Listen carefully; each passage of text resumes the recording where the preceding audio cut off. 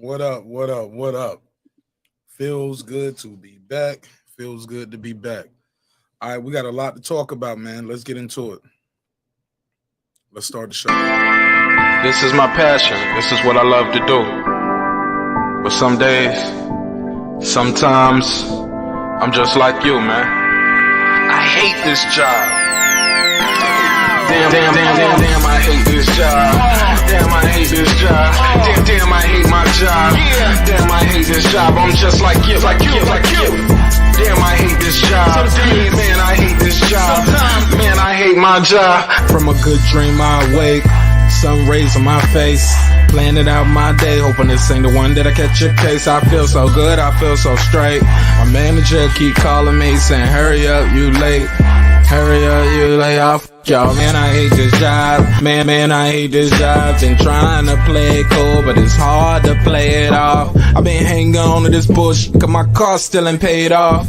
I know I'm on my way up, my boy just got laid off, so f*** y'all, man, I hate this job. Man, I hate this job. These hoes here so ratchet, these niggas here so sneaky. Y'all don't even really pay enough for y'all to only pay bi-weekly. I'm trying to double up my cash, take this job, shove it up your ass. Yo, man, I hate this job. Sometimes I wanna say, walk in and slap my boss. This shit is getting hard. Damn, I hate this job. Gotta make it out of this struggle, bruh. And I don't really mean to take it out on you. You just a customer, but damn, I hate this job.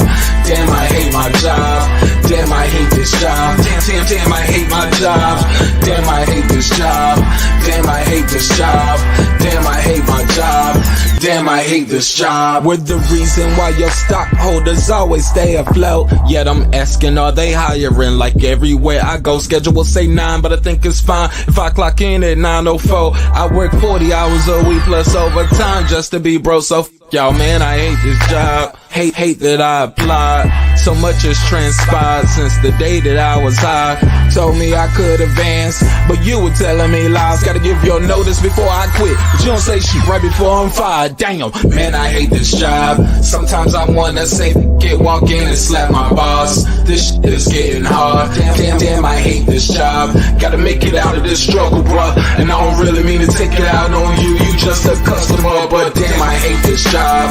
Damn, I hate my job. Damn, I hate this job. Damn, I hate my job. Damn, I hate this job. Damn, I hate this job. Damn, I hate my job. Damn, I hate this job. You and your procedures, you and your protocol, you and your policies, none of that shit don't apply to me. You and your quotas, you and your standards, you and your 2 sick days a year. Y'all niggas bananas. Wonder why the postman's posted with hammers, going postal with Popo on camera. His wage got him enraged, stressed out, it's hard to maintain. He flips the middle, grabs his.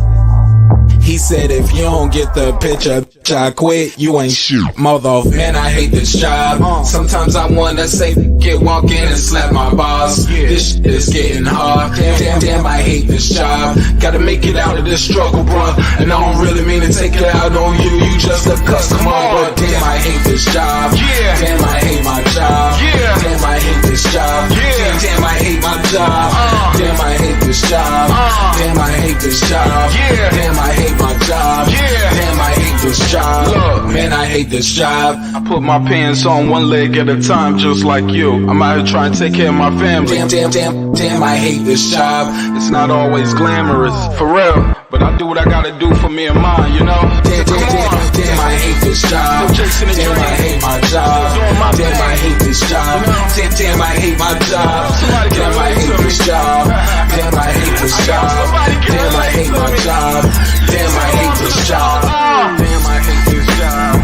Damn, I hate this job. Damn, I hate my job. Damn, I hate this job. I'm just like you, nigga. Damn, I hate this job. Man, I hate this job. Man, I hate my job.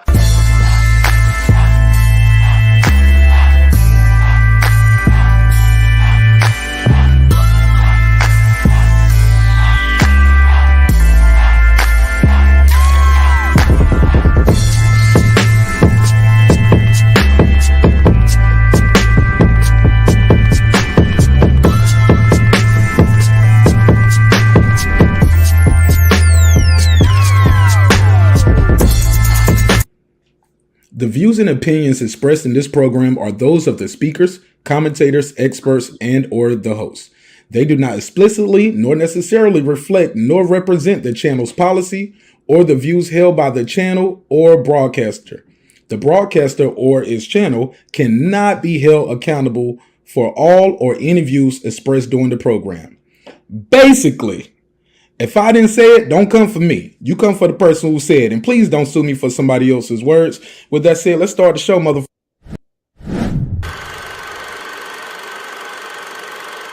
This that squad sound.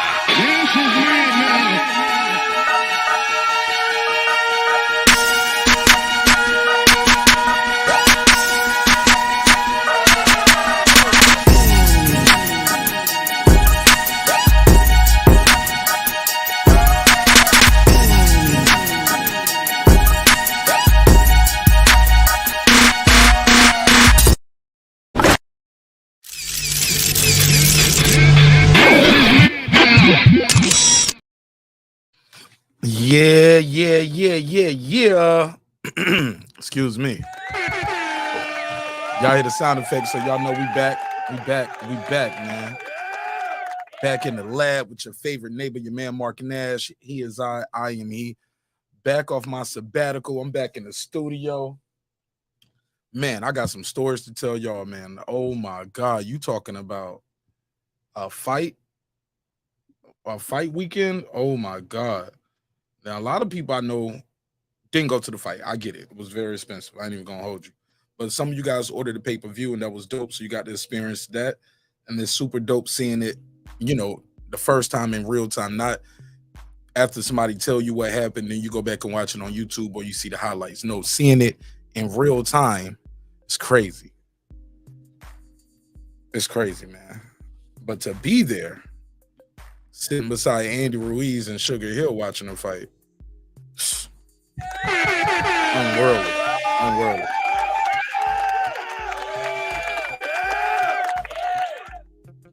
Oh my goodness. Everything that we said was gonna happen. Oh, he said no notification. I don't know. I actually, this was a different live I had set up before. This was an old live that I had set up to do, but I never did it. So I just changed the date, changed the thumbnail and the title. So probably gave you a notification like a couple days ago. I think this was supposed to drop on the 28th. But nonetheless, we here though. What's popping, y'all? Oh my God.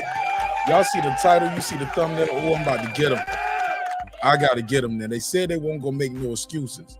When I say they, I mean people that are clearly Errol Spence supporters.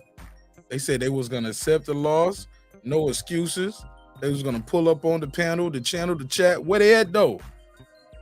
I keep missing them.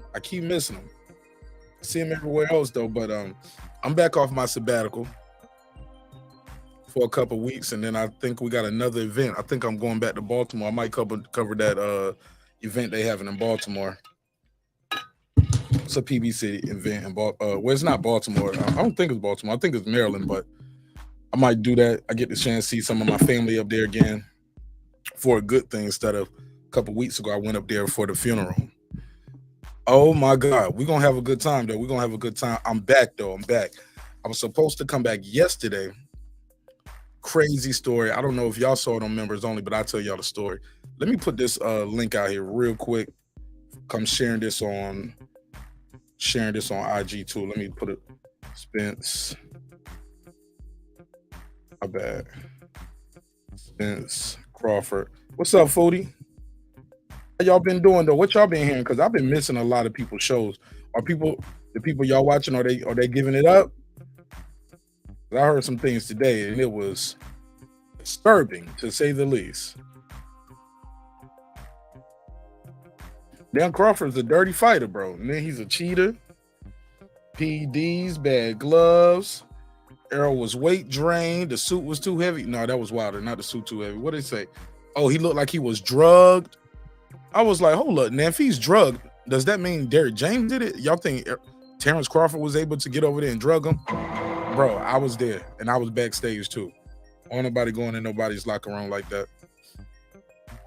that get off the gas, bro. I'm just shocked at some of the things I'm hearing from some of these so-called boxing fans, and I'm like, bro, you're making excuses, bro. And now it ain't even making excuses. It's like conspiracy theories. Like really, bro? Really? Bro, he lost, bro. He lost. Oh my God, they crying, man. Let me do a neighbors only roll call. But vindication, man. I got some interviews too that I gotta upload. I'm gonna be doing that tomorrow. I'll upload those interviews. Yeah, what up, though? Let's do this neighbors only roll call, man. And we're gonna talk some shit, man. Still trying to get my voice back right. Y'all know I was screaming and yelling in that arena. Absolutely. Yeah, I was screaming and yelling. I lost my voice twice in 4 days, man. But it's back now. Somewhat. We're gonna figure it out though. All right, let's do it. Let's do it from the top. What up? Shout out to Stephen Bateman all the way in Australia. Mama, we made it down under. What up? Shout out to I Know Boxing. What's poppin', my guy? What up? Tell Toya. What up? Tank the Sweet Science Examiner. What up? He's Gangsta? an architect. Shout out to Ricardo Johnson. What up? And Ricardo, thanks for the cash app too before I left too. I appreciate that, bro. What up, gangsta?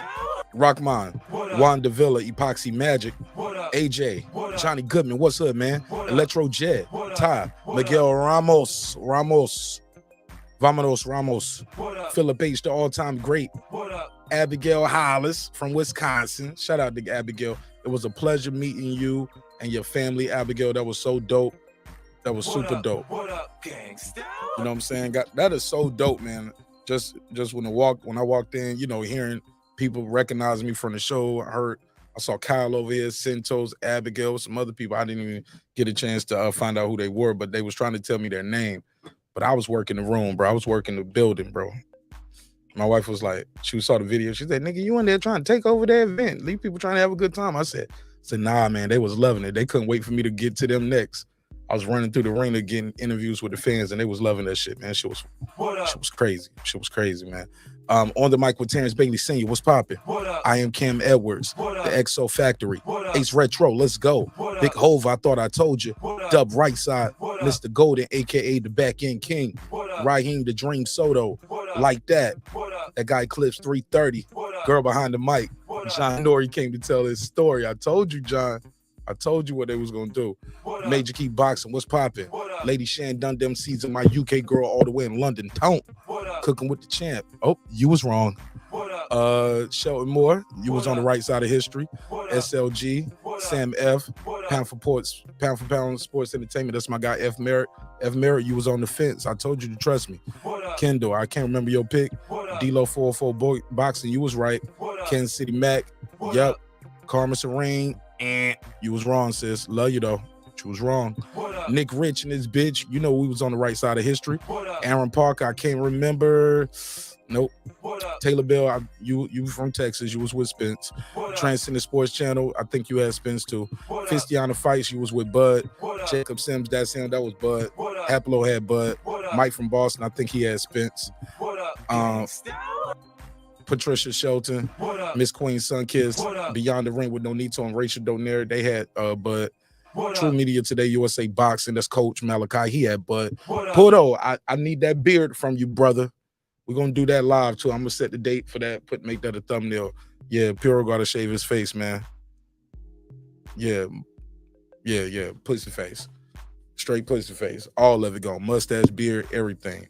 He lucky I didn't ask for the eyebrows too. Food Revolution, Foodie with the Beauty. What up, though? What up? KP from KC5, What up? Matt Wade, What Ill up? Status Boxing, What up?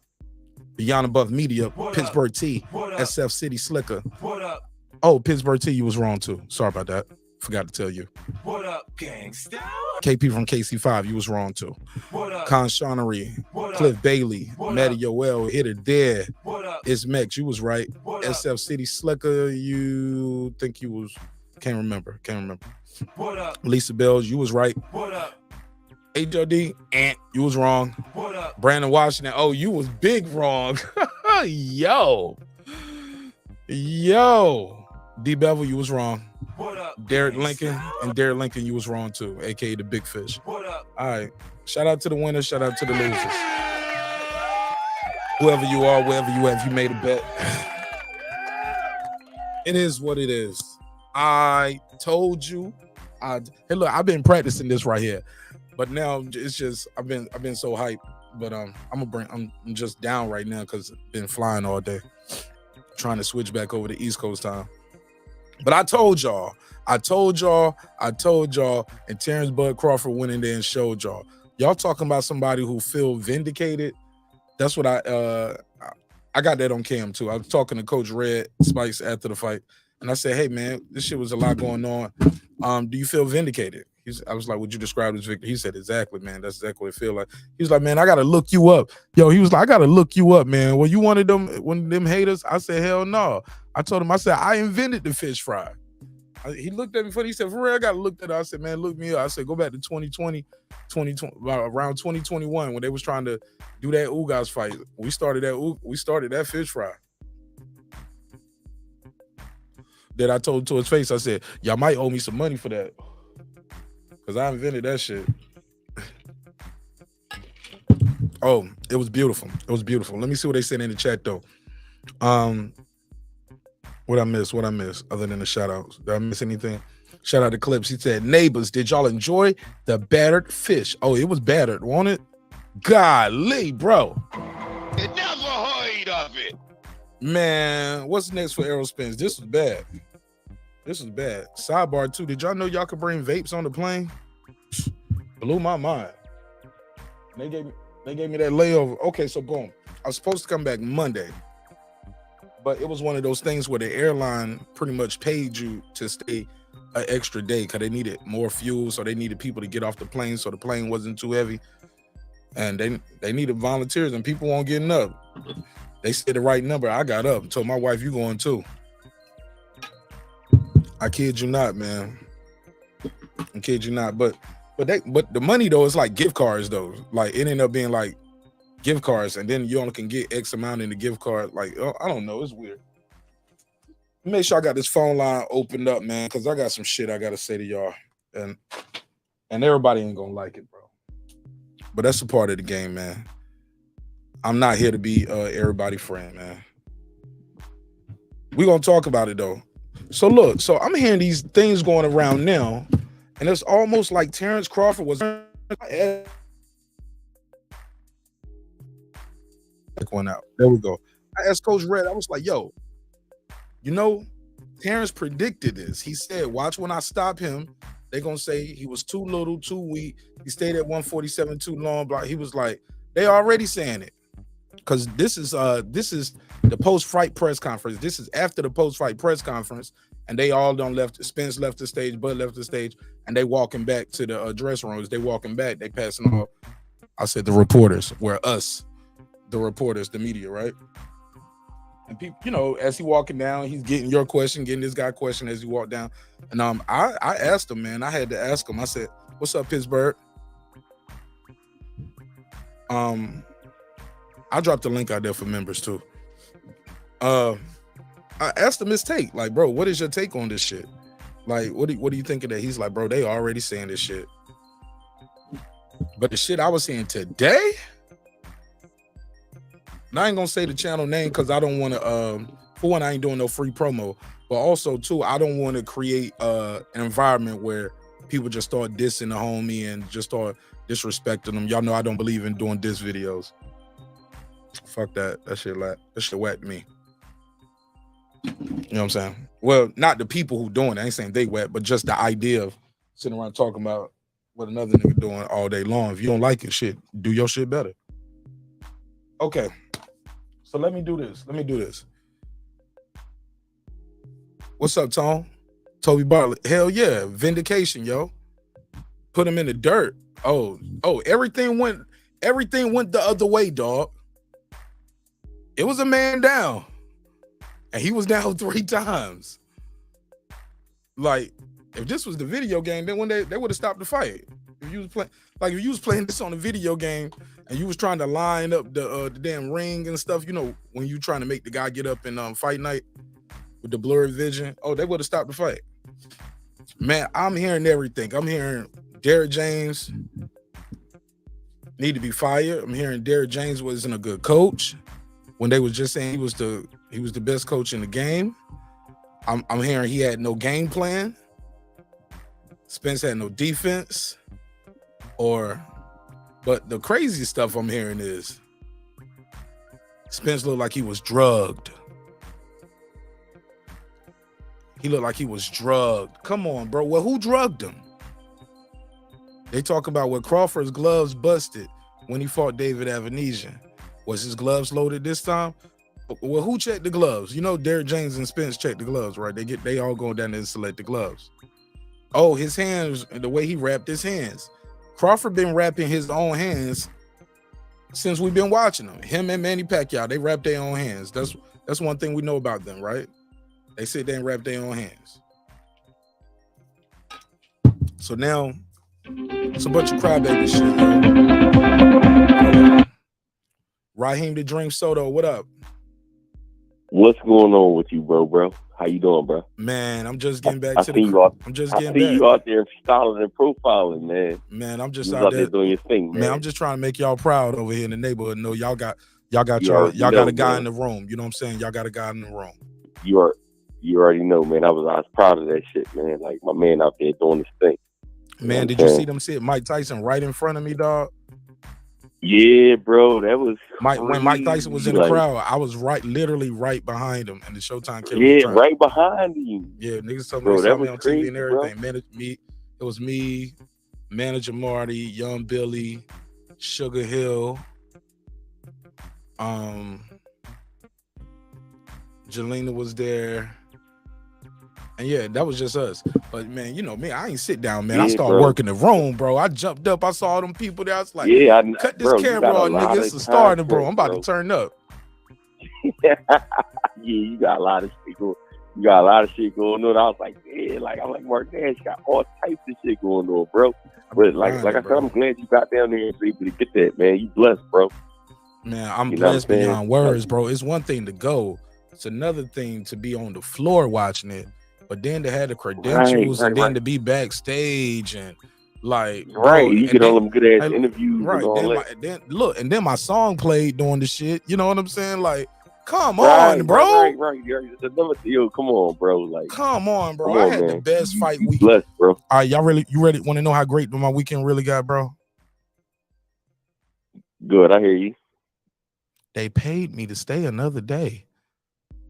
Oh, to get off the plane. The plane was too heavy because where we was going from Vegas to Atlanta, they said it was gonna burn a lot of fuel, so hot. So some of y'all got to get off, and they said this plane can't leave till we get 25 people, and the price kept going up, nigga. Hey, my nigga, man. Like I said, but I ain't gonna lie, I needed that shit. I needed that shit, bro. That shit was breaking me, bro. I spent too much money down there. Just the whole process to even get there. You know, niggas were always. There was a lot of niggas talking about, yeah, you know, I'm gonna hook you up, I'm gonna help you out, I'm gonna be blessed to you. Now, I mean, I get it. Shit happens and you can't afford it, but shit, I ain't gonna lie. I be believing niggas when they tell me they gonna do shit. Nah, don't believe no niggas. Yeah, I be believing them. Nobody I'm like, for real, you gonna do that for me? Really, me? Thank you, bro. That was bro. Hey, look, fights getting closer. Niggas ain't answering the phone no more. Bro, niggas till that day, like niggas, I was like, yo, like, you ready? You got the money? Da-da-da. I got the text messages and everything. So I'm like, all right, bet. Like, all right, y'all niggas going, like, y'all gonna give me my money after the shit is over with. Soon as the fight got ready to start, my brother, this is my brother. This is my real brother. Real brother, right. He called me like an hour before the fight, like, yo, Heem, I don't know, bro. Like, I'm like, man, I don't care. I don't give a fuck about what you know. I need my bread. And then, I know boxers and shit. So a couple boxers I know, they bet me a pound. They bet me 500. So I'm like, all right, yo, like, have my bread. Like, yeah, man. Them niggas ain't pay me either. Oh, for the fight party? Just for the fight in general. So damn, they didn't even put it on the 85?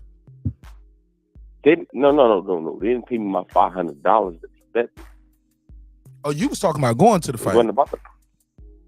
No, I wasn't going. I was talking about betting 500 on the bet. on Crawford. Okay. You know what I'm saying? They didn't pay me. Nobody paid me nothing. I bet 8 people. Nobody paid me nothing. Oh, people. So Hold on. I had the money sitting in mine. So they still ain't paid their bets yet? No, nobody paid me. So I said, "Fuck y'all niggas." I said, "I never bet a day again." Let's believe that. Nah, nobody gave me. You gotta put that money bro. in escrow. When it's money like that money, somebody supposed to hold the money, bro. But these people I know, these people I've been knowing for 20 years. That's why they feel like they ain't gotta pay you. That's why they feel. But look, this is my first time talking to you. I ain't gonna interrupt you. I'm gonna mute my mic, but I'm gonna be listening on the phone. Just talk and tell me, what did you think of the fight? Because I ain't talked to none of y'all really. What did you think of the fight, bro? All right, from the top. So remember what I told you when Boots fought the bull, Villa, right? If you remember, you was like, how Crawford gonna beat him like that? Remember what I told you, right? I said Spence is better. No, I said Spence. You know what? You're right. You did tell me it was gonna be like that. But low key, he probably beat him worse than Boots beat Villa. He beat him worse than Villa. Yeah, but you told me it was gonna look like that, and I was like, bro, nah, Spence is better than Villa. But you was right. You called that shit. Definitely. I told you a flat foot fighter can never be the mover, bro. Never in a counterpuncher or a boxer. And I know that because of the styles of the fights. And like I said, I've been in the ring a lot of times. So I knew it from the gate.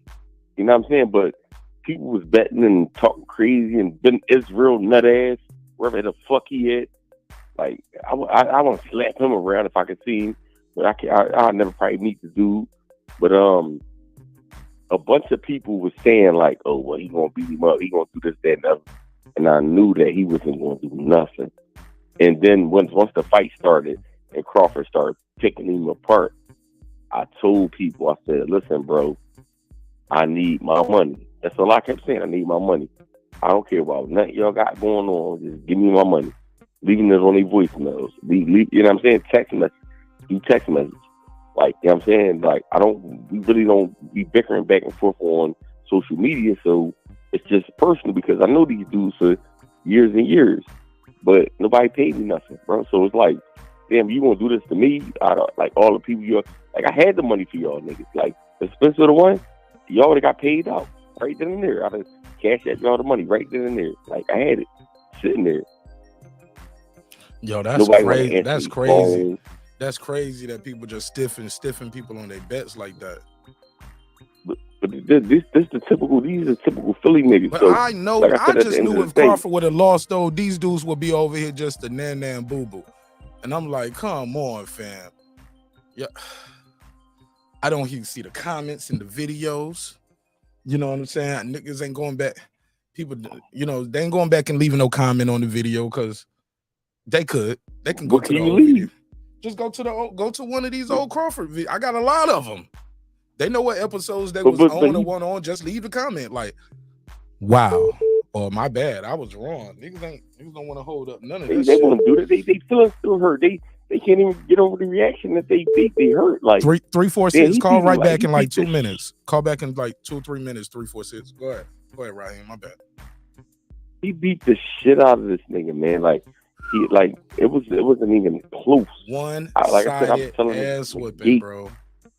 Hey, look, Spence predicted it. He said it, man. This is gonna be a one-sided ass whipping. He was right. He did. He definitely did. But like I said, I told you, was like, how you asked me a question. You said, and I'll never forget this. You said, why would this be like Boots and Villa? I said because Spence is flat for and Crawford fleet for He was like, but Spence is better than Villa. And I was like, it don't matter. And he was like, man, he talking crazy. Yep, I did. And he beat me worse than me. I did tell you. I was like, nah, Spence, this ain't gonna look like Boots versus Villa. I was like, bro, you tripping, bros. I was like, I can't even let that shit slide. I was like, I remember that night. I was like, yo, I can't believe I'm defending Errol Spence right here. But you called that shit. I told you, bro. Yeah, you did. And at the end of the day, like I said, it was beautiful to watch, though, man. But look.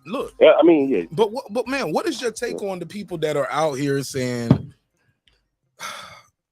I'm hearing people bringing up Daniel Canahan. Spence looked like he was drugged. Crawford's gloves busted back in David Avenesian, so he might have loaded gloves. He's double stacking and triple stacking. Like y'all don't see him wrap his hands in front of every fight. Like what is this new energy coming from? That remember what Bowmack said? He said, no matter what, it's gonna be an excuse, right? Mm-hmm. It's gonna be an excuse, regardless of how he win or when he wins. It's gonna be some type of excuse. But no, he said from Spence team, but like, Spence team isn't doing that. It's the fanboys. No, it ain't Spence team. He like basically he's saying like the fans and stuff like all right, you got a bunch of fans that was right with Spence. They hard on these shooters. Like me, I'm a non-emotional dude. So like I said, I look at logic. I'm not emotional. So I'm like, all right, I'm looking at the logic of what's going on. So right. I can't be emotional about if Crawford would have lost. That's why I told you I had my money in the cash app to pay these dudes, because if he'd have lost, like I'm not emotional. I'm like, all right, he won. Man, gave your money and kept it moving. But these dudes are so emotionally attached to Spence for some reason. I don't know what the fuck is going on. And then there's other people like you see Ellie set back. You see Crawford called him out like it's a goofy ass out of here. You look like you're about to cry, nigga. Like get out of here. See, but like come on, bro. Like y'all mostly look at it's a video somebody. I'm on Ellie's live too. If you see Ellie's live that night, he had like 17,000 people. I was on his live. Like we was all walking, like going to another location from that. Yeah. Oh, all right. We was going to the media center. That shit was crazy. I know you had the bucket on, nigga. I knew it was you. Like when I said, "Damn, look at Mark Nash, y'all think getting it." And then he got the bucket on him. Like like I was snapped. I'm like, my man got the bucket on him, and them fucking Errol sexuals was salty as fuck. Like, man, bro, they was sick, bro. Man, I was just happy to be there, bro. I can't believe I was there, but not just there.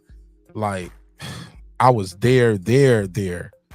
Like backstage, I know, bro. In this crowd, you know what I'm saying, walking through the stands. I saw all of it, bro. My seat was fucking row 7. I was on H, A, B, C, D, E, F, G, no H, no.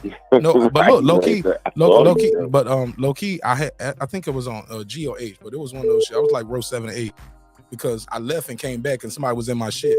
And I was trying to tell them to get up, and Sugar Hill was like, "Man, we good, man. Just slide down, because we got these seats right here too. So just slide on down." I was like, "All right, cool." But I was just happy I had like this shit. The face value of the seat was like 4,000. So I don't even know what the resale what the resale was, but these are like them 20, 30,000, bro. Judge Mathis was right in front of me, dog. What's the other box? What's the girl, what's her name? Bridges. What's the first name? Say that again. White girl. She's a blonde hair Barbie doll type boxer. All the guys like her wings because she be I keep wanting to call her Erica, but I know her name ain't Erica, man. It's freezing me. I feel bad. I'm embarrassed. She part of she fight with Crawford. No, she went to zone with Eddie Hearn. She used to wear like the model. I think she might have been in like a model or a rain car girl. Then she started boxing. Her last name Bridges, though, I believe. Somebody in the chat gonna tell me, but it's crazy, man. I don't know. It's crazy, bro. It's crazy, but her, Judge Mathis right there. Stephen A. Smith, a little bit in, like Papoose and Ramey was there. Yeah, bro. I got some interviews with them real quick. Yep, I seen that. I seen, Ebony, bro. You got so much shit like Ebony Bridges. I knew she had a black girl name at the front a little bit, but it's not Ebony. I was trying to say Erica Bridges, but it's Ebony. Thank you. Yeah, she was sitting right in front Ebony of me. Bridges, okay. Yeah, she was directly in front of me. Andy Ruiz to my right. You know, I snuck in a couple of real quick. I was like, Andy, who gonna win this shit? Hey, look, bro, I had a better seat than if I would have sat in my credential seat. You get what I'm saying? And I had more access because when you got the credentials, like they don't want you backstage and they don't want you in no locker rooms. But the band I had, shit, I could go anywhere with that one. I went outside. smoke one with some folks, smoke with some niggas, some celebrity friends. Right. You know what I'm saying? They walk right back in. You know what I'm saying? I was like, nigga, I ain't know you smoke. Nigga, it felt, Hey, look, I felt found like out was some of your there, favorite nigga. fighters smoke. That nigga was man. like, yo, they didn't want to hit my vape. I was like, nah, bro, you can't hit my vape. Like, come on, man. Like, I was like, God, like, all right, man. God damn, hurry up. Shit. Yeah, you already know, man. Like, I was like, I'm like, wipe my that man shit out off. there, like, you look at, Hey, look, like, yeah, my man some of out your there, favorite fighters. you, like I said, bro, you, like I said, you blessed, man. Like, that's probably, that probably won't happen another time in our lifetime. So, when I seen you out there doing what you was doing, I was like, damn, my man really blessed, bro. Like, he out there doing his thing. And, like, we might not see this shit again in our lifetime. Right, bro. So I'm like, and some niggas just be too cool for school too. They don't want to mingle and all that. I was like, bro, fuck that. And when my phone died, I switched over and I had my camcorder. So I got a lot of shit on my camcorder that I just need to upload. Okay. But instead of uploading in the All media right. center and doing all that shit, I didn't want to be selfish with the moment. I was like, let's go live right here from the media center. Shit. Fight Hub is right there. ESPN is right there. Fight Hype is right here. CBS News is over here. You know what I'm saying? Boxing News 24, Boxing Scene. Like, all the big dogs was there, and I was right there in the mix. Man, I'm just so blessed, bro. Nigga, your shit played, nigga. Like, that's what fucked me up about. Your shit played. Like, I'm like, oh shit. Like, because I was with my man. Me and my man. So you could hear it. Somebody told me it cut off for them. They said they had some buffering issues. No, it ain't cut off. Oh, you heard it? No, well, they was watching they wasn't watching on the road shit. They probably was they was still in it. Oh, the person who like told me when I heard that, because remember you played it for us like a couple weeks ago. You played it. Okay. I was like, okay. Then when the boy walked out, I was like, oh shit. I told my man, I'm like, this is my man Mark Nash shit right here. Like, you know what I'm saying? He's like, who? I was like, it's my man Mark Nash. Listen, so like the shit playing. You know what I'm saying? The shit was popping. I'm like, oh shit, like, so bro, like I said, man, you just blessed me. Like, whatever you're doing, keep your positive energy, keep doing what you're doing, bro. At the end of the day, it can't really fuck with you. I don't give a fuck what no niggas say on this internet shit. Niggas can't fuck with you. I'm trying, bro. You know what I'm saying? Like, I'm trying, bro. That's what it is. Like, and there ain't no dick eating shit because in Philly, like, niggas are like, oh, you dick eating, you a nut ass. No, it ain't about that. It's about giving you your props. Your props is due, bro. You getting your props from me because I'm giving them to you because you deserve them. I appreciate it, bro. Hey, look, bro, I talked too much shit about this fight not to go. But I had my ticket in my room booked before I even had a ticket to the fight. I'd already booked the flight. I booked the room. I was like, bro, the fight, nigga. That's crazy, bro. Who would know, bro? Who knew? I'm about to put that shit on the I knew. I was listening. Like, you know what I'm saying? Who know it would go that far though? Like, I just had my room and my flight booked. I knew I was going. I was gonna be in the city. I was like, I just gotta be there. Who knew? God did. All right, man. Let me take some more calls, Ryan. I appreciate you, man. And all right, bro. Man, I'm glad you enjoyed the fight, bro, so much, and I'm glad I made y'all proud, man. I that was all for love thing. Like I said, you already know, man. Like niggas are salty. Niggas don't want to answer the phone. Niggas. All right, let me take this next one. Call you. Me and you a member to the neighborhood. I'm gonna drop the link in a second. Yeah, you already know. My phone be fine. All right. Hang up, nigga. Bye. 561. You got the gun. What's your name? Where you from, family? Man, it's Toby with a T like the Book of Tobit. What's up, dude? No, it's Toby as in Mark Nash told me so. Nah, didn't I tell you? Like the Book of Tobit. But then I tell you, though. I'm about to tell you. Yeah, hey, listen, I called in. I'm going to get on that, but I got to tell you, though. Yes, sir. Man, yo, that's crazy, bro. That's crazy, man. I'm just going to say that. You just said cats don't really be trying to politic and mingle. This other dude on here, my brother, the brother that just got off talking about cats, broke neck cats doing broke nigga shit. I told you I was going to the fight. I hit you up. At the weigh-in, bro. I didn't need anything from you. I had my ticket. I was living federal. My room, I had a big ass room, chilling. You know what I mean? And while we bullshitting poker and blackjack, You was actually hold ended on. up Were you at paying the not weigh-in, for all or were that you shit. were you at the weigh-in? Hold or? on, I was at the weigh-in, bro. You ain't check your Instagram, dog. You not fucking with niggas like that, bro. No, bro. I Did you hit see you what up. I was don't know if you doing? thought, hold on, I don't even know if you thought I was a bum. I don't know if Oh, you no. talking about niggas say they was gonna do this or do that. I told you I'm gonna buy you No, a drink and no, a I cigar wasn't talking about and no whatever drink. else. Hold on, If I ain't had a talking about friendship you, with bro. and And I don't mean it like nah, that. I ain't about talking about me. I'm saying you didn't even hit me up though. After you said, after I hollered at you, you was like, yeah, hit me up with your shit. I can show you the picture. G, I sent you an Instagram message at the weigh-in when you was walking with your tripod, right when Mike came in. And what I stood up. say? I was Mark. I know you heard me, And man. look, that's You what I ain't was say trying to shit. tell. You Look, acted that, like you ain't see look, niggas. and that's what I was telling people when the show started. If you rewind to the beginning, I was telling people, I was like, yo, when I walked in and I was doing my shit, I was like, yo, I just got in the zone. It was like I was hosting 106 and Parker type shit, or you know what I'm saying? I was just Well, bro, but I'm just saying. but let me I'm say just this. saying. I said, Let me say I this. kept my Hold word. on, I'm just saying. let me I did say what I this, said bro. I Let was me gonna say do. I this. would have fucked with you, bro. My brother, please let me say this. And I apologize. I said I recognize Kyle over there in the You corner. good?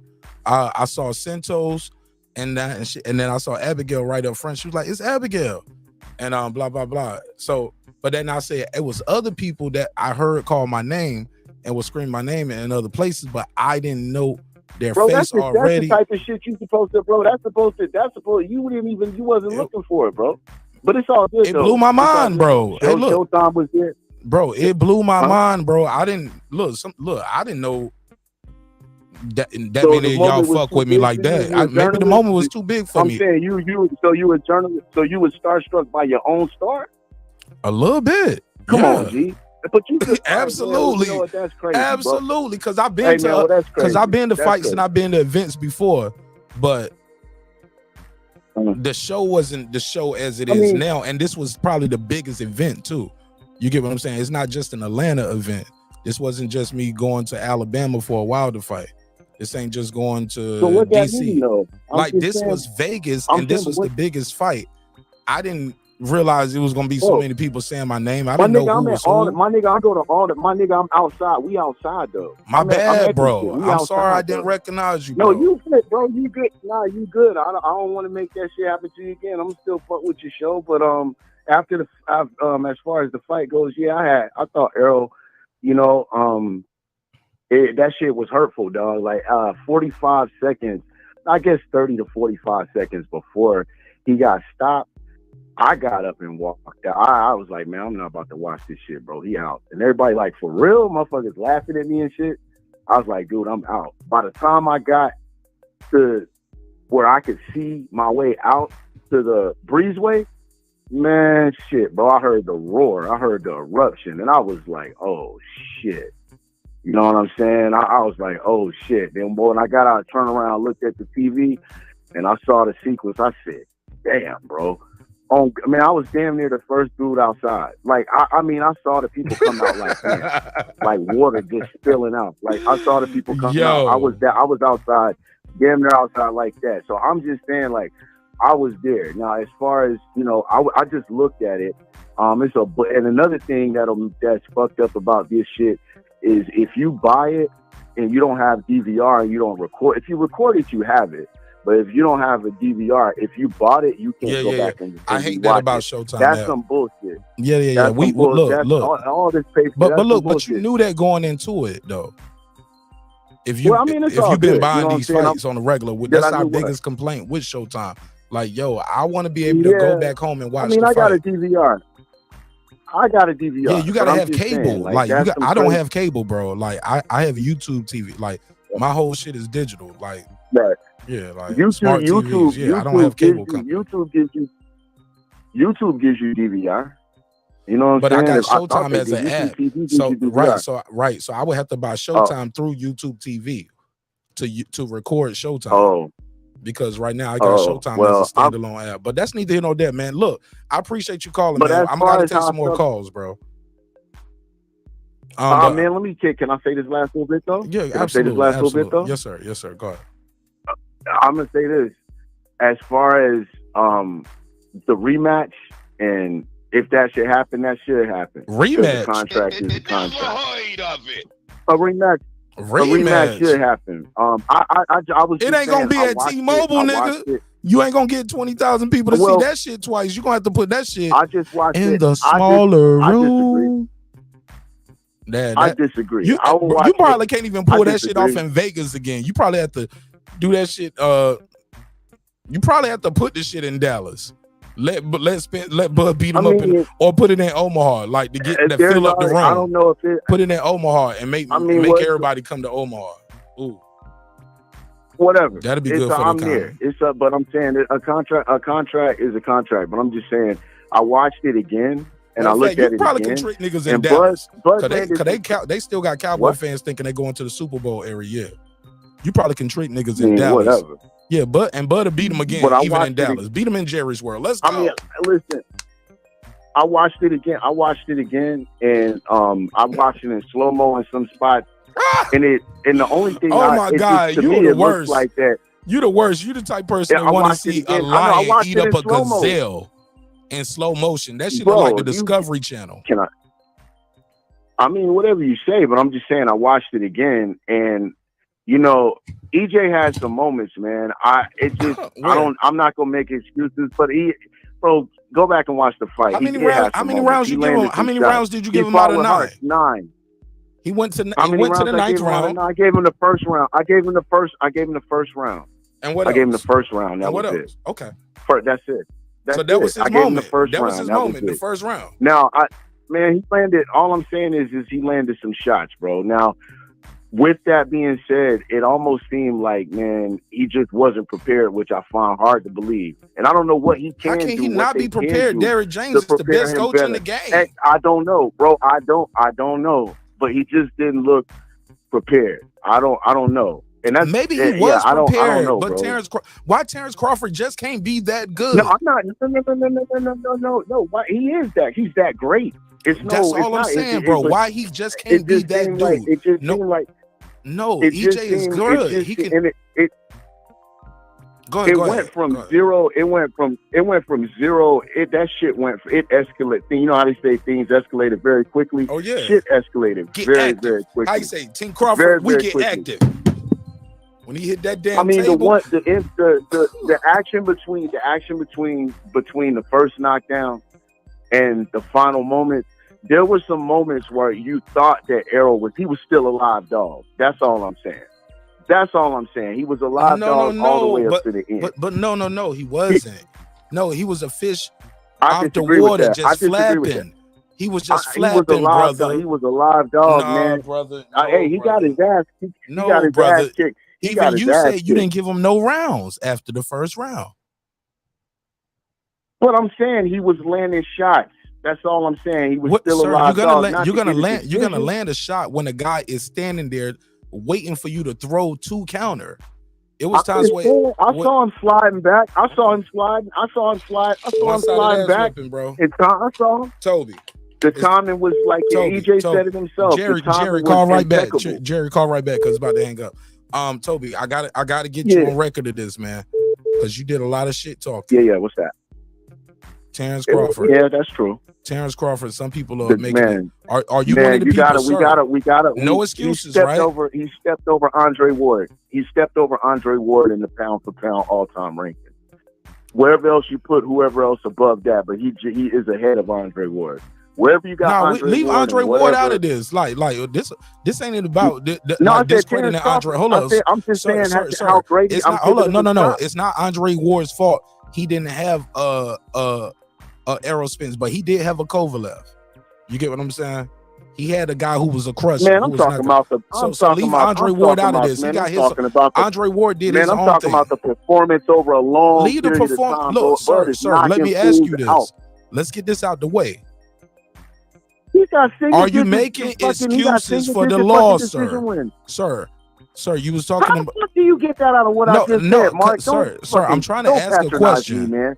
Don't insult my intelligence. Brother, you know that's not what I said. Brother, I didn't say you said that. How the fuck did you get that out of what I just said? You sound a little emotional. Hold on, let me put a case on it. Don't we be using patronizing, we bro. using some Nah, bro, figurative. you can't Hold do up, me, bro. big dog. Hold up, big You dog. can't We do me. using You some already didn't figurative show up, bro. language You ain't here, already didn't show face, my bro. brother. I'm just Say what? entertaining this You shit said right now. Say what? Cause I'm entertaining right now. You already didn't show up for the shit. So I'm What you just mean I didn't entertaining show up right for the now. To shit? keep it real with you, bro. You good, bro. That was fucked up with you, bro. But it's okay though. Hold The up. same shit you My saying brother, about everybody else. That's you know what you fucked told up me with before. You, right? Sir, let me be clear. To be fair, all we talked about was To be fair. I'm sorry. Go ahead. I said I would buy you a drink and a cigar. That's I it. ain't gotta and meet then up. we left. And then we left. And I made a joke. Bro, we was at And then the same no, spot. but look, I ain't say I call me moved backstage, quickly. bruh. Do you know why? I left so quick before the shit even ended all the way? Man, all I'm saying is, bro. Sir, what you gotta understand, I'm saying sir, you you can't gotta play listen, me, man. Like you gotta listen. I heard your point of view, but can you hear my point of view and what was happening to me in the real time? What's up? I still didn't even have a ticket to the fight or a credential to the fight. Well, hold on, let me finish. Even Yeah. with me getting into that weigh-in with that selfie stick, you don't supposed to have that shit in there. Nobody else can bring that shit. Niggas in the chat talking about I'm emotional. Y'all niggas No. ain't have I'm a trying to ticket. tell Y'all you niggas what was bootleg happening the though, fight. bro. Like I'm talking things about was these corny happening. ass niggas Like in the chat. no. Fuck the chat, man. I ain't even reading the chat. I'm trying to talk to you, brother. Lost some money, nigga. I paid my bets, nigga. Bro, man, you talk. I wouldn't have betted if All right, I bro. ain't have it, Look, nigga. well, I'm gonna let you go. I'm gonna let. Hey, look, Toby, I'll let you argue with the chat. And look, and I read your and I hit you up offline, bro. I'll let you argue with the chat. Bro, you good. You don't gotta do that. I was trying to talk, bro. I'm no, sir, no, you. I sir, hope no. you But get you big, was man. talking, Good, G. sir. You I'm spoke. still fucking with your show, though. Yeah, I get you, bro. But the way you trying to curve this shit is like I got Hollywood or some shit, and I was acting funny. Nah, like when you curving it, trying to say, are you trying to say, man, stop doing that shit, bro. Don't do that with them. No, that's what it Don't sounds like to me because you keep bringing it up, and you said your piece, but you don't even know. Bringing up what? Oh my god, that we didn't link up when I was in Vegas, bro. Bro, we ain't have to link up, bro. You good, bro. I was fucking with you. You the one. Okay, well, can I tell you what was happening? Can I tell you what happened? You good in real time? This is real time, bro. Nigga Toby like the book. Golly, man. All right, look. So, all right, bro. I'm gonna let you go, man. And I gotta take some more calls. But I hit you up on IG. Man, you know I fuck with you, bro. All right, man. We'll see. Up with you though. But you good though, bro. Later, man. All right, bro. Salute. Yeah, because I ain't gonna be able to tell the story with him on air. So let me get him off air and I'll tell the story. So in real time, what was happening? So, like he said, Mike Tyson was right here. They moved Mike Tyson. I was doing some interviews. They started the shit. I was recording in like Jerry. Hold the line, Jerry. Yeah, Just mute your background. So what was happening in real time? What was happening in real time was my phone started dying. The phone was hot. It's overheating. I've been recording. We had lunch with the team earlier that day. Well, it was like breakfast brunch with Team Donaire. We all had breakfast and brunch that morning. So I had my camera there. I was filming that. Nonito, shout out to Nonito Donaire. Put up a valiant effort, fell short. But, you know, he's still a member to our neighborhood. We still love him. We love Rachel. Love the boys, man. Love the whole team. Shout out to Singles, my guy. Shout out to Doc J, Paulo, like all the people that came over from the Philippines. It was so dope chopping up with y'all. But long story less long, my phone was dying. And we all are moving as a unit. And once my phone died, I need to go with the unit because I still don't have my ticket yet. You know what I'm saying? So I was with a media team and I was with the crew from Team Donaire and we was moving. You know what I'm saying? Me and a couple of people that that Team Donaire had in their media team. So like shout out to Team Donaire, you know what I'm saying, for making this shit happen for your boy in a major way. You know what I'm saying?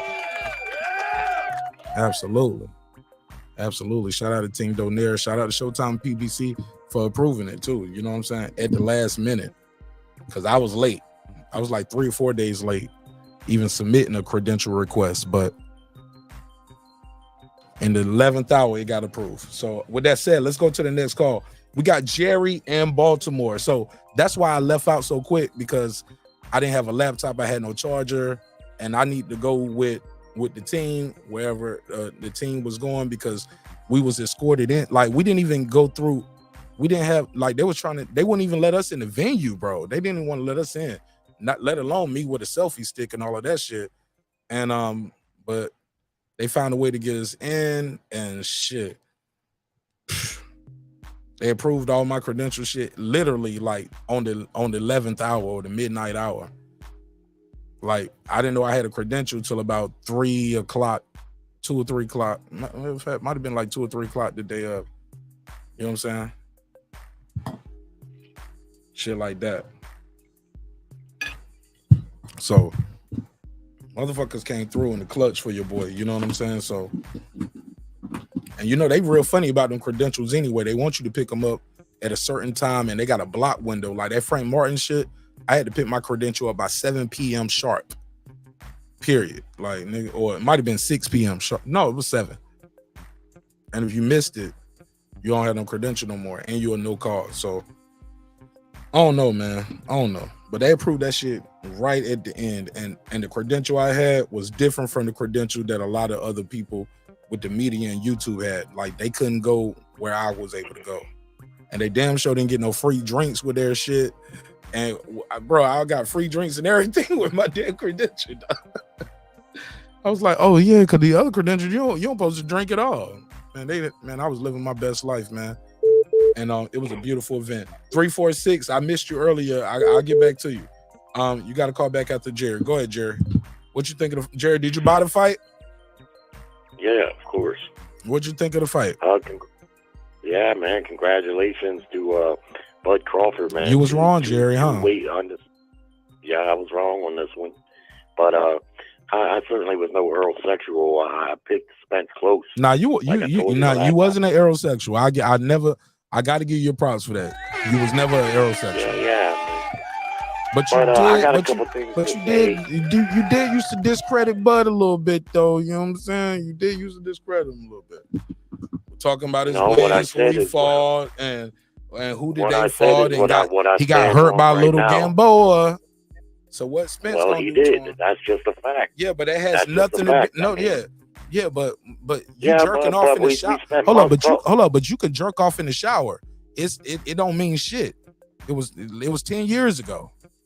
You bringing up a fight that happened 10 years ago. Talk about. No, that's YouTube daddy talking points.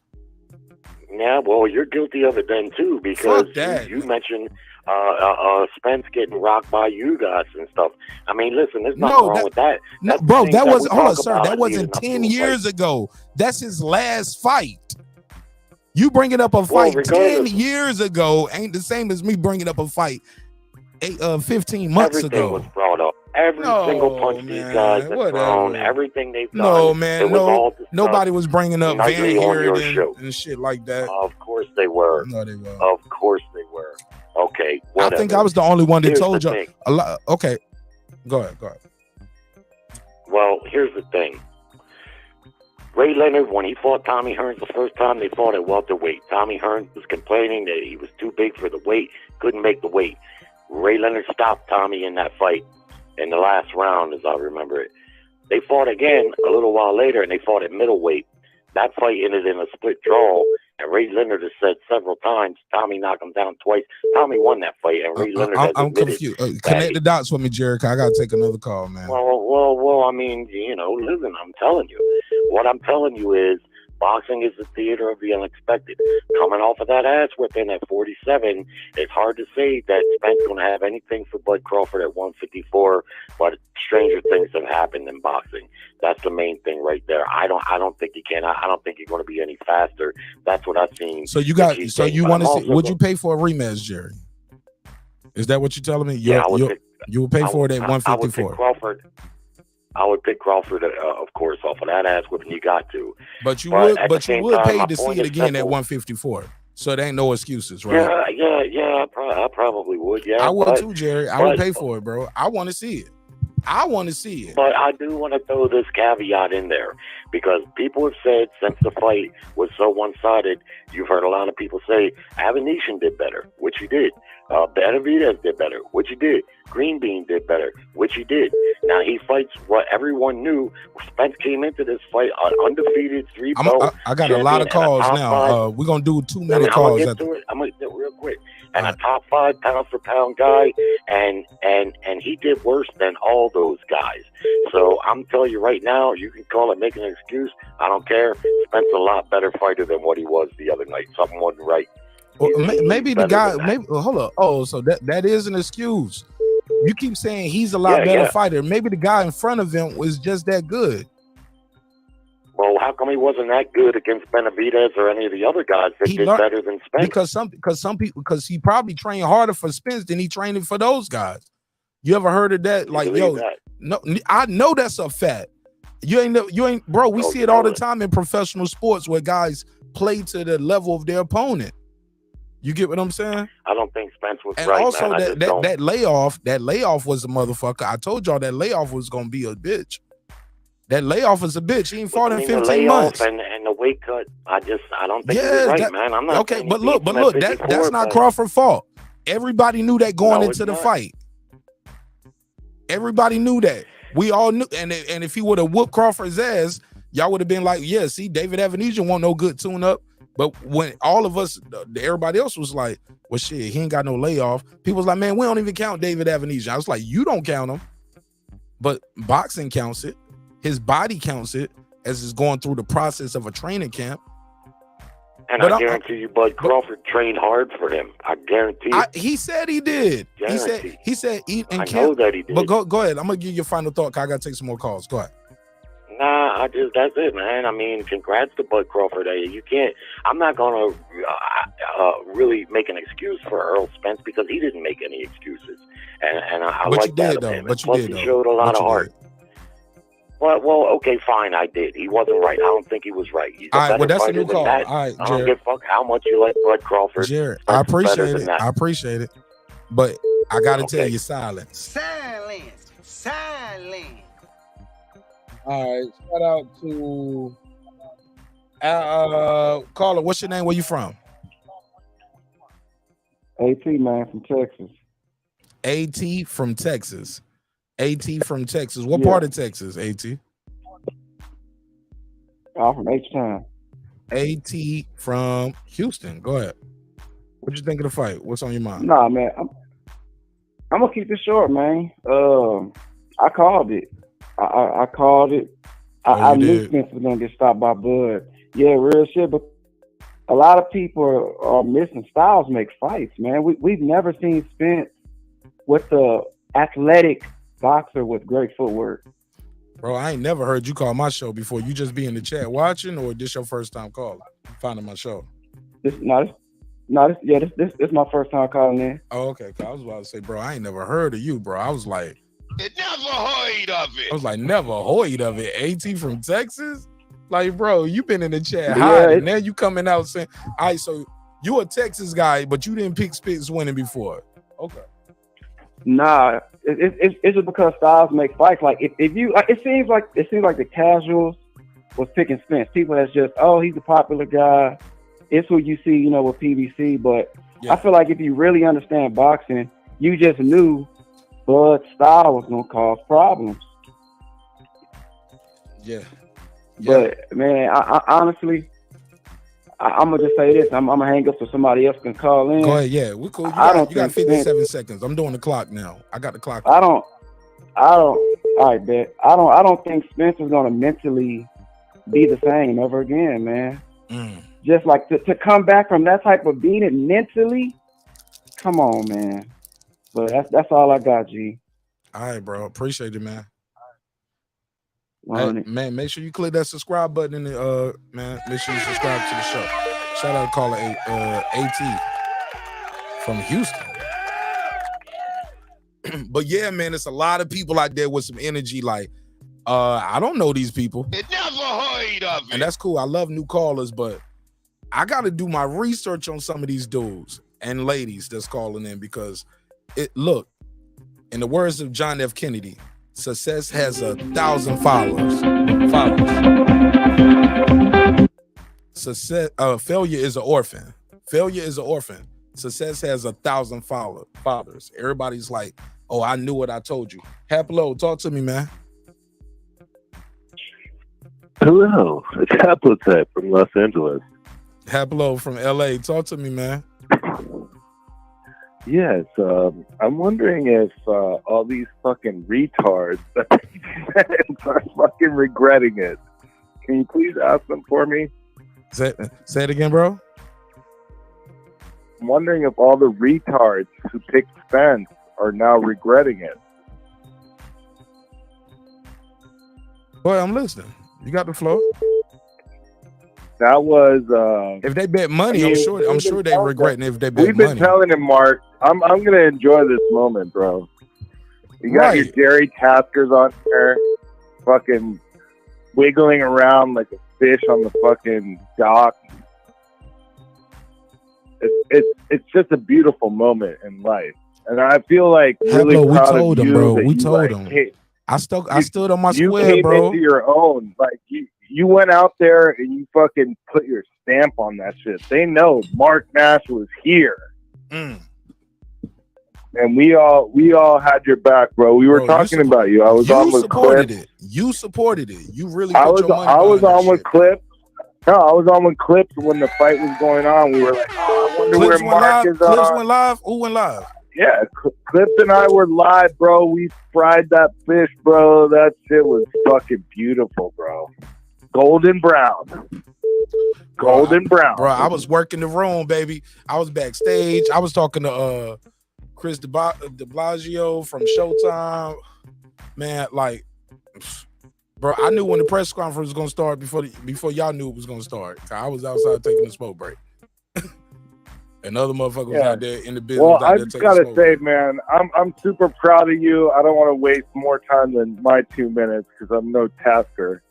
But oh no, because you was on the right side of history. You don't have to bring up Sugar Ray Leonard and Roberto Duran like he's going there. But go ahead.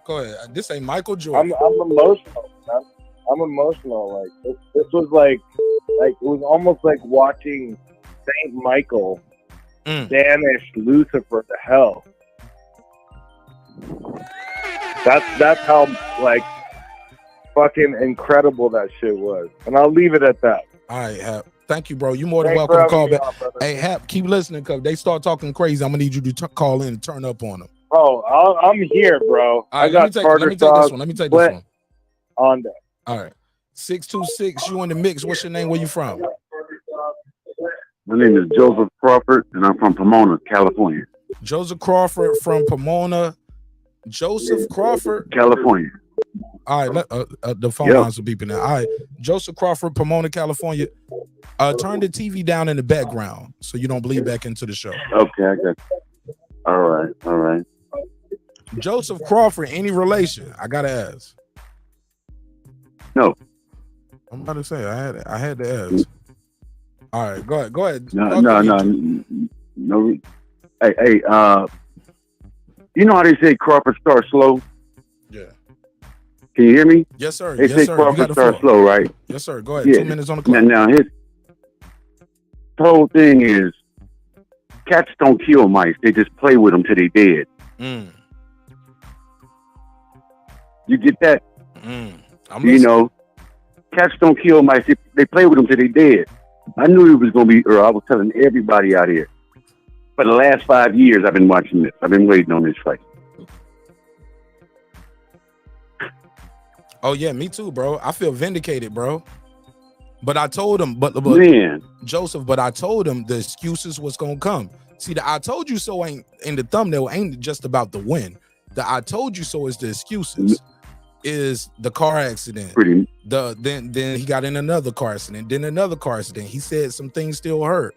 I was like, bro, and then the retina tear. He's fought twice since 2019, bro. It's 2023. What did y'all expect was gonna happen? Against pound for pound, one of the best fighters in the world. Now we know he is not one of the best, he is the best fighter in the world. The thing that I'm pissed off about, is that they made him wait so long, man. He could have proved a whole lot more, whole other people. He could have cleared the division and been up at the next one already. He's 36 now. About to be 36 in 2 months. Hey man, God don't make mistakes, man. Everything happens for a reason. It happened in the right time. He got his big name that he always wanted, bro. And they can't take it from him. They trying to take it from him. I ain't gonna let him. But go ahead, man. Give me your final thoughts. I got to take this call, man. All right, take the next call, man. I just wanted to let you know the style is cats don't kill mice. They just play with them till they dead. Channel, Joe. Okay, I got you right now. All right. 972, what it do? Tell them your name, where you from, family. I'm JT. I'm calling from the Dallas-Fort Worth Metroplex area. JT, you say you from where? I'm from the Dallas-Fort Worth area. Oh, okay. Talk to me. Talk to me. What you think of the fight? What you think of what we talked about tonight?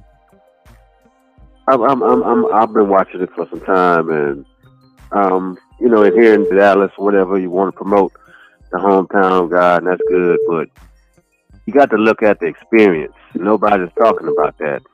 Crawford was 39-0. He had been fighting for some time, beating some good guys, and look at Spence again, bigger guy, supposed to be this champion, but he didn't have the fights like that. You're talking about 20, 27 fights or whatnot. You have experience, you at your level, and somebody dropped down.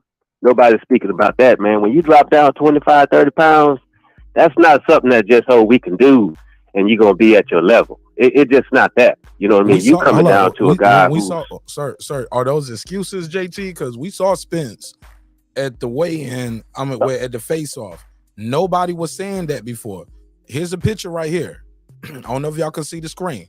The narrative was, Spence is too big, too strong, and he has too much volume. Crawford got a glass jaw. And that's what I'm saying. He's chinny. He's too when you small. talk about he experience, ain't fought nobody. Hold up, brother. But now you're talking about, well, man, he had to cut too much weight. That's an excuse, brother.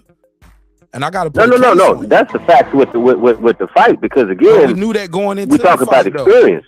But we knew that 39-0. That's what Crawford was. Yeah, but I'm a boxing enthusiast. I watch it too, and I'm like, when you dropping weight like that, I don't care who you are. You just not just gonna get in there and clown. Nobody expected Spence to get whipped. Well, I did. No doubt about that. Quentin Randall on the show. I had Quentin Randall. Sir, I had Quentin Randall on the show a couple weeks ago, right before the fight. It was right after the fight. Yeah, I saw that. Yeah. And you know what he said? Yeah. He said Spence didn't have to go through no fight camp. I saw him 8 weeks. I pulled up to the camp 8 weeks before the fight. He was ready to go. He had that nagging ass jab. He said he was ready to go. And he was in the camp. And that's what I'm saying. He said they want no fat camp. You can say when you ready, you ready or whatever. That's what's good. But I've been watching it for some time, even with Mayweather. Mayweather was a strategic fighter. This boxing where you go just get somebody down in 2-3 rounds. That's like, nah, that ain't happening no more with good fighters. And that's what I was telling people before. Crawford had the experience. You know what I mean? 5'9" and 5'8", that's not like a 6-footer fighting a 5'5" guy. These dudes about the same height. But when you lose that weight, that's taking away of that power that people were talking about with Spence. You know what I mean? And I thought Crawford was just an experienced fighter, and he got it in. But I like your show, but I've been following it a good little while now. Keep doing your thing, man, and keep putting it in. What's your name in the chat? Who? You said I go by Jay Triggs in the chat. Man, I don't see you in the chat. Jay Triggs? Yeah, Jay Triggs. Yeah, I didn't put nothing in there tonight. Man, type something in the chat, man. Type something in the chat. So, for sure. Hey, yeah, we need. I need you to communicate in that chat, man. So I know you. Oh yeah. All right. Oh yeah, I get with you. Oh yeah. All right, let me take this call. I appreciate you. Jay Triggs from the chat be shadow watching because he has Spence. Caller, what's your name? Where you from? Star, New York. Say that again. Star from New York. Styles from New York. Star. STAR. Star. Okay, Stars from New York. What part of New York you from, Stars? Manhattan, New York City. All right, shout out to Manhattan. Go ahead, talk to me. Hey, listen, just to reiterate what JT was saying, man. Listen, I'm agreeing with you all the way. I feel like everybody's making excuses. It don't matter what weight he was in, what weight he got a cut. Listen, he already knew that when he signed the contract. It ain't no excuse here. Like, obviously, he was overmatched by Crawford. Crawford was obviously the better fighter. And if you know boxing, you shouldn't have no excuses because, honestly speaking, Crawford got an arsenal, like a whole bunch of weapons where he just couldn't be stopped. He used every single weapon, and Spence ain't have no answer. It's obviously a mismatch there. Like, it don't really matter with the experience or everybody's saying, oh yeah, because he ain't fighting nobody. Listen, at the end of the day, he had the belts. He signed the contract. The fight was made. He obviously wasn't the better boxer. That's just that. Like, I don't understand why people was trying to make excuses for him. Everybody was on that side anyway. And now that he lost, everybody want to say car accident.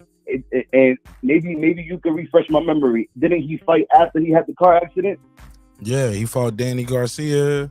Then he fought Ugas. And look, that's when they start calling him the eye collector after Ugas. He the eye collector. Yeah, so everybody's saying, oh yeah, everybody's saying car accident, this car accident, that. Boy has several fights before this. Like, ain't no excuse here. Boy lost. Obviously, he's not on Crawford's level. I feel like if he go to 154, he gonna do the same thing he did to him. And listen, at the end of the day, I feel like Crawford is the best boxer in the world. People asking if he might be better than Floyd. Listen, I think he's on his way. I ain't gonna sit here and say he's better than Floyd yet, but I think he's certainly on his way. And that's that. All right, well, I appreciate it, man. Tell people again your name, where you from, fam. Yes, sir. Star from Manhattan. Stars, you got a channel you want to plug and promote, or you got an IG or Twitter? I got an IG. My IG is the Star Picks, so it will be _Star Picks. All right, for sure. What's your name in the chat right here on YouTube? Instagram. I don't see you in the chat. What's your name in the chat? I'm actually waiting. They saying I gotta wait a couple minutes to write on the chat. Oh, I need to speed that up then. I'll speed that up. So I'm waiting 60 more seconds. Oh, okay, well, let me change that up. I'm definitely. Yeah, y'all gotta subscribe to the channel. All right, let me take this next call. All right, 380. You got the flow. Tell them your name. Where you from, family? Yeah, my name's Ivan from Cincinnati, Ohio. Can you speak up just a little bit, sir? My name is Ivan. I'm from Cincinnati, Ohio. Ivan from Cincinnati, Ohio. Talk to me, man. Correct. Yes. What you think? What you think of these excuses? I'm hearing a lot of excuses for this loss. Yeah, there is none. I can't say this. When you lose weight, you lose power. Spence didn't look like himself, and I don't want to make no excuses for him, but I do blame Derek James. I would have stopped the fight the first time he got knocked down, if you ask me. But Ivan, here's the thing. Yeah, that's here.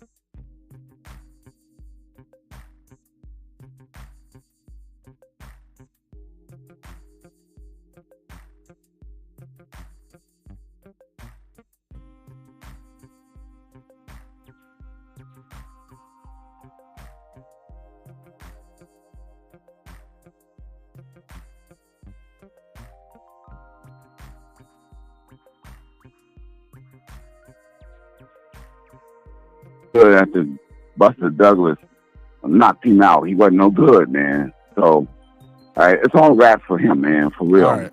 I think he should take his money and live happily ever after. Ride off in the sunset, man. All right. That's my thought about it. I rest with that. I Peace. appreciate it. Okay, yeah, they told me they missed Welcome. some of your call. All right. 904, you got the flow. What's your name? Where you from? 904. Hey, I'm Trey from Jackson. Your name Trey I'm from where? Trey from Jacksonville, Florida. Trey from Jacksonville, Florida. I got you. Trey from Jacksonville, Florida. Talk to me. Yeah, I hear a lot of people speaking on the him coming light, I guess if you want to say, but that's his fault. Like the guy said earlier, he knew what he was getting into when he signed up the contract. So why would you allow yourself to walk around, with a lot of weight you got to take off? But at the same time, a lot of people are saying that he was hitting Terence, but he didn't have no pop on his punches. But when somebody going up top on you, that's taking a lot out of you already. That's why he said his timing was off. But when your faculties ain't all the way there because you're getting hit upside the head all the time, that's why his timing was off. That man was just complete ring general ship in the ring. So that's all I have to say about it. I appreciate it. Shout out to Trey from Jacksonville, Florida. Silence. Good call. I appreciate what y'all saying, but I'm telling y'all, at the end of the day, I still got to put a case on you. It sounds like excuses. We knew going into the fight, he was coming off a 15-month layoff, 469 days. We knew those things. That guy Clips 330. Go ahead. Clips. I hear.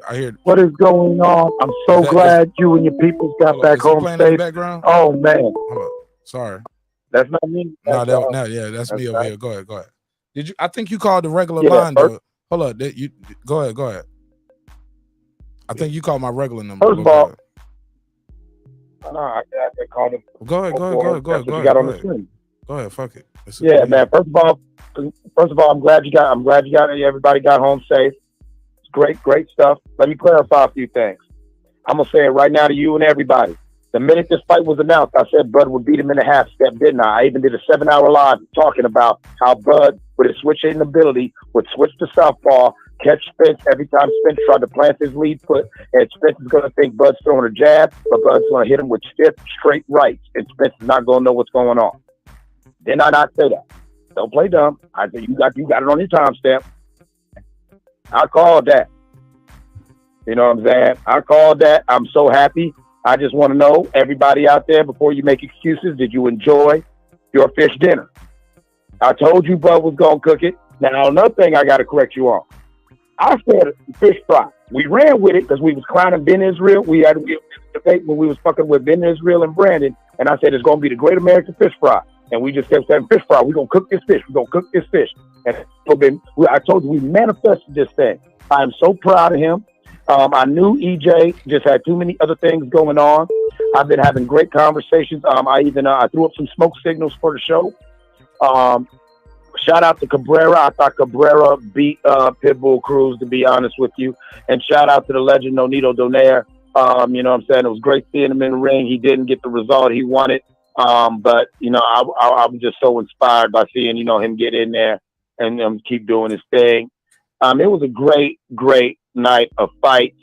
We had a blast, and I just want to end all this speculation, okay? I heard people say everything from Spence had, I even saw a major boxing outlet, they got a thing where saying Spence had neurological damage from the car accident that his camp was trying to hide, that he was trying to cash out and sell his O while he can before anybody found out that he is partially blind in one eye with brain damage. I'm like, listen, man, I don't want to hear all that. Bud did his damn thing. All right, y'all ain't gonna keep trying to deny what Bud did, who Bud is. Okay? And so First of all, if that's your guy, that's fine. You know what I'm saying? But give credit where credit is due. And I'm with Raheem. I have a lot of people who have ducked me for money since before the damn fight. They was, you know, I got people who ducked me on the fight party. Hell, even DraftKings didn't even want to pay out because they said, oh, he lost by TKO, not KO, because they would owe me some serious stacks. I'm telling you, the excuses are rampant, but I enjoyed the Great American Fish Fry 2023. Bud is heen. I'm back in the chat. My nigga. Appreciate that shit. Shout out to that guy Clips 330 early from the great state of Ohio. All right, I gotta make a couple callbacks real quick. Let me see. Oh, got it first. 912, what it do? Yeah, free. What's up, baby? Talk to me, man. A lot of This Mr. excuses. Golden. Yeah. This Mr. I hear you. Turn the TV down in the back or the YouTube off in the back. Okay, I got you. Man, I'm glad to see you made it back safe, man. Congratulations, man. You did a marvelous job there, young man. Man, y'all ain't even seen all the content I got. I got a lot of content, bro, that I still haven't uploaded yet. But I felt the need to go live tonight. My wife was like, it's almost 1 o'clock in the morning. I was like, on the East Coast. I said, but this boxing shit don't stop. And I said, I got an audience that's looking for me. And I said, more importantly, it's an audience out there that want to talk about this fight. For you, bro. People are still in shock. You know I've been looking for you. I know you was, man. I know you were, bro. I had roll over, right? I see this shit the other day. It said 1 a.m. I said, God, here we go. The boy is back, baby. Hey, man, I was there, bro. I was right there. Beside Andy Ruiz, Sugar Hill, Judge Mathis, Ebony Bridges, Papoose, Remy Ma.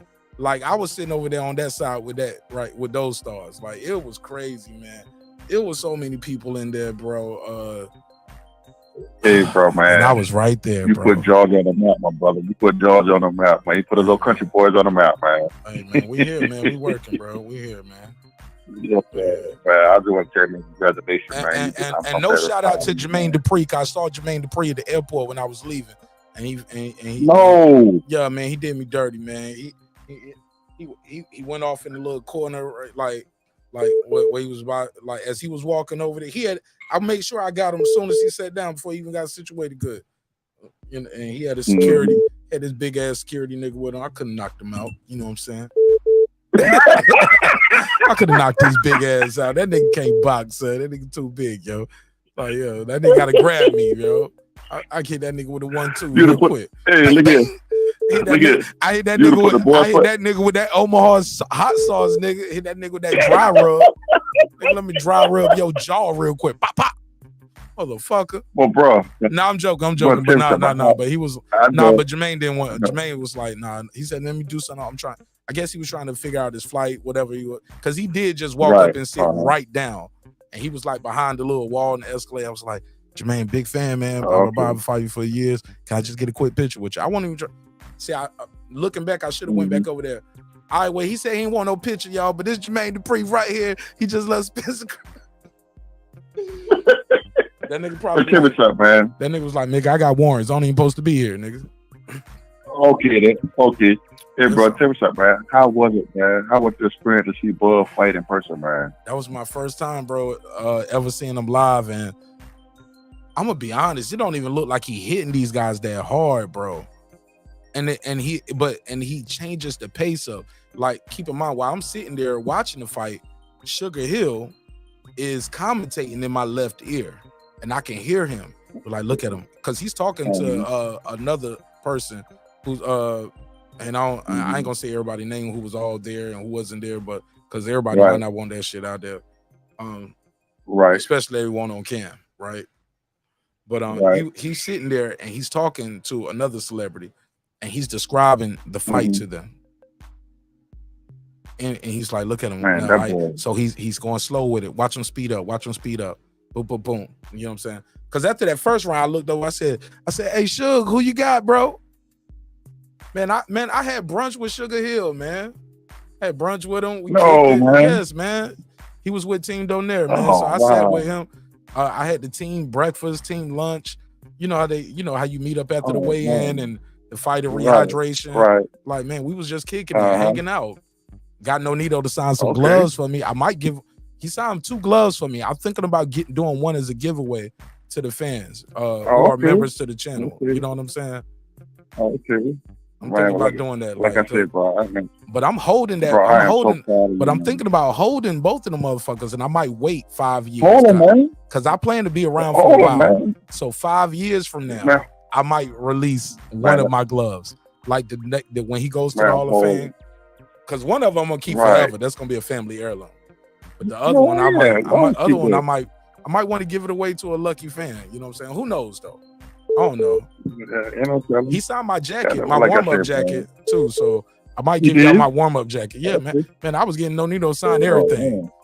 Man, he signed 2 gloves, a jacket, a t-shirt. I'm also disappointed he lost, man. I was sitting here, man. I was like, man. He started out good, man. I guess that. Oh man, I ain't even started the clock. But look, Mr. Golden, I'm just running. I'm running my mouth. I ain't even started the clock. We just talking. Yeah, man. I just know a lot of people trying to call in. Yeah, but bro, like I said, man. Once again, man, I'm proud of you, man. I'm glad I got an opportunity one-on-one. I'm proud of y'all, man. I'm proud of Terence Crawford, man.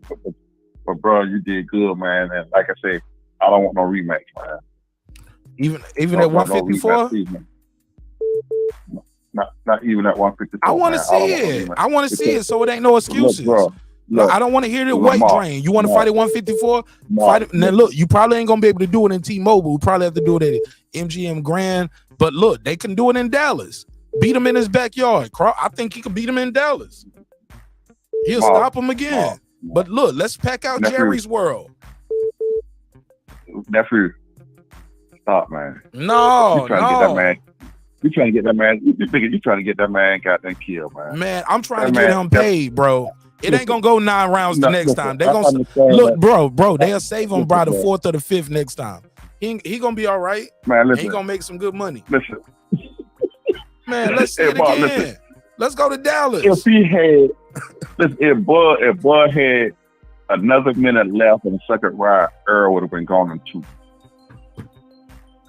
He was going in 2. After that first knockdown, he was through. He was going in 2, dog. You see Bud jumped on him. The bell saved him, man. He was going in 2, man. He did all right. He did all right. Hey, bro, he did all right. Hey, look, I don't know if you can see the screen. He looked fine to me. Put him back in there. Let's go. Let's see what else he got. It's the big fit. It's the biggest. It's the big fish. Man. Let's see what he got. But what did Bud tell him in the press conference? Bud said, "Nigga, I'm gonna take your eye." I'm gonna take the other one. He's just gonna be another nobody I fought. He said, I make these guys look like they nobodies. Like, why we can't give this guy his props? This is the Terence Crawford era. And it will be respected. I'm not taking no excuses, bro. This guy's special, I'm not bro. gonna take nothing from him.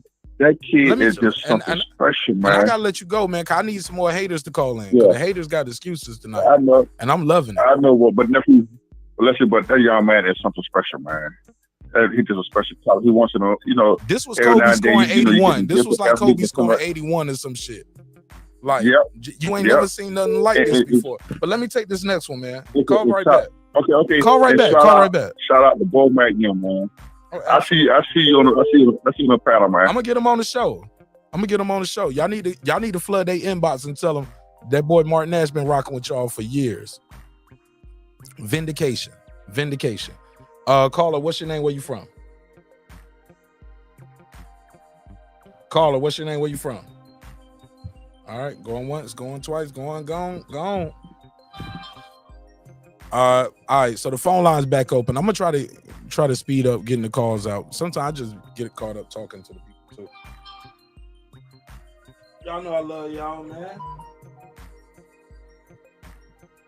Love talking to y'all, especially about this boxing thing, especially when we got an epic fight like this, man. This was a big fight, man.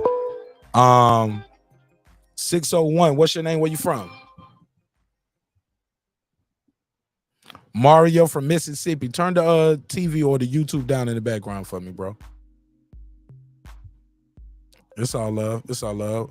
Mario from, I'm gonna put your name on the screen, from Miss M-I, I gotta spell it like a kid. M-I, quick letter I, quick letter I, humpback I. There we go. What part of Mississippi you from, Mr. Mario? Jackson, Mississippi. Love Jackson, Mississippi, man.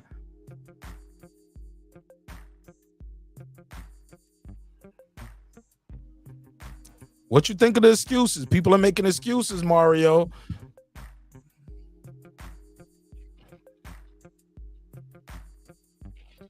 Right.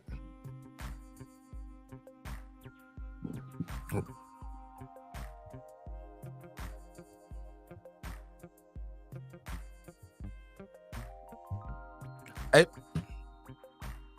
hold up. Okay, so do you want to see the rematch at 154? Do you think Errol was weight drained? What about that? People say Errol was weight drained. He looked drugged in there.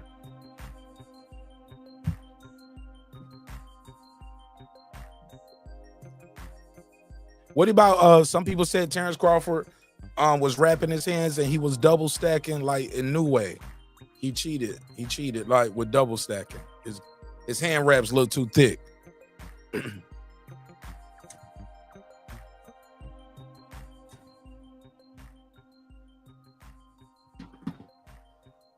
Well, it's the commission and a representative from the opposing team.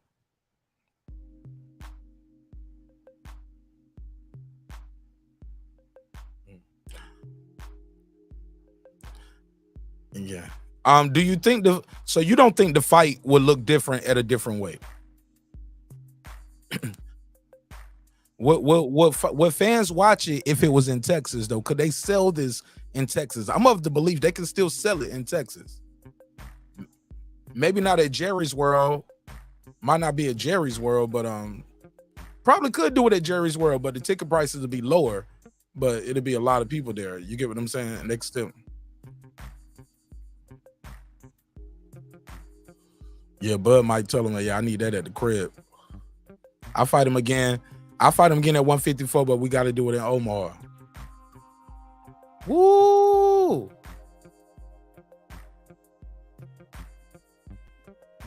Say that again.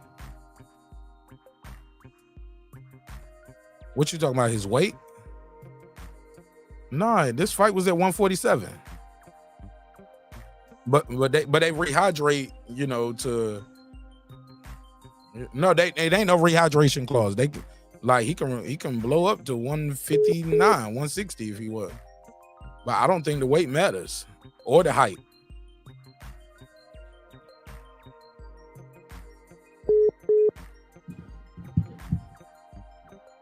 Yeah. All right. But I appreciate your call, man. Let me take another one, man. Make sure you subscribe to the channel, man. We do a lot of these joints, and I got a lot of exclusive content I'm dropping from backstage at the fight. I was in the building, baby. So check it out. All right. Salute. Yeah, man. I'm trying to get him out of there so we can take another call. Let me see if I call him back.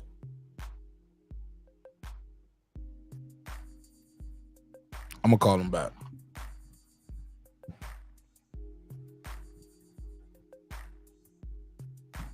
The wrong person. All right.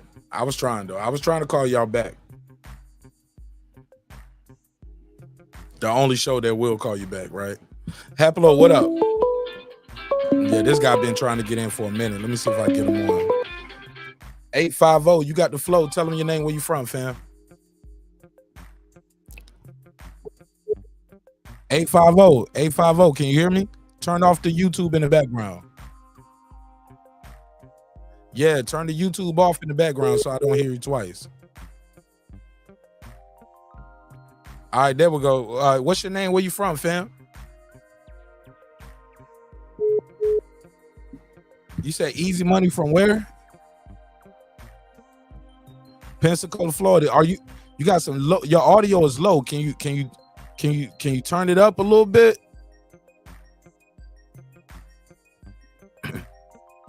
All right, let me see if I can turn you up over here. All right, so there you go. I turned it up a little bit. Tell them your name again, fam. Easy Money. And you from where? Man, I don't even know if I can spell I hope I spell Pensacola right. If not, they're gonna pick on me in the chat. Yeah, but I ain't never had to write it on a letter in my life. I never been asked to spell Pensacola. But yeah, man, I fuck it. It's SA Pensacola. Man, fuck it. I'll just put Florida, but go ahead.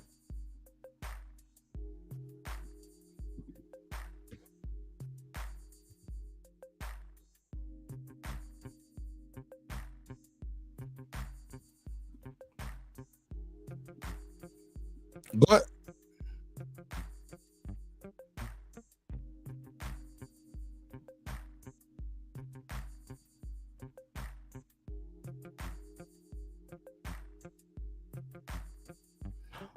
Hold on, y'all can't hear the calls? Hold on 1 second. Can y'all hear him talking? Press type Y in the chat for yes and for no.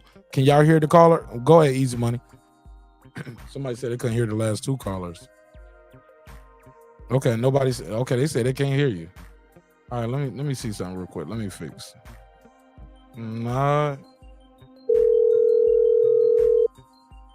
Oh, that's weird. They said they couldn't hear the last two callers. Damn.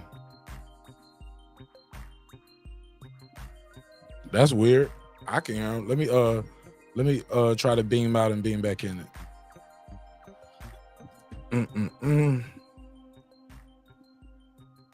Sorry about that. Technical. It's a live show. It's a live show.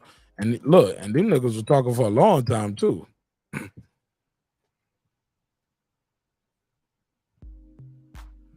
All right, let me see if I can call him back.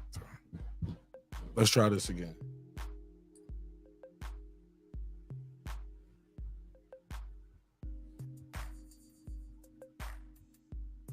Bear with me.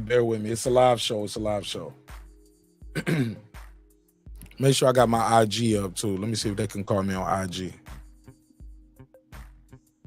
Matter of fact, I'm gonna try to call somebody on Instagram.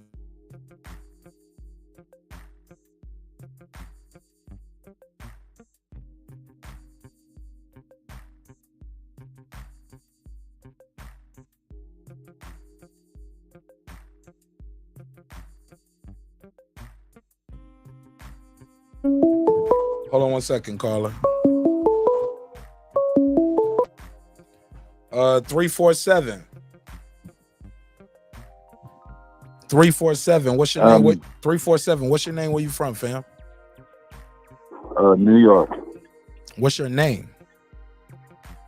Oh, John. John from New York. Go ahead, John from New York. Yeah, I'm glad I found your show. I just happened to be couldn't sleep. Was looking through the YouTube, just scrolling. But I had some thoughts on the Spence fight, and it seemed to confirm something that I was really worried about, and that is, I think Spence has neurological damage. A matter of fact, I had called into the BDA podcast. I don't do sir. I don't do shout outs, sir. Oh, I'm trying not to. Yeah. Try harder. Yeah. You called into another podcast, but go ahead. Listen, just hear me out for a sec, okay? I'm not trying to do that, man. I just, Absolutely. I just want to make sure it's clear. I'm not trying to do that, but something serious came up on that. And what I'm saying to you is that a guy, actually a logical doctor, called up that show that I mentioned. I'm not going to mention it again. And I was about to be cued in on that show a couple of days ago after the fight, because it was something that was on my mind about how Spence looked like he was slurring his speech, and something about the doctor not shining the light in his eyes when the doctor came over. And it's something didn't sit right with me about how Spence wasn't able to move laterally. And I thought to myself, this does not look right. And the doctor broke it down on the show that I'm a layperson. I'm a boxing fan, but I'm a layperson. So I can't explain it the way a doctor can, but I'm telling you, I think he has dementia pugilistica, and he should stop fighting. What makes you qualified, sir? I am not qualified. As I say, I'm a boxing fan. But as I was calling in, it's the slurred speech. It's something I've seen before, and something very suspicious about the way the doctor came over. And I wouldn't be surprised in the next few weeks if this comes up more and more. And I'll tell you, there's something not right with Spence. Something was off about it. I'm a big Crawford fan, and I'm glad he won the fight. It has nothing to do with anything. I'm a boxing fan. The last thing I want to see is a man injured. And anyway, that's my thoughts on it. What do you guys think? Did you see anything like that? I saw a guy who was fighting on 15 months layoff versus a guy who fought 6 or 7 months ago. Plus a guy who had a superior skill set. Power in both hands. So but I appreciate your call, John, but I got to take this next one. All right. Caller, what's your name? Where you from? Hey, what's up, Mark? This is Tone Deaf from Mass. Tone Deaf from where? Hey, what's up, brother? How you doing? There you go. Tone Deaf. I know your name from the chat. Where you say you from, though? Mass. Math? Massachusetts. Oh, Math. Yep, Massachusetts. Okay. Yeah, okay. I thought you said from Math, like Math Hoffa or something like. Okay, from Massachusetts. Yeah. Hey, man, I hear all these reasons and purposes, and he was all smoked out, or he was high, he was all these excuses. But this dude had 2 fights before him. He had 15 months to get himself all prepared. He also was on promoting his fighter on 2 occasions before this, and he spoke fine. He did, only thing that he probably had to do or change was his weight. That's it. But everybody's giving this guy excuses because he was in a car accident, but he fought 2 other fighters that he claims that were better than Crawford. So they got to stop with that narrative. Oh, I agree. I'm just saying, Crawford whooped his butt. That's what Crawford did. And he was well prepared, and he had a great team behind him. So they got to stop with all that. Yeah, it's a lot of excuses, though, Tone Deaf. Like, they talking about the layoff, the weight. They said Spence, when I would debate Spence fans, aerosexuals as they're known now globally, right? And these are like the ones who he can't do no wrong, right? I was like, bro, 469 days, bro, that's a layoff. Like, ring rust don't exist with Errol Spence. When I would talk to him about that car accident, I was like, bro, he went through, he talks about he bounced off the concrete. Y'all like, yeah, and he got up. If he could survive that, Terence Crawford can't beat him. I was like, no, bro. This is gonna be bad. Exactly. This is gonna be bad. Exactly. You know what I'm saying? Like, he's durable. This guy, like, he's he kept talking durable. about I'm durable. Like, maybe Spence believed his own hype, and Terence Crawford,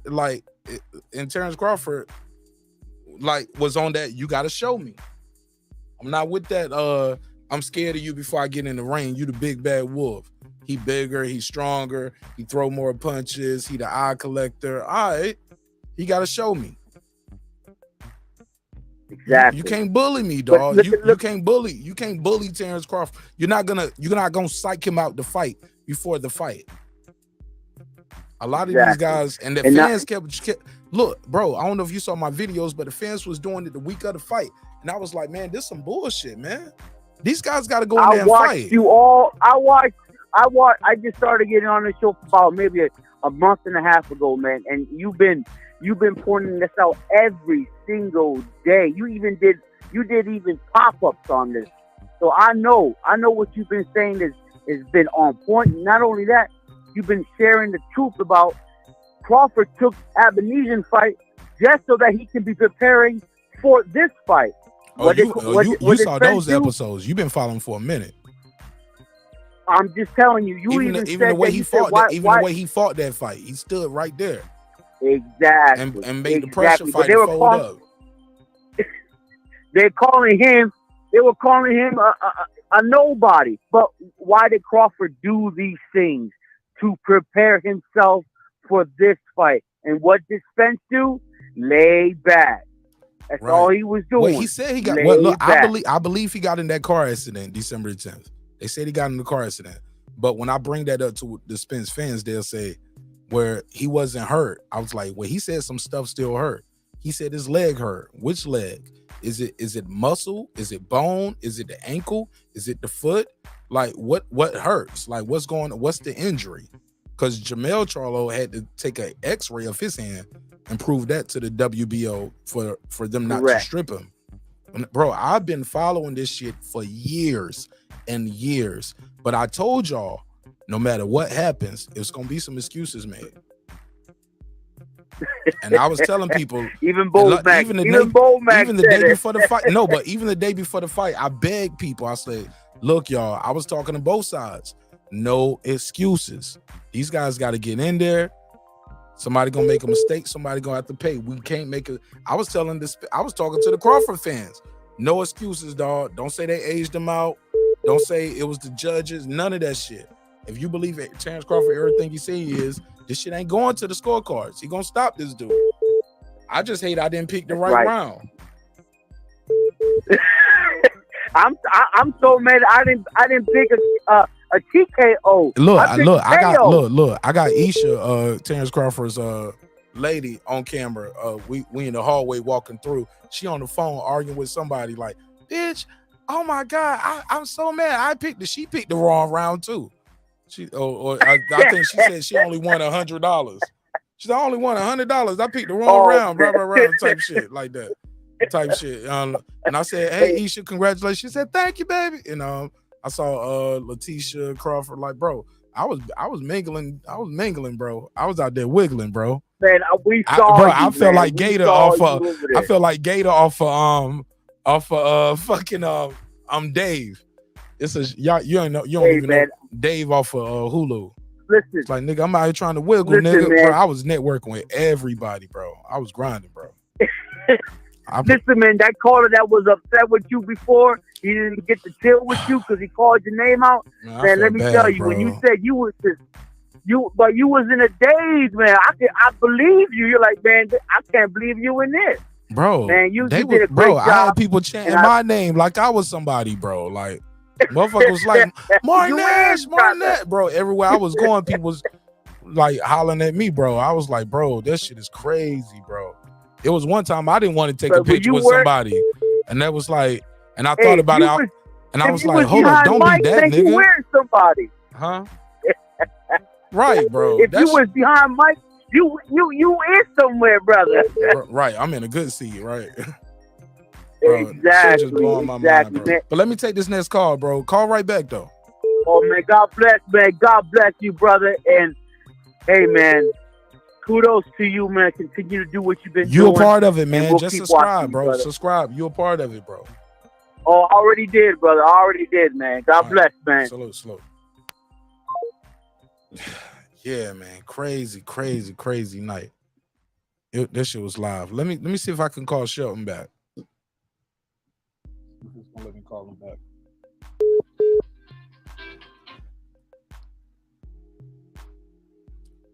Shelton Moore, what up? Talk to me. How you feel? Oh, they don't hear you. Hold on. Let me do something real quick. Let me try to fix the audio. Oh, I know what's going on. Boom. Say something now. Hey, look, hold on. Y'all bear with me. Look, I gotta do this real quick. I switched the audio. I see why y'all can't hear the call from the channel. Let me close this out. Sheldon, I'm gonna call you right back. All right, everybody on the channel, bear with me real quick. Let me run this show intro, but really I just need to matter of fact, I shouldn't have to do that. Let me just do this. Y'all bear with me. Give me 10, maybe 10 seconds. Let me refresh the screen.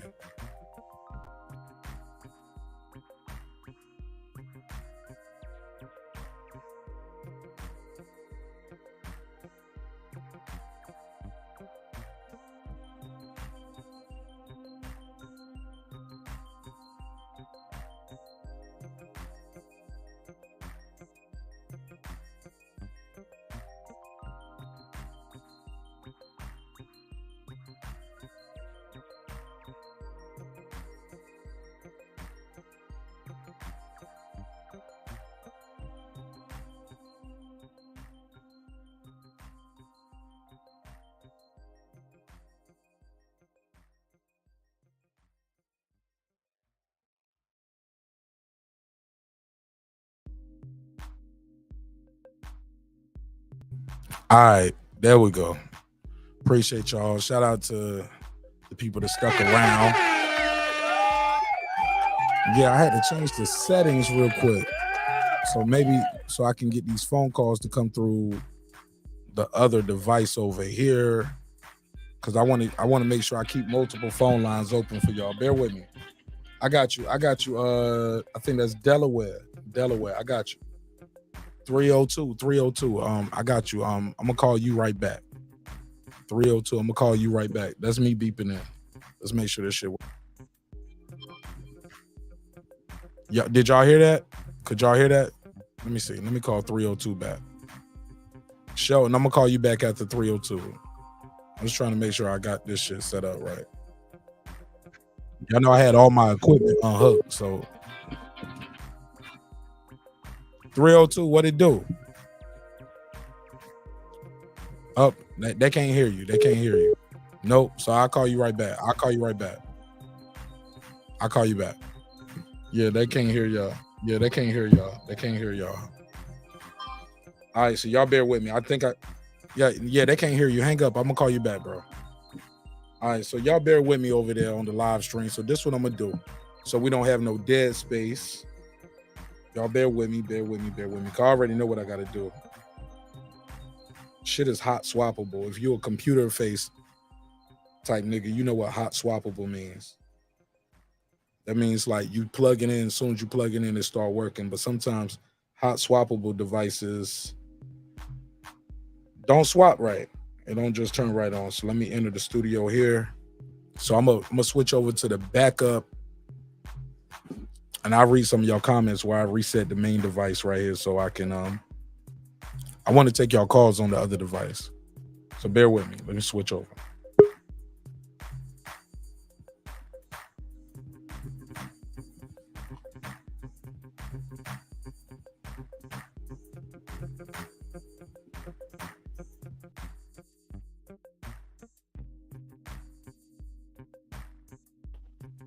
All right.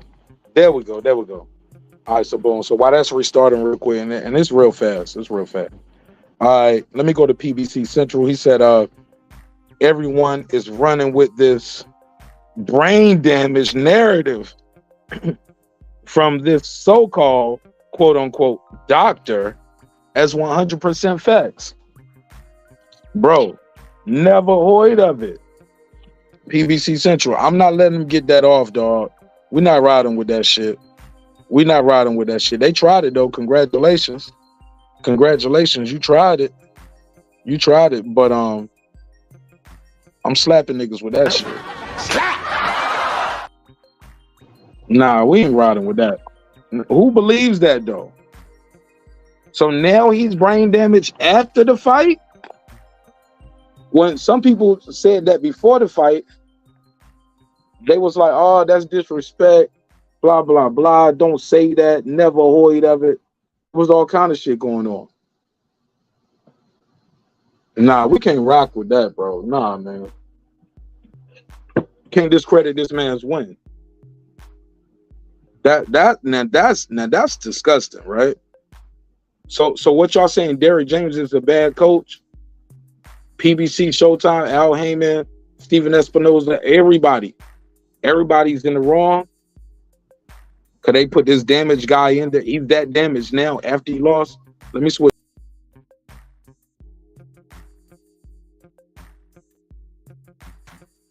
All right, that's crazy, bro. That's crazy.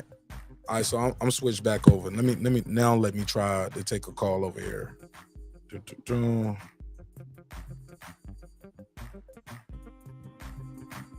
Y'all let me know if y'all can hear this phone ringing. Let me do a test. Chat. Y'all hear that ringing? Let me see if I see it. Let me see. Let me do the test. All right, we should be good now. Oh yeah, we good now. We good. All right, now let me call some people back. Let me call them back.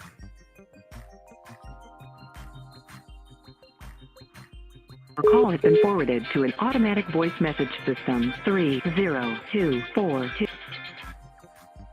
302, what it do? Yo, can you hear me now? Yeah, we all can hear you now. Talk to me, man. What's your name? Where you from again, bro? My bad. My name is Rex, yo, from Delaware. Rex from Delaware. What's your name in the chat? What's your name in the chat, Rex? Terence Johnson. Okay, your name is Terence Johnson in the chat. Rex from Delaware. Go ahead, talk to me. Yeah, man, I got off of work. I'm a night owl. I work like night shift. Oh man, this is hey Rex, this is gonna be the show for you, my brother. Yeah, I turned to my YouTube and that's the first thing I see. I said, you mean to tell me it's a podcast taking callers at like this time in the morning? This dude is the shit. Oh yeah, man. This the regular for us over here. It's regular. Man, where's the subscribe button? I found that bitch ASAP. Like, I'm subscribed, dog. This is my first time hearing it. And yeah, I'm gonna be checking for you, dog. Like, this is a beautiful thing. Ain't nobody doing this. That makes you like a trendsetter to me. That's how we got here, bro. That's how we got here, bro. I do the night shows all the time. But I'm late to the party, but I'm glad I found the party. You feel me? Hey, God don't make mistakes, man. Talk to me. What you think of the fight, bro? Well, this is what I think. I hear the excuses. I'm not trying to hear that shit. He's been fighting since the car accident.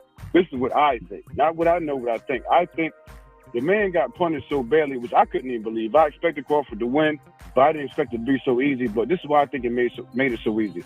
I think that what Bud said after the fight made absolute sense. They worked on stopping the man's jab. Think about it. Everybody that Spence fought, nobody knew how to stop this man's jab. Crawford stopped this man's jab. Everything he does is behind the jab. So I feel like it ended up turning out so easy like that because nobody could stop his jab. Crawford jabbed over top of his jab and hit him with straight punches. Like them jabs he's hitting him with the right hand. He busted his nose up early. Spence had trouble with breathing through his nose and his mouth. Early. You ain't see how red his face was. People like, why is red so fast? I was like, that's blood. That's blood. That's blood. Like the motherfucker jabbing the shit out you. But I think it wasn't. People were so shocked and saying there was medical issues, this, that, and the third. I think that Bud took that goddamn jab away, and everything he does is behind the jab. So all the things that worked against all the other fighters are not going to work against him because they took his jab away. Number one. Number two, you got that come forward style, right? So you're going to walk into some punches. It's Terence Crawford. You know what I mean? You're going to walk into some punches. So think about, took away your jab, and you got to come forward style to where you're walking into punches. I think those two things is the reason why you got beat, so badly to where nobody could understand it. He took the man's jab away. Nobody has done that, ever. He does everything behind the jab. The body punches, everything is set up by the jab. Crawford said after the fight, we knew his jab was the problem. Not the body punch, not the pressure, the jab. That's excellent game planning. You understand me? So instead of making excuses about, accident and this, that, and the third, the weight cut and all that, Spence said right in the goddamn lead up to the joint that he's cutting weight properly this time. He got a nutritionist. Facts, coming bro. off easy. So he's not killing himself. He said that, okay? Does that not mean anything? The man said it on his own shit that he's been cutting weight the right way. And he's feeling no good. excuses. But now the weight is a problem. Get the fuck out of here, dog. End of the day, the man took the man's jab away. Nobody has been able to do that. That's his best thing to set up his punches. Bro. Crawford took his jab away and jabbed the shit out this nigga. Like, man, I was fucked up. I was like, damn, you know what? If Crawford I guess Crawford probably always had that tool, like to have that strong, like stiff jab, but he probably didn't have to use it. But he used it this time against Spence, because that's what he had to do. He said that. You understand me? And it was snapping his head back. One thing, let me get this up. It was snapping his head back so strongly because he's actually like, a right-handed fighter more than anything. So that jab is like a fucking power punch if he wants to make it that. You understand me? Like, imagine your predominant hand is the right, but you're leading with that motherfucker. You understand me? That's a fucking power punch. When he jabbed the fuck out of this thing, I couldn't believe it. I'm like, what the fuck is going on?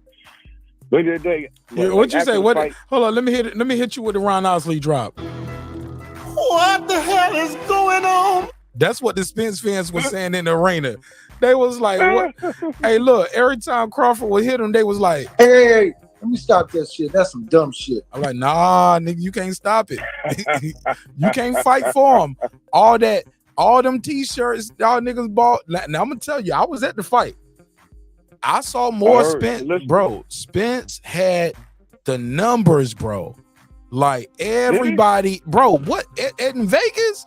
Everybody I was bumping, if not everybody, they had a Spence Crawford hat, so you don't know who is with. But I saw more Spence t-shirts. That nigga sold some merch though. Oh yeah, what the hell is going on?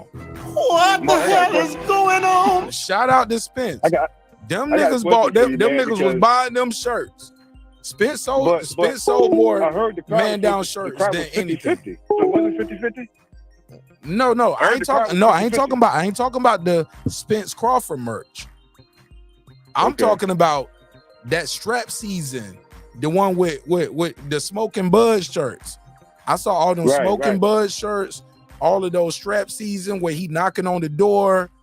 They had all different variations of it. They had the one with Bud looked scared with his eyes. They had the ones where people were shaking his hand. They had the one where he had cut Bud's head off and all. Bro, they had all the shirts. Spence had more fans there supporting him than Crawford. That's why I was like, if they do the rematch, the only people you probably could sell this shit to is some motherfuckers in Dallas, like, and really make some money. You can still sell it to them. You were there, right? So when bro, Crawford I was came on out, wasn't the crowd I was on row 8. Crazy? Wasn't the crowd going crazy when No. Crawford came out? What I can say about this, Crawford left with a lot of new fans. But when he came out, the crowd snapped though, right? They snapped because Eminem came out. That's what blew everybody's mind. We heard about it. It was like it came from an IG post. Eminem replied to like, "Yo, that's crazy, yo. You are one of my favorite fighters." And that was all we heard of it. It was never confirmed. We didn't know Eminem was gonna be there. Eminem just. I'm asking you because you were there, but bro. I was hearing like that once, the crowd was 50-50. but it wasn't. The crowd was. It was a pro Spence crowd, bro. I ain't even gonna hold you. Okay. Like you can hear the roar in the crowd when Crawford came in. The crowd go crazy. They roared crazy for Spence. Bitch, I'm from Texas.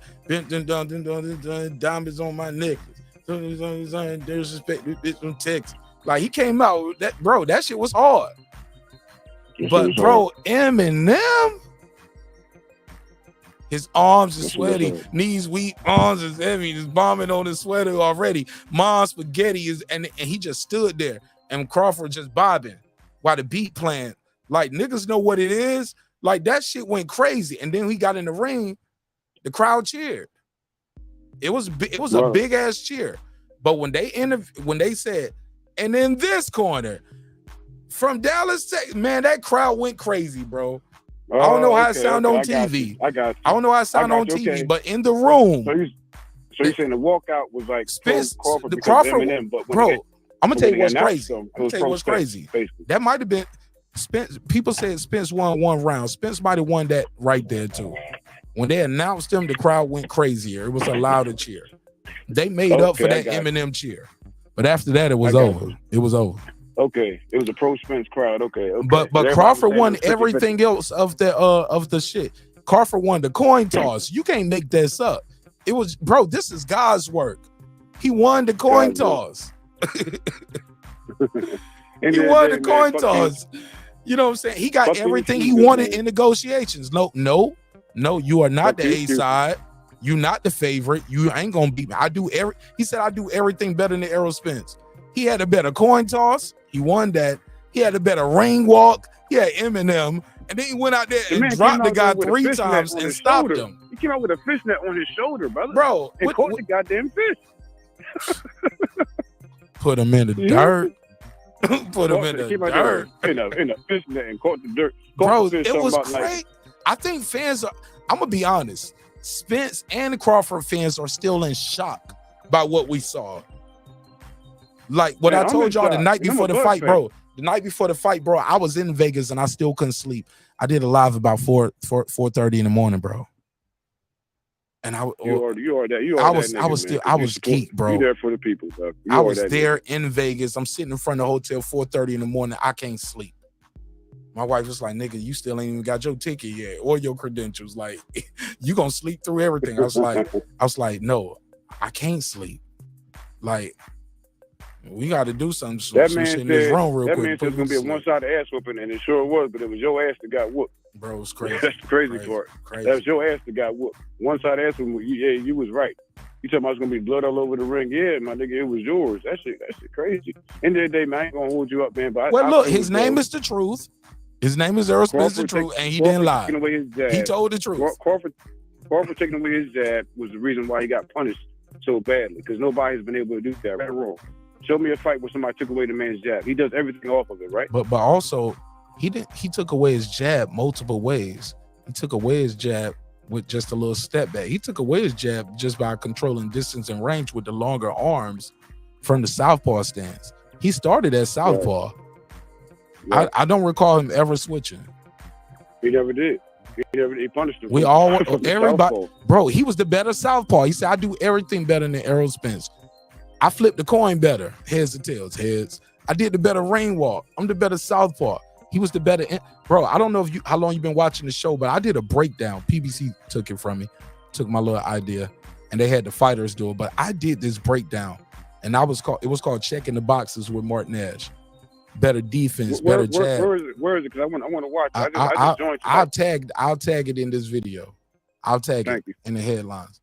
But we went through this, and I was having fans call in and tell us who checked the most boxes, whether it was defense, jab, combinations, outside fighter, inside fighter, footwork, speed, power, accuracy, concentration, counterpuncher, better inside fighter, more championship experience. Terence Crawford checks more boxes, but little did we know Terence Crawford checked every box better than Errol Spence. Errol Spence didn't check no boxes on this side. Little did we know. I didn't know, and I made the graphics. Oh my God! Let me take some more calls though, Rex. Man, Rex, type something in the chat, man, so I know who you are. Like, yo, this Rex from the phone call. All right, peace. Oh my God, man, this shit was incredible. What do you mean by that? Your back is broken. What, a vertebrae or what portion? Spinal. Bro, this nigga's spinal. Who knew he would check all the boxes? I didn't even expect him to check all the boxes. Foodie, did you? Because I remember halfway through the show, I was like, I remember Brandon Washington pulled out, and I was like, you know what? Fuck it. Yeah, I got Bud all the boxes. Halfway through that episode, I said, he does everything on this list better than Errol Spence. And I was like, I thought I was being nice by keeping the list short. Halfway through that episode, I was like, yeah, I got Bud all the way down because Puto was doing the spreadsheet. I remember Puro doing that spreadsheet that night. And I told Puro, I was like, well, shit, you can click Bud all the way down the list for me. Brandon Washington was like, yeah, well, click Bud or click Spence all the way down the list for me. It was like people was trying to man up or one up each other. I was like, you don't mean that shit. But I'm here to talk about the excuses, the bullshit, the lies, the rumors, the speculation. I got to put a case on it, homie. The better man won. Point blank, period. Better coaching, better team. They studied. That's why it looked the way it looked, because the preparation that went into the fight. People act like this shit just happened overnight. Nah, bro, this shit didn't just happen overnight. Let me make sure I got, my bad, y'all. Let me make sure I got the phone number on the screen. 404-692-1766. 404-692-1766. You can call in, voice your opinion, put you back in the mix. Let me call somebody back. I missed this call earlier. I'm gonna try calling back. Better preparation. Please leave your message for 718. I tried to call you back, 718. 718 called a bunch of times. Let me see. I'm gonna try to call him back again. Oh, wrong person. Try to get 718. If he answers, I'm gonna use my radio voice. What's going on, King? 718. This is Mark Nash with Breaking the Beach. You're live on air. How are you, sir? I'm hanging in there. I'm hanging in there, man. I said if he answers, I'm gonna use my radio voice. 718. How are you? How are you? Definitely. I was just like, hold up. Is Like this the same show? this fake ass Brian cussed the nigga the fuck up out of here. What up, though? What's popping, my G? Nothing much, King. Nothing much, King, man. I'm just I'm over here looking at Hold on. the You got to tell aftermath people of- your name though, because I just called you back, but I didn't introduce you to the audience. Tell people your name. Okay. And tell them what part of New York you're from. My name is Edward Francois, and I'm from Brooklyn, New York, the only part of New York. Let me stop. Nah, man, I just been looking at the aftermath of the fight and what happened on Saturday night, and I was going for Crawford initially when the fight was first announced. Even before the fight was announced, when people would, ask me, who do you think will win between Terence and Spence? And I always told people, I said, I firmly believe Bud, not just because of, like the southpaw and he could switch it. I just felt like Bud is a counter puncher, but he's a counter puncher with power, and that to me, it really made a difference against Spence, because I felt like Spence has never really faced someone.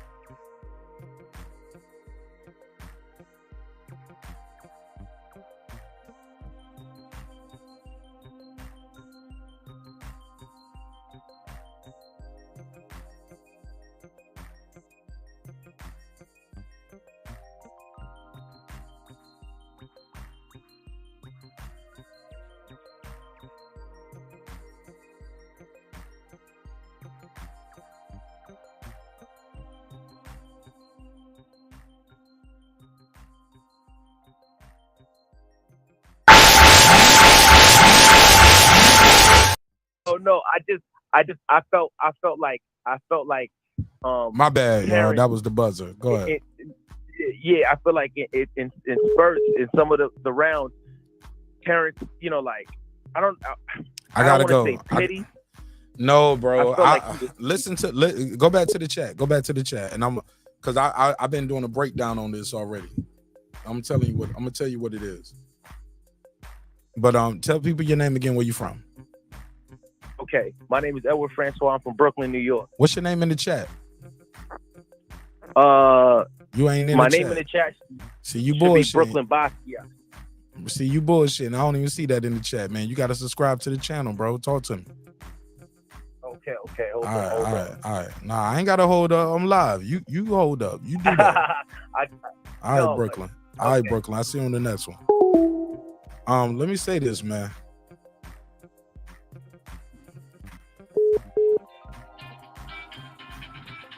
Please leave your message for 412. What it do?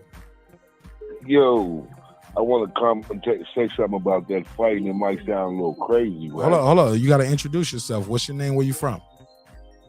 Pittsburgh, PA. My name is Donald Hines. Okay. Oh, I'm sorry. You said okay. You said yeah. Say it again. You from Pittsburgh? Pittsburgh, PA. And my name is Donald Hines. Donald? Yeah. Hines. Yeah. Okay. Go ahead. All right. You remember the Cotto, what's the boy's name, Margarito fight? Yeah. And how he busted Cotto up. Yeah. All right. The way Crawford busted Spence up, that reminded me of Cotto and Margarito. Really? The way that right jab was hitting Errol Spence's face, only time I've seen something like that is with a loaded glove. Go ahead, Donald Hines. I'm listening. Go ahead. I'll give you 2 minutes on the clock, bro. I mean, I'm just saying, was after the fight, that the way he busted They him don't up they with don't that examine jab, nobody that was just gloves after the unnatural. fight. They examine it when they put it on, they tape it up and they sign off on it. Okay, but that didn't happen with Margarito and Cotto. No. Margarito got caught before the fight. Right, that was with Mosley.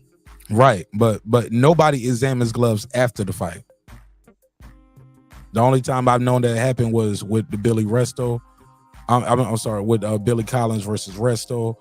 Right. He went over there, shook the guy's hand, and the father grabbed the glove and said, "Hey, it don't feel like no pad in the gloves." Right, he wouldn't let it go. And since then, rules have changed, so people watch the whole process. I mean, that's been happening. They've been watching the whole process. Bro, you got a minute left on the clock. Are you telling me you think Terence Crawford cheated? Is that what you're telling me? I mean, yeah, basically. So you think Terence Crawford cheated because the way he beat up Errol Spence? I mean, that was just unreal the way he busted his face up with just a jab. I mean, we seen Crawford beat up plenty of opponents less inferior than Spence. He made that look just too easy. Could he be he's that good, or you train harder for your opponent? No, I'm not taking nothing away from Crawford. Crawford made a fan out of me. Can't be if you call him a cheater, sir. Right now. It can't be if you call him a cheater. You can't be a fan of him.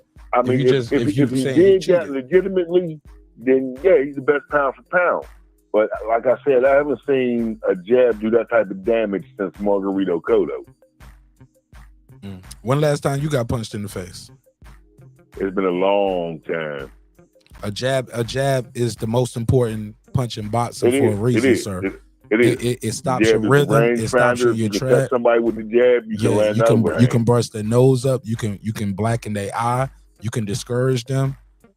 Exactly. And Spence face. I agree with all that. Spence ran into a lot of jabs, hooks, uppercuts, right hands. But the jab all of that shit did most of that damage.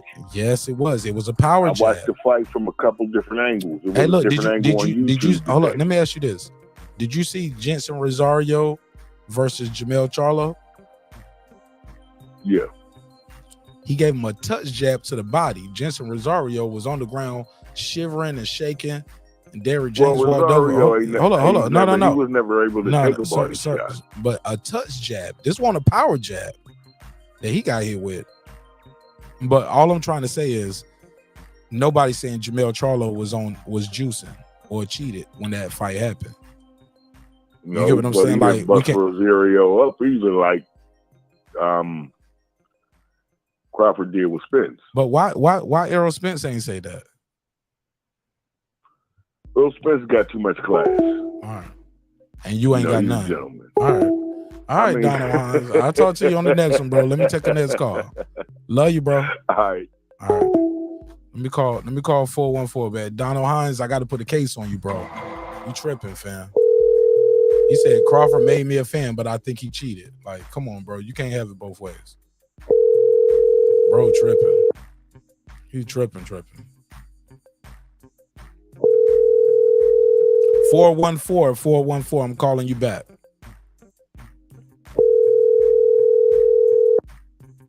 All right. I tried.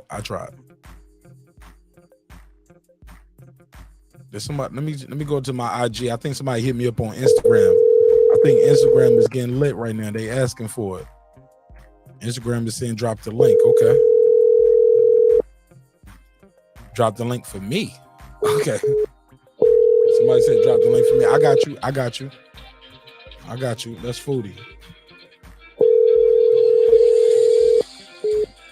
All right, let me take this one.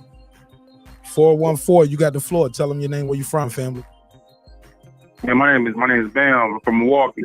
You said Bam? Bam? Yes, sir. Bam. Yes, sir. BAM? Yes, sir. Bam from Milwaukee? Yes, sir. All right, Bam from Milwaukee. Talk to me, family. How you feel, bro? Yeah, I'm hanging in there, man. Milwaukee's a cold ass place, bro. And there's some. I know a couple gangsters I met in Atlanta from Milwaukee, bro. I thought Milwaukee was just like a brewery place, and it was just a bunch of white folks in Milwaukee. It ain't like Happy Days in Laverne and Sugar. Nah, bro, hell no. Milwaukee niggas, they kill you and they won't find you to the snow melt. What you say? I said I met some niggas in Milwaukee. They kill niggas, bro. You won't find them to the snow melt in the springtime. Like, damn, that nigga been missing since Thanksgiving, Christmas. Y'all don't find him till May. Boy, Milwaukee, cold ass place, boy. You better be safe. It up right there, you better be safe in Milwaukee, man. It's a cold ass place, boy. They bury you under a lake somewhere. It ain't like that. Hell yeah. But it ain't like that, but you can get buried though. Hold on. So you said the niggas that called into the show told me the Milwaukee stories, they was lying? I gotta put a case on them. You never heard of it. All right. Talk to me, man. What you think of the fight, man? It's a lot of people saying hey, you know, excuses. I won a couple dollars. I won a couple dollars. I always knew Crawford was gonna do what he do, because you know he a different breed type of fighter. You know, and when he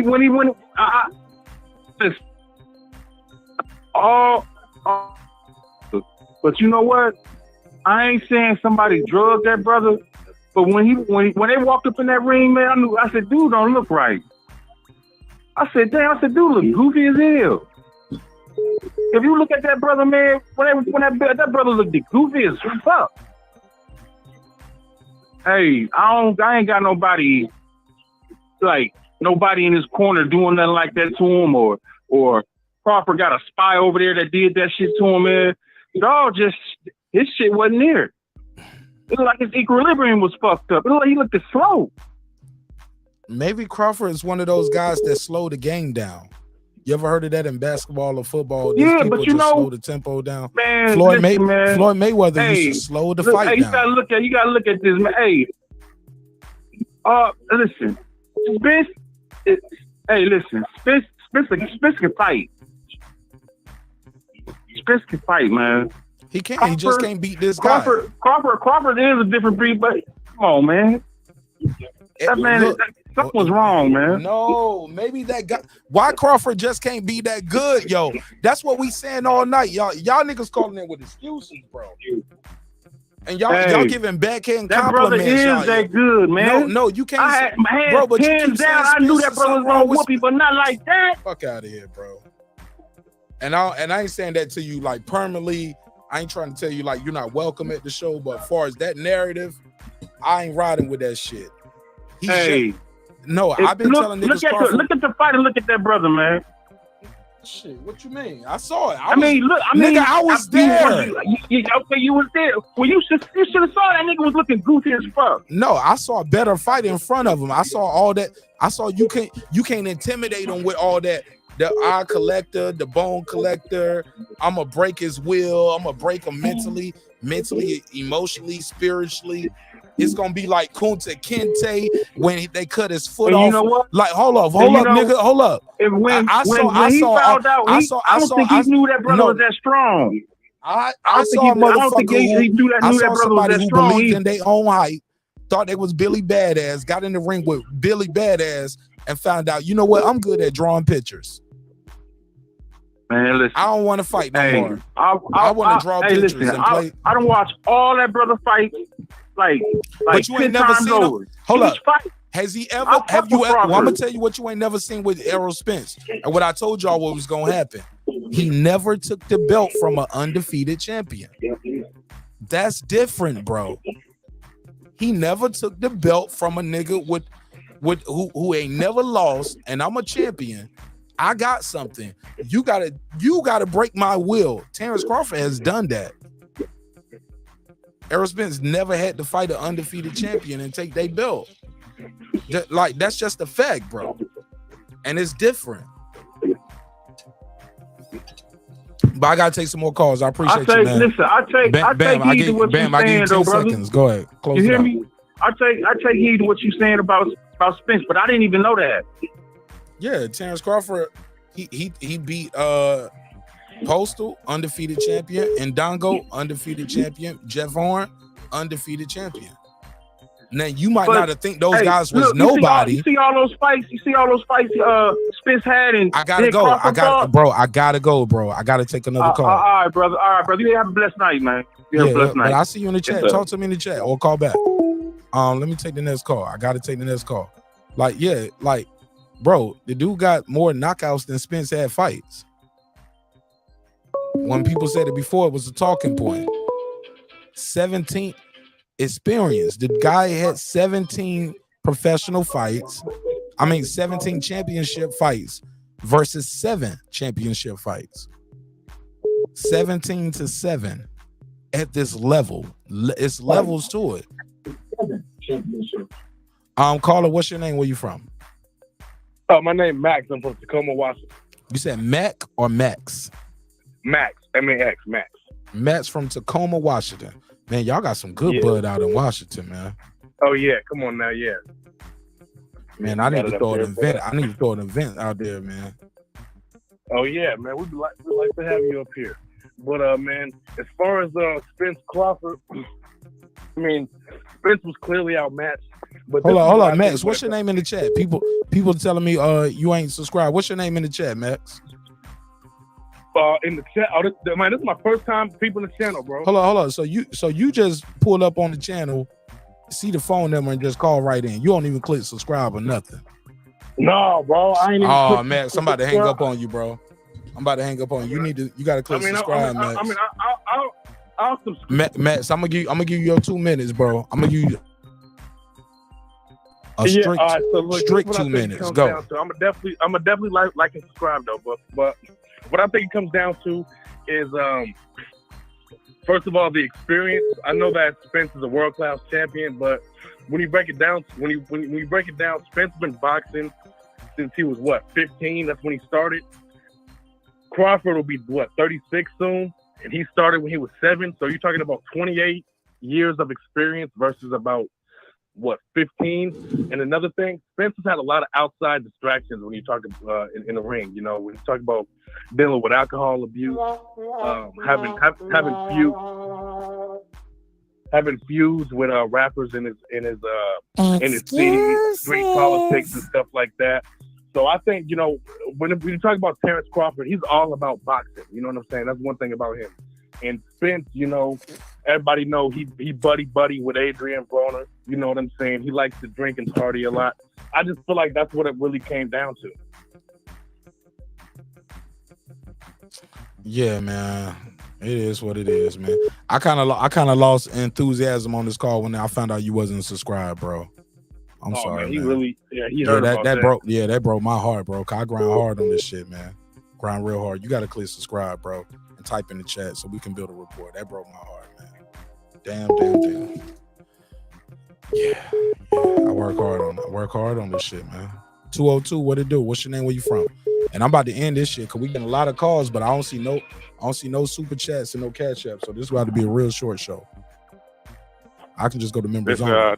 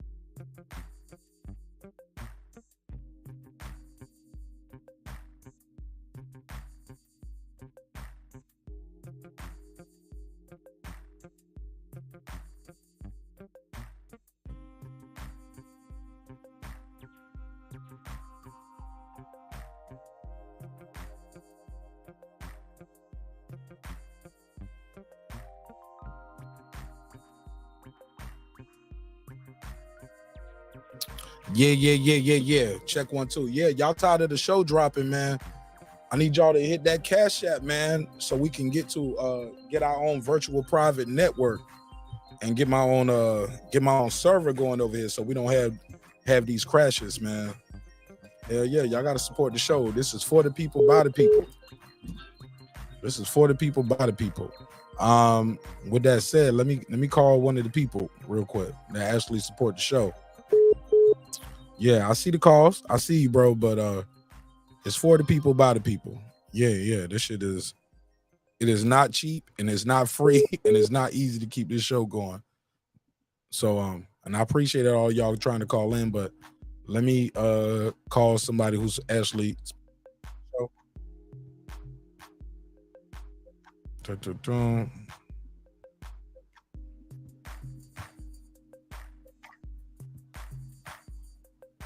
Oh, it's not working. It's not working. Oh, let me try it again. I tried this way. Can y'all hear the phone ringing? Probably not. I got you, though. I got you. Dun, dun, dun. Yeah, man, this for the people, by the people, man. And this is not cheap. It's not free. It's not easy. And it does cost a couple dollars. So you got to support the show. We need you to support the show in a major way. Cash App is flowing at the bottom of the screen. Please, everybody, send $2 to the Cash App. If you can send $5, that'd be great. 10, we can win. 20, we can do plenty. You know what I'm saying? But we need your help. We need your help. We need your help. Because I got to pay this credit card back because I damn near maxed this shit out. Foodie, you didn't get it? I'm going to call you back. I got you, Foodie. I'm trying to call you right now, so bear with me. Yeah, man, but I need your support. I definitely need your support. And I'm not ashamed to ask because I know I'm going to put in the work and I know I'm doing the work. It's an event going on in 2 weeks in Baltimore. I'm trying to go there. I got room and board. I just need help with the flight. Y'all gonna fuck with me? We're gonna keep this thing going. We'll be going to all the events. Canelo versus Charlo is in September. I'm trying to go. I need to be there. I got the content. It don't cost you number 10, 15 bucks, but y'all know I'm gonna give y'all some exclusive content. And we was there. And if you there, I promise I'm gonna try to link up and meet with everybody. But sometimes I ain't gonna lie, I be working and busy. And on this trip, yo, low key, I had like, man, y'all just won't even believe it. Homie Madden, that's another thing too, Toby with the eye. Toby, you ain't even a member, bro. You did all that. I'm trying to fuck with you, homie. I fuck with you, bro. You looking at me like I'm a bullshit ass nigga. Bro, you ain't even a member to the neighborhood, bro. What the hell is going on? I gotta put a case on you. If anybody should be mad, it should be the members. Like, Toby, you ain't even a member, dog. You just call in and talk shit about Spence. And look, you see how he did the passive aggressive shit and flipped it? It went from me trolling him about Spence losing to him like, nah, and you a fuck ass nigga because you ain't even holler at me. You heard me screaming in the stands, nigga. I was like, what's up? And you just ignored me. Come on, Toby, with an eye. You gotta do better than that, bro. I told you, man, I was gonna buy you a drink and smoke a cigar with you. When I be selling t-shirts and hoodies every fucking night on this show for like 3 years.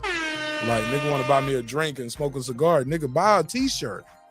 That's how you show me you got support shit. Become a member for $2.99. You know what I'm saying? That's a whole nother conversation. That shit was kind of weird. I fuck with homie though, but damn, that was crazy. Like, bro, become a member for $2.99. Don't worry about buying me a drink and smoking a cigar in Vegas. Show me you fuck with me for the last 3 to 6 months. You know what I'm saying? Let me see if I can take this call right here. 346, you in the mix. What's your name? Where you from? What's up, baby? This is T.Y., man, from that area for Houston, man. Shit. Calling for a minute. Hello, can you hear me? I can hear you, bro. Talk to me, man. T.Y. from what part of Texas you from? T.Y., man. Shit, Houston. Okay. Yeah, T.Y. I be on your shit. I just don't be getting through it like. Yeah. I remember your name and your voice, but I don't remember what part of Texas you from. Yeah, man. Yeah, man. I just want to say, man, all these dudes be on here making excuses. I heard some of these dudes. I already know what they gonna say and do what they do, man. These dudes on YouTube a bunch of bitches, man. Straight up, bro. They don't never give nobody their credit. Got all these dudes saying, oh, well, now he need to be booed. Now he need to do this. He don't need to do shit. Be the champ, man. 2 times. Straight up, bro. It's always something, bro. When somebody do something, then it's this. Then they didn't do this. Now it's loaded gloves and all this old Deontay Wilder bull. Man, don't nobody want to hear that shit. And you do from Dallas, you boys got washed, bro. Another one of your dudes, just like the Dallas Cowboys, y'all are losers, man. Y'all not gonna lose shit. All you dudes that owe me money on y'all bunch of hoes, man. Straight up, y'all hoes safe on this YouTube, man. Now catch some of you dudes that owe me that money. Bunch of bitches, man. You ain't got your words, you ain't got shit, man.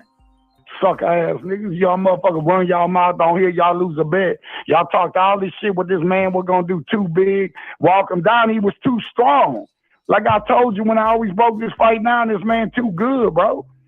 You know what I'm saying? Now they want to try to make it seem, oh, it's neurologist stuff. Oh, it's the car accident. Okay. Ain't nobody saying that you probably didn't have nothing from that car accident. It's lingering effects.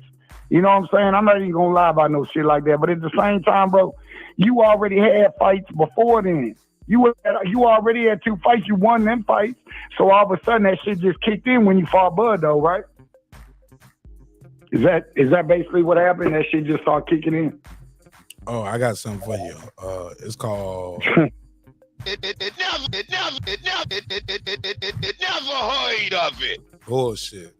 None of them said that. Nobody said that July 28th, bro. Don't even want to pay their bet. Like, bro, man, like, come on, man. You grown, man. That's how you know these dudes here, man, where they come from.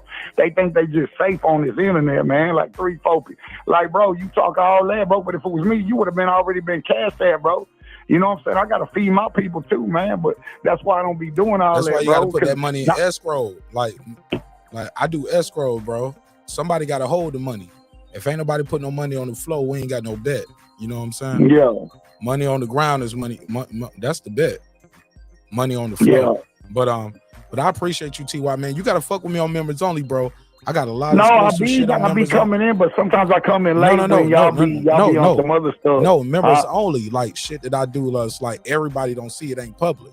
Like I am a member. What's your name on the members? You got a different name? Nah, it's T.Y., but I think it showed my last name, DeSantis. Yeah, you know what I'm saying? Okay. T.Y. Yeah, I'm on the. Okay. I'm on. Yeah. Oh man, yeah, I'm on. I fuck with you, bro. I didn't even know that was you. Yeah, man, I was steady calling. I was just like, I know it's you was another busy. dude It's been named hot bro. on It's here. I've another been dude named trying- Todd to be in the chat. I be giving him those flowers that meant for you. I thought that was him. Bro. Yes, bro. Welcome home, bro. Yeah. See, that's why I tell y'all gotta call in. And y'all gotta tell me y'all name in the chat too, cause I had one nigga. I thought he was Cliff Bailey in the chat, but it's a different dude. Man, I thought it was Cliff Bailey. Dude don't sent me over. Another dude named T.Y.? No. Yeah, well, I got another Ty, but it's just Ty. We call him Ty. We call you T.Y. But yeah, but see, when I was on there, you called me Ty, so you might get it mixed up. See, I'm the one when I first got on here when I went there with Ben Israel. You remember? Bro, don't get me on it. I know your voice. Yeah, I already know. I know your voice. I know your voice, but 4 days. I called him somewhere earlier today on YouTube. Been looking 38 hours, bro. People, I called him for 1 second. He came on someone's panel, bro. Everybody been looking for this man, but I called him. Yeah, but yeah, man. I don't be these dudes, man. Are just man. It's just sad, bro. Like. You know what I'm saying? Dudes just ain't, man. That's why I stay off this stuff. I try to find like one thing I can come on and talk about, but I get so frustrated, like, bro, you know what I'm saying? People over here running from beds and all this. I remember talking to you that night, and I was telling you, like, bro, fuck that shit, man. Like, that shit just YouTube. And when you meet these dudes in person, man, 9 times out of 10, too, I'm gonna let you know, they're not bad dudes. They good dudes. They family men. They fathers. Husbands, brothers, they sons, somebody care about them.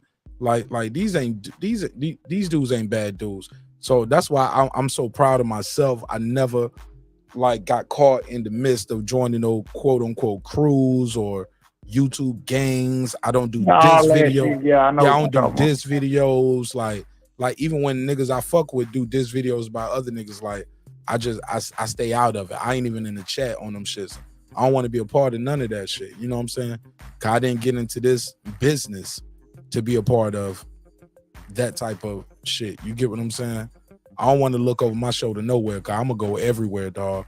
And I ain't in that looking over my shoulder type business. So brothers got beef. I let brothers handle their beef, but I don't want to promote that shit on my show. The chat is the chat. I can't control everything. But far as my panel, my airwaves, I ain't using my panel, my platform for that. Like, bro, it's some good dudes out here. And I chopped it up with some dudes who got big channels, and they are definitely were Spence guys. And we were together immediately. We were together.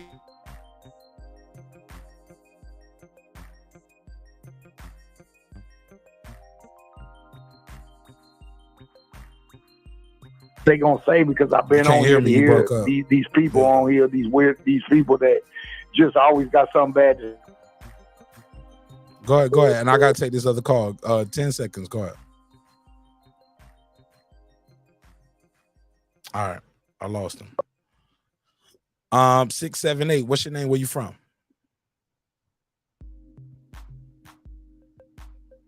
We lost him. Did we lose him? I think we lost the call.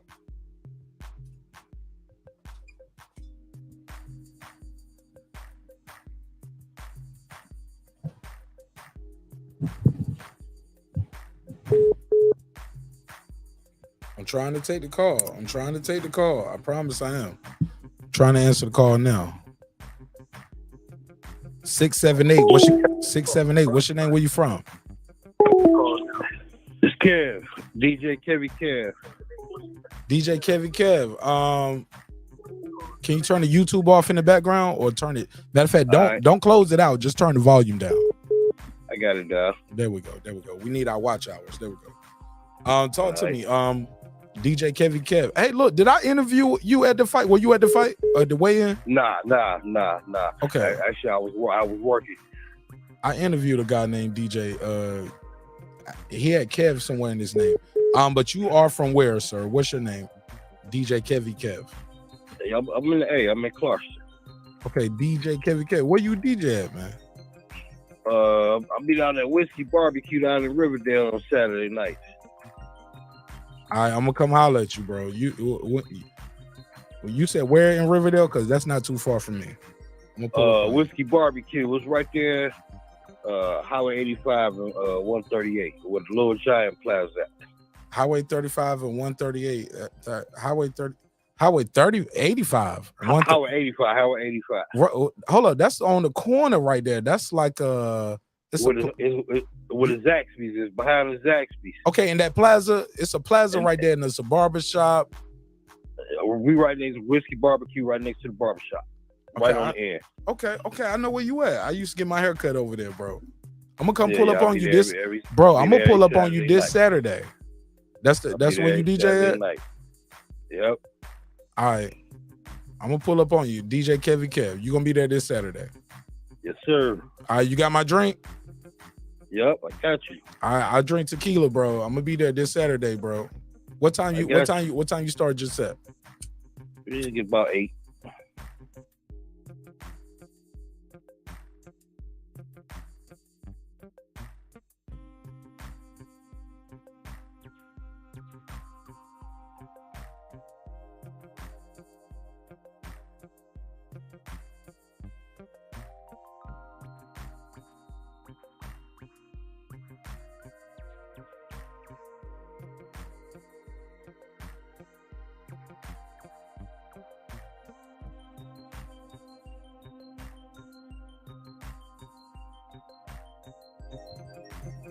I think we lost DJ Kevy Kev. That was crazy.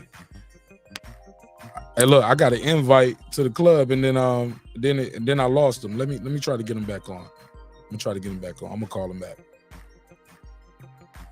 I'll call him back. There you go. DJ Kevy Kev, talk to me. Yeah. I got you. It's still ringing on the back. Yeah, I got 2 phone lines open right here, but I got you on the main line now. You should be good. Go ahead, Kev. Yeah, about this fight.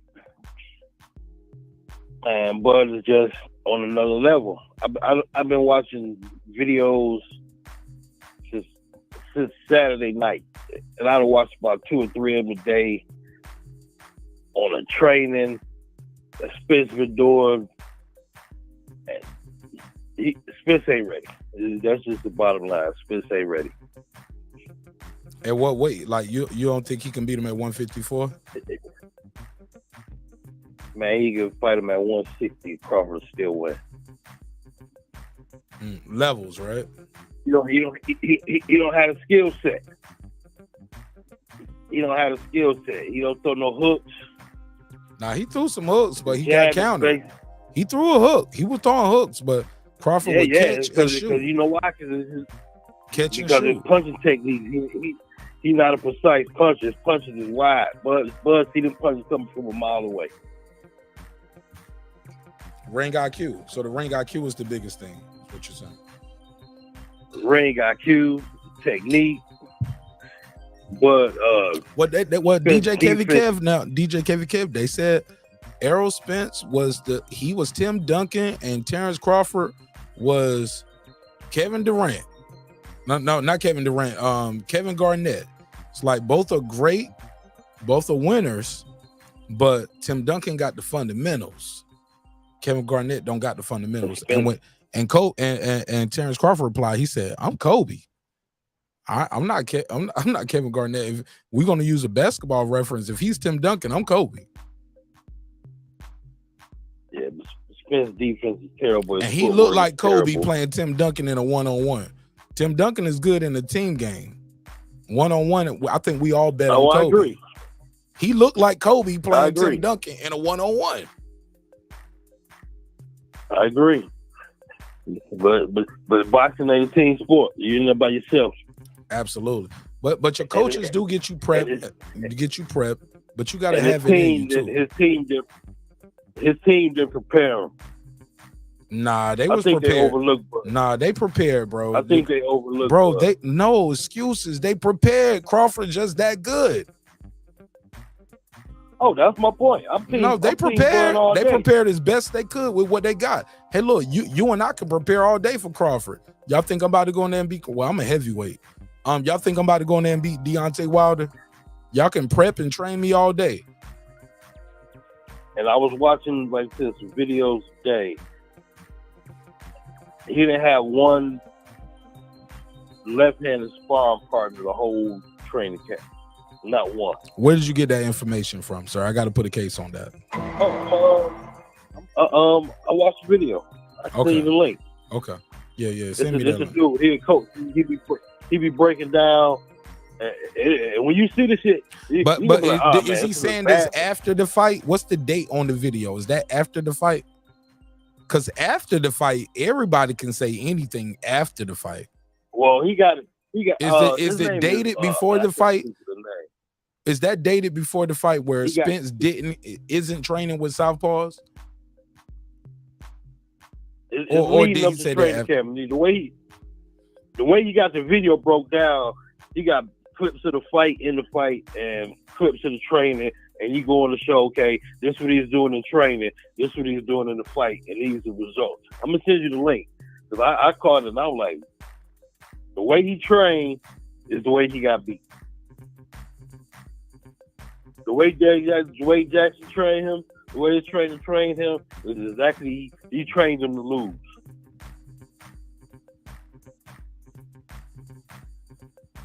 But I'm gonna definitely send you that link. All right, man. Well, I appreciate you, bro. Let me try to take some more calls, man. I appreciate you. All right, then, yeah, come on. All right, 202, what it do? What's your name? Where you from? Mark, what up? What up, though? Who this? Hello? Yo. Ron, it's Ron from DC. Ron, speak up a little bit, man. You sound low can as you hear fuck. Yeah, man. You sound low as hell, though. You say that every time I call, man. I turned your volume up, but you sound good now. Pause. But yeah, man, you called it. But you know what, man? Like, as far as like that doctor thing is concerned, man, I think he did make some points, man. I think he did make some valid points about. He wasn't a doctor. Spence, He man. said a doctor told him that. No, not the dude that called in tonight, not that guy. It was a dude that did an analysis. You know what I'm saying? Did he do it before the fight or he after talked the about- fight? He did it after. Okay, yeah. I That's mean, cap then. I got to what put a he was case saying- on what he that. was saying- Never heard of it. We call that excuses. Nobody said that before the fight. I don't want to hear that shit. Fuck out of here. No, what he was saying, he was talking about the things that he's seen and since before the fight got started. Like here's my thing though. Like, it's not that excuse, but I mean, like, it does. You said make it's not sense, you. like, Hold up. like I'm the sorry. thing is, like, You said it's not you making an excuse, but what? it's things that do have me concerned. Like when you thinking about so if it's residual, like brain damage, then like that means like he's deteriorating over time, and with that Ugas fight and that Danny fight with him, like just totally taking his mind outside of the ring when he lost his mouthpiece, like that, and his balance, his balance was off when he fought Danny, it was crazy. But like either way, you can't take the win from Spence. Like the dude was talking about some caller called it. What you earlier, mean was can't talking take the about, win away from Spence? like- He didn't win. You misspoke. I mean, no. Take You the, misspoke. Yeah. That's called a Freudian slip, my brother. Like, you still want to give Spence credit. Man, no. You still want to discredit Crawford and give Spence credit. You had a Freudian slip right there, my brother. No, absolutely. No, hey, no, because no, You did, though. absolutely not, Like, man. I'm it's defending recorded, Crawford bro. I'm defending Crawford. No, look, I'm defending Crawford's name because people are trying to say that anyway is the pound for pound number one pound for pound. Nobody's saying that. Never heard of it. Like, No. And I'm gonna tell you why in 2 seconds. Go ahead. I've been hearing. No, you can't say be. that, He can't be because Fulton was never on the pound for pound list. Fulton wasn't on the pound for pound list. And that's what. And that's Spence and that's, was. and Spence that's was the, number and that's the 5, argument number that I'm 4. making. But let me take my next call though, bro. But I appreciate you though. I gave you way more than 2 minutes. All right. Caller, what's your name? Where you from? All right, I lost him. All right, I'm trying to get everybody in. Pause. Shout out to Ron from DC, but Ron from DC, I got to put a case on you. You never said that when you called in before. 509, you on the line. What's your name? Where you from? Hey, this is Sam from Washington. Sam from Washington. Talk to me, bro. A lot of excuses I'm hearing, Sam. You got any, Mark, if any you may, excuses if I may, I have a Mark, if I may, I have a public service announcement for all the aerosexuals. Please. Shut the fuck up. Shut the fuck up. For 5 years, I've been arguing, debating, as many of us Terence Crawford fans, with these people about who's going to win the fight. The fight happened. They would have no excuses if Spence won. Shut the fuck up. That is all. Thank you. I mean, that's for the public service announcement. Oh, yeah. Mark, I was looking for you in Vegas, man. I was checking you, but I couldn't find you. Son, I was wiggling, bro. And the time I had available with niggas probably won't even, like, if I was, bro, I can't call y'all niggas 3-4 in the morning in Vegas. Like, what you doing? Like, cause around that time, that's when I was just sitting around smoking. I was editing videos and I was doing that shit right in front of the building. You know what I'm saying? I was right in front of the hotel on the strip. I'm sure you was busy. No, but y'all saw me live talking to y'all when I was done or while I'm letting videos upload. I was, 4 in the morning, but shit, when I was there 2 weeks before at the D-Bevel shit, with D-Bevel for the Frank Martin shit, bro. Like I said, man, this shit is just the beginning, bro. But I need y'all support. I ain't gonna lie, bro. Like the most expensive shit is really the fucking flights in the hotel. Everything else, man, I eat Pop-Tarts and I don't need the money for food and drinks. I just need y'all help getting the fucking flight sometimes, bro. But golly, God bless me in a major way. So I don't have to quote unquote beg, because that's what they call it when you ask people to support you. They call it begging. But any other network, they just run a commercial. I don't have a commercial. I can run a commercial for y'all. I can put one together, but I just figured me saying smash the like button, share the link. If you got $2, $1, send that shit to the Cash App. Like, it really funds the operation more than you know. And shout out to the people who really did it. And y'all motherfuckers made this shit possible, yo. And does it stop here with Spence and Crawford, or do we keep going? It's up to y'all. It's up to me. But I'm all in on this shit, bro. Like, even with the Frank Martin shit, like going to the Tank Davis event, bro. I go to fights, bro. I'm out here, bro. I'm working, fam. I'm working, but hey, bro, I'm actually there too. Believe it or not, we just haven't hooked up. But you know what? I wish you would have done. I wish I would have suggested it. Yes, sir. Is someplace in that, whether it's a 2-hour, whatever you can afford with your time doing what you do, could have had a members only or a subscribers only. Hey, we go meet up here. Where everybody could have met. You know what I'm saying? And it could be one of the situations. Hey, we're gonna do it here. Yeah. I Yeah. didn't even know you was gonna be in Vegas. Like, I know I kept telling people. Man, I've been saying it all. Only people I knew for a fact was gonna be there was Santos, Abigail Hollis,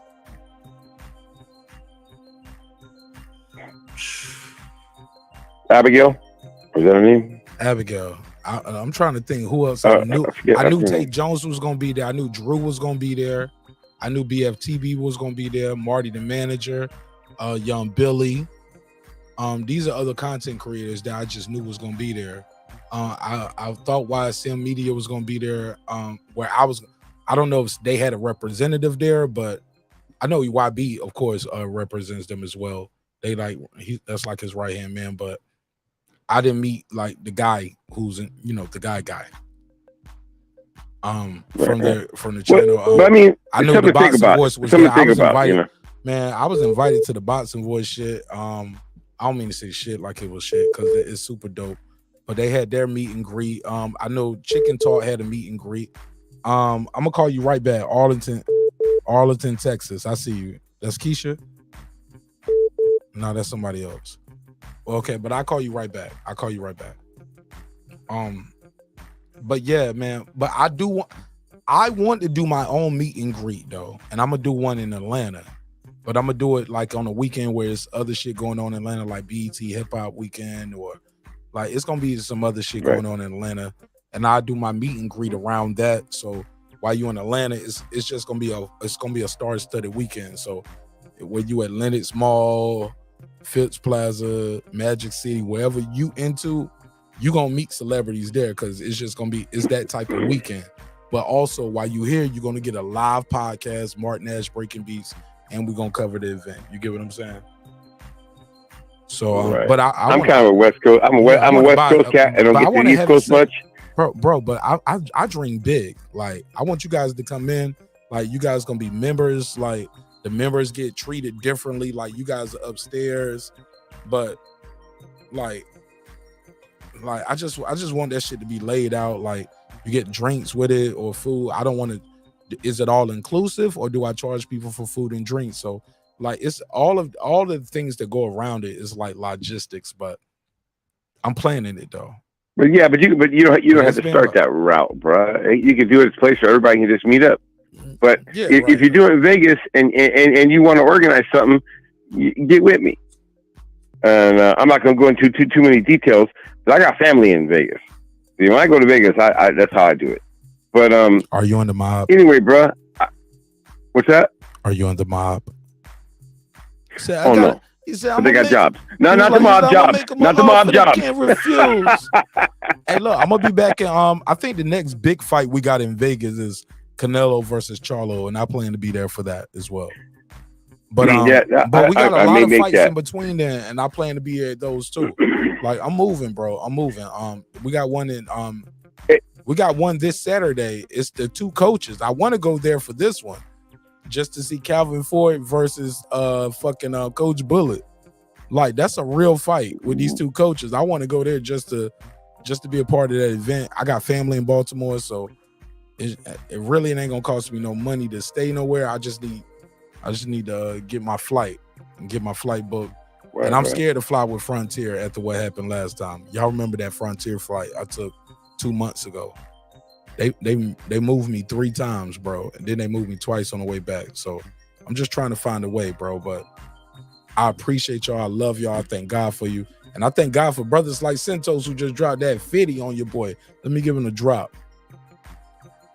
Let me give him the drizz up. What a button at? Let me hit the button. I ain't hit the 50 button in so long. I almost lost the spot for it. Let me give him the drop though. It's 50, 50, 50, 50. One more time. It's 50, 50, 50, 50. Yeah, what's up, Mark? Man, I had a great time in Santos. Where you at? I gotta call Santos after this. She said, I didn't try to worry you much because I saw you how busy, bro. I was everywhere, bro. Like niggas mad at me because I didn't link up with them, but imagine how my wife felt. Because if y'all saw me on Showtime or saw me in locker rooms or saw me uploading shit at a bar or a lounge 3, 4, 5, 6, 7, 8, 9, 10 in the morning, that mean I was not in the hotel room and I had my wife with me. I was moving. He's like, I didn't try to worry you, but it wouldn't have been a worry. He said, so much because I saw how busy you were. Congratulations. Now I know someone. Now I owe someone some pleasure, and that's what it's going to do now. Oh shit! Let me take that off the screen. This nigga about to get some. This nigga about to get some back end money. It's 50, 50, 50, 50. Busting some guts. Let me take that off the screen. He said, now I'm back home. He said, I owe someone some. He said, I owe someone. See, because Santos, he one of them OGs. He got that talk to text. That nigga don't type nothing. He said, congratulations. Now I owe someone some pleasure. He said, now I owe someone some pleasure. Yeah, he put a case on that. No, that ain't no case. That's the Pornhub. That nigga about to make a movie. Santos, yeah, with all due respect, I don't want to see what you look like fucking, but show me what she look like. You know what I'm saying? So send some pictures, nigga. Why she? You only want one camera angle? Yeah, I just want to see her. Yeah, I just want to see her model the outfit. Like I don't even want to see them fucking at all. I don't need to see the penetrate, nigga. What? Nah, just show her modeling. You know what I'm saying? Sento's one of them OGs. He probably buy the girl outfits and shit too. Be like, put this shit on, bitch. Yeah, black leather. Hey, but Mark, something I wanted to mention. Black leather. Like real quick. And look, I learned that inside joke too. Shout out to all the OGs in the boxing, man. Who teaching me about black leather. And if you know, you know. If you don't, you don't. But shout out to black leather. I love y'all niggas, man. Man, I was with some legends, bro. Some OGs in this game, man. This weekend, man. And they treated me like I was a member of the team and the family, and they showed me so much love and respect. And yo, shit was crazy, bro. I had a life-changing weekend, bro. That's why I'm even furthermore on like no diss videos. I'm so glad that I moved my career the way I've moved this shit, where I can be in a room with lottie-dottie everybody. Bro, I was in the rooms with niggas who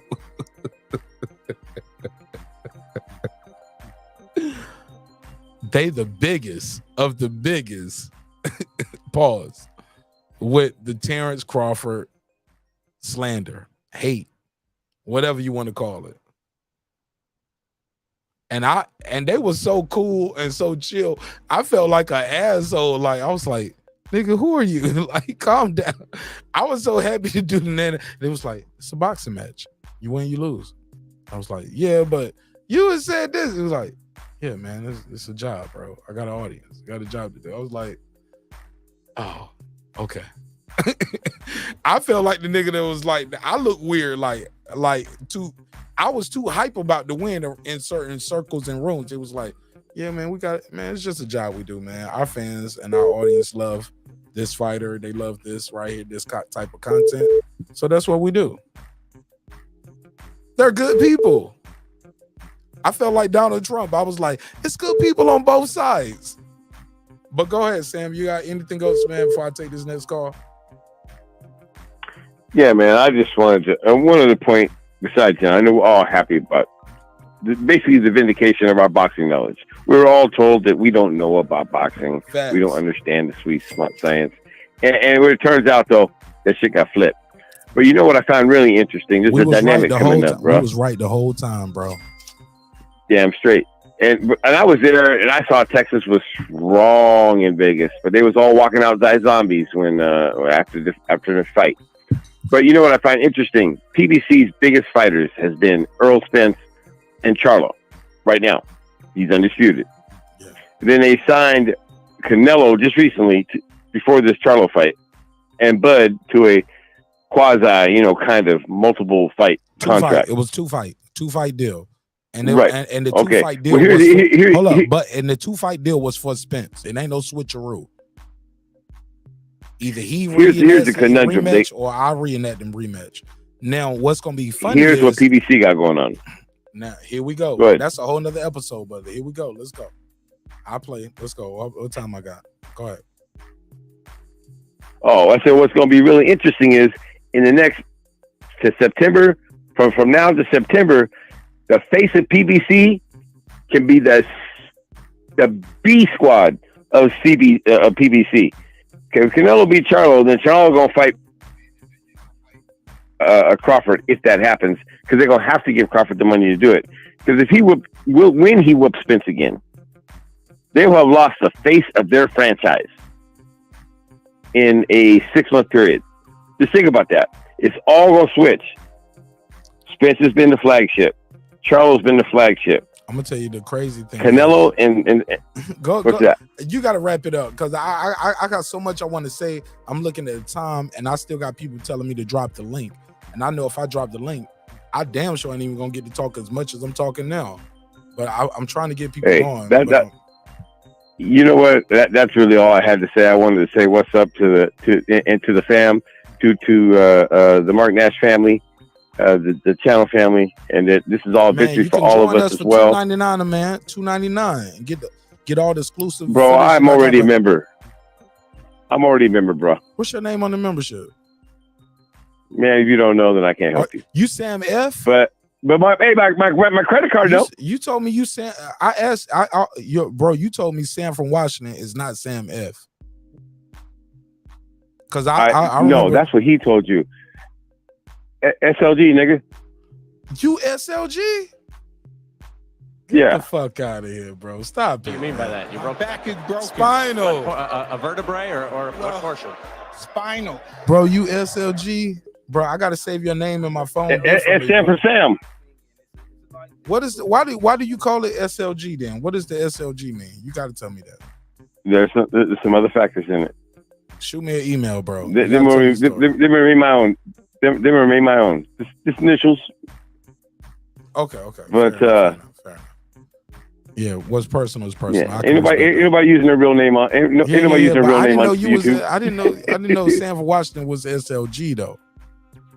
And I there's a guy from Oregon, but no, man, I already contribute. Bro, thank you for everything, bro. So look, What do you mean by that? You broke back is Spinal.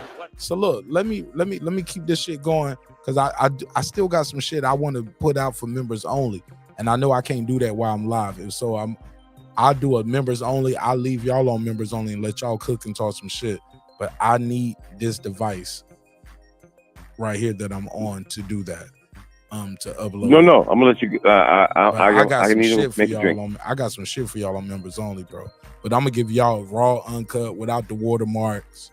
Like, so I'm just upload it. I'm just be uploading on members only. So you gonna see it. But everybody else, by the time we get to YouTube, I'm gonna already have my watermark on it. I want to give y'all the raw, uncut. The camera gonna be shaking and moving. You know what I'm saying? The whole nine. But right, y'all just stick with me through it. I'm still new. I'm a YouTube baby, Ken. but I'm the old dirty bastard of this shit. Ain't nobody father my style, dog. Like, you know what I'm saying? Like, I got my own style, got my own way of moving and shaking, and whatever I'm doing, God is blessing me like in a phenomenal way. And I'm gonna pass the blessings to y'all as well. So I see you on the next one, bro. Call him, tell him your name, where you from. This is Keisha Moliere calling in from Fort Worth, Texas. Shout out to Keisha Moliere. What do you mean by that? You broke back is broken. What a Wrong vertebrae button. or what portion? Spinal. Shout out to Miss Keisha from Fort Worth, Texas. How you doing, sister? I'm doing good. I am calling to put to rest all of these excuses. The result of this fight was because there's a skill set difference between Errol Spence Jr. and Terence Crawford. I keep hearing people for years tell me how Errol Spence is the big fundamental. And the questions that I have around that narrative is, does he have balanced footwork? Can he throw a left hook without lunging and putting his head so far forward that he loses his balance? Because to me, that would be fundamental, right? Can he get his head off the center line? Or does he just move forward with his head like a target, like a pinata? Does he use feints? Can he use angles? Like, stop with this narrative of Spence is the big fundamental. All of that is marketing and hype. At the end of the day, he didn't have the skill set to compete with a fighter like Terence Crawford, who has masterful balance, who is a virtuoso when it comes to counterpunching, who is not flat-footed, who can fight whether it's going forward, whether it's going backward, whether it's from the southpaw stance, whether it's from orthodox, and he's got power in both hands. Like, it was a skill set mismatch. That's what we saw. It don't have shit to do with no accident, because they wasn't saying nothing about the accident after Ugas. They was calling the man the eye collector. That's my call. All right. Hey, look, I gotta ask you this. Did you go to the fight? No, I didn't go to the fight. I watched it home with my kids. Did you order the pay-per-view? Absolutely. Absolutely. I'm a little pissed off with Showtime too, because I ordered the tell me what pay-per-view. happened. Because look, we watched it. We can't rewatch it. Like literally, we watched it live. Now, how did you and then I order? went Did to you order rewatch on it. pay-per-view or did you order through your cable network? Did you download it through the I app? ordered through. I'm sorry. No, I ordered it through DirecTV. And DirecTV wouldn't ordered let you it through- download it, or you couldn't like save it to the DVR. Literally, I recorded it, but when you try to play the recording, it's disabled. Oh wow. And that's a Yep. problem with So and that's a we got to do that. Let me ask you this. And I'm asking you on the record because I'm gonna chop this up and I'm gonna send it to Steven Espinoza. I'm gonna send it to Chris DiBaggio. You know what I'm saying? The executives, you know what I'm saying, at Showtime. I ain't trying to say I got all the answers and I'm a big dog like that, but these guys are, I see them at every event. I talk to them at every event. You get what I'm saying?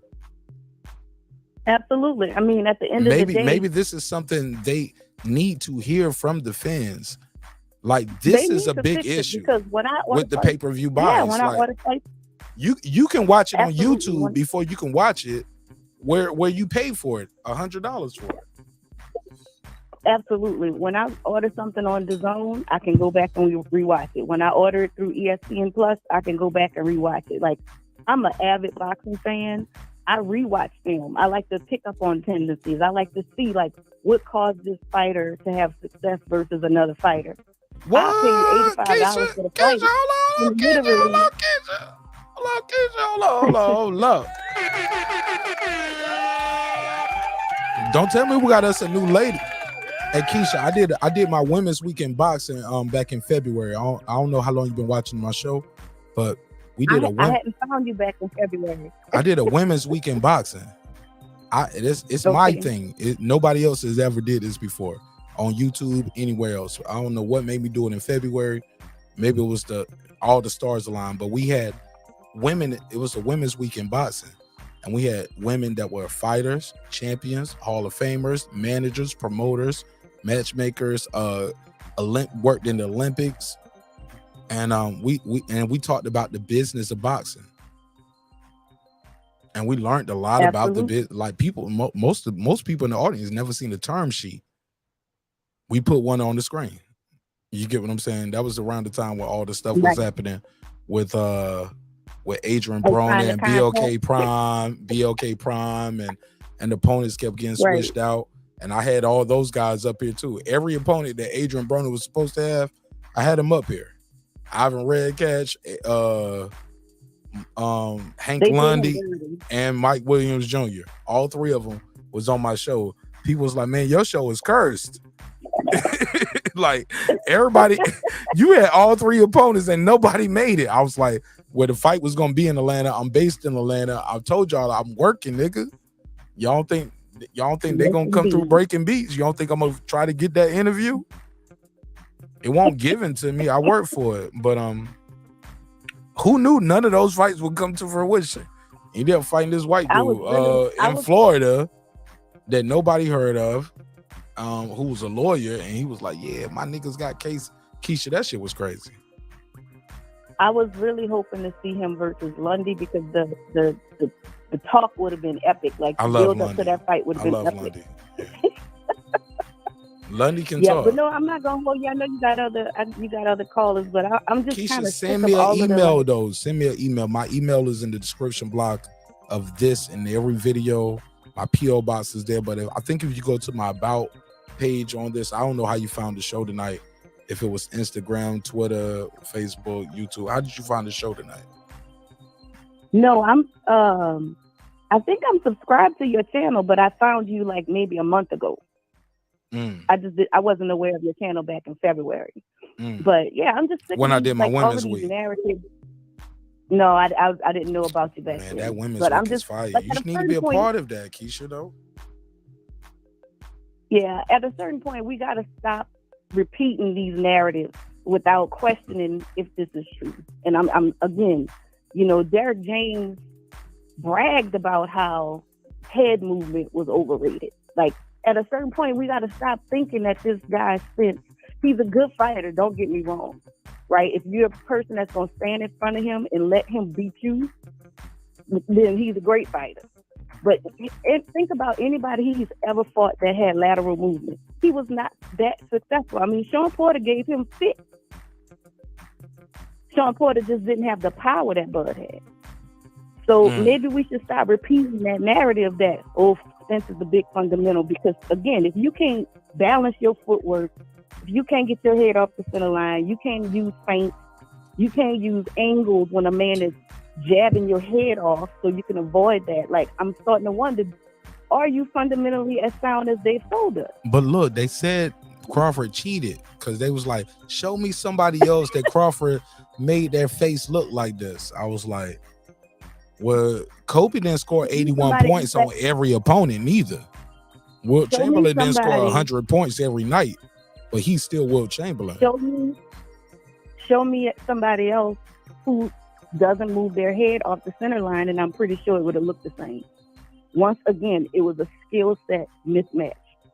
I know a lot of people were shocked by how bad it looked.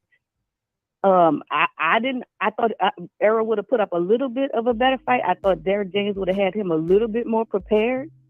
But at the end of the day, people need to stop with these excuses. What do you think of? Look, why I got you here? Let me pick your boxing brain real quick, Miss Keisha from Fort Worth, Texas, because you know they ain't gonna like you in the morning for morning brunch and coffee. But let's talk about it. I just live here. I ain't from here. Ditto. Miss Keisha, let me ask you this, sister. What do you think of the assertion that Terence Bud Crawford was taking it soft on Spence and he carried him? I've heard some people say he carried Spence from the 7th to the 9th round. It was like that whole 8th round, 7th round. They was like, Bud really could have stopped him a lot earlier if he's. Are we putting too much pressure on Bud Crawford? Are we taking away from the win, or the science of what it takes to be in the ring? Or is it like, nah, I think he did carry him. What's your take? Well, I mean, I think the argument could be made because we all know that Bud is a, probably the best finisher in the game right now. But let me address Mr. Pittsburgh piece. Hold on, no, hold on, Miss Keisha. Let's not do that. 'Cause I can read the chat by myself. Fuck it. We here now. This your first time. Your first time caller. Fuck it. Go ahead, roast Pittsburgh T. Cause he a member. So no, I want you to roast him. Hold on, you got to tell people what he said. Cause people who driving, they riding in their car. They just listening to the show. They can't read the chat, so they don't know the chat unless you acknowledge the chat. So what happened? Pittsburgh T said we don't have to discredit Errol. Bud was just better.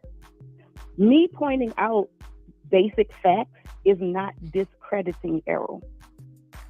Errol Spence does not move his head off the center line. That is a basic, fundamental thing that you need to learn in boxing. Errol Spence has a problem with being off balance with his footwork when he is throwing the left hook. That is a fundamental flaw in his game that a counterpuncher was always going to be able to exploit. A counterpuncher with lateral movement was always going to be able to exploit. People got to get out of their feelings. I'm talking facts. I ain't talking emotion.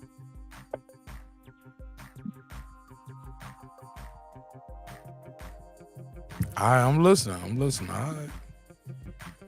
But as far as Bud carrying Spence, I don't know what was in his mind. I do feel like he probably could have got him out of there earlier, but maybe he was just taking round 8 off. I don't know.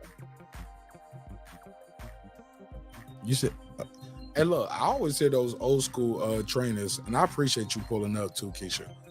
They always talk about letting the pain sink in for a round. Let the fighters adrenaline, because a lot of times fighters fight off adrenaline, right? They don't feel the pain. So you give them a round to one, you recuperate, relax, is he gonna go for the fight?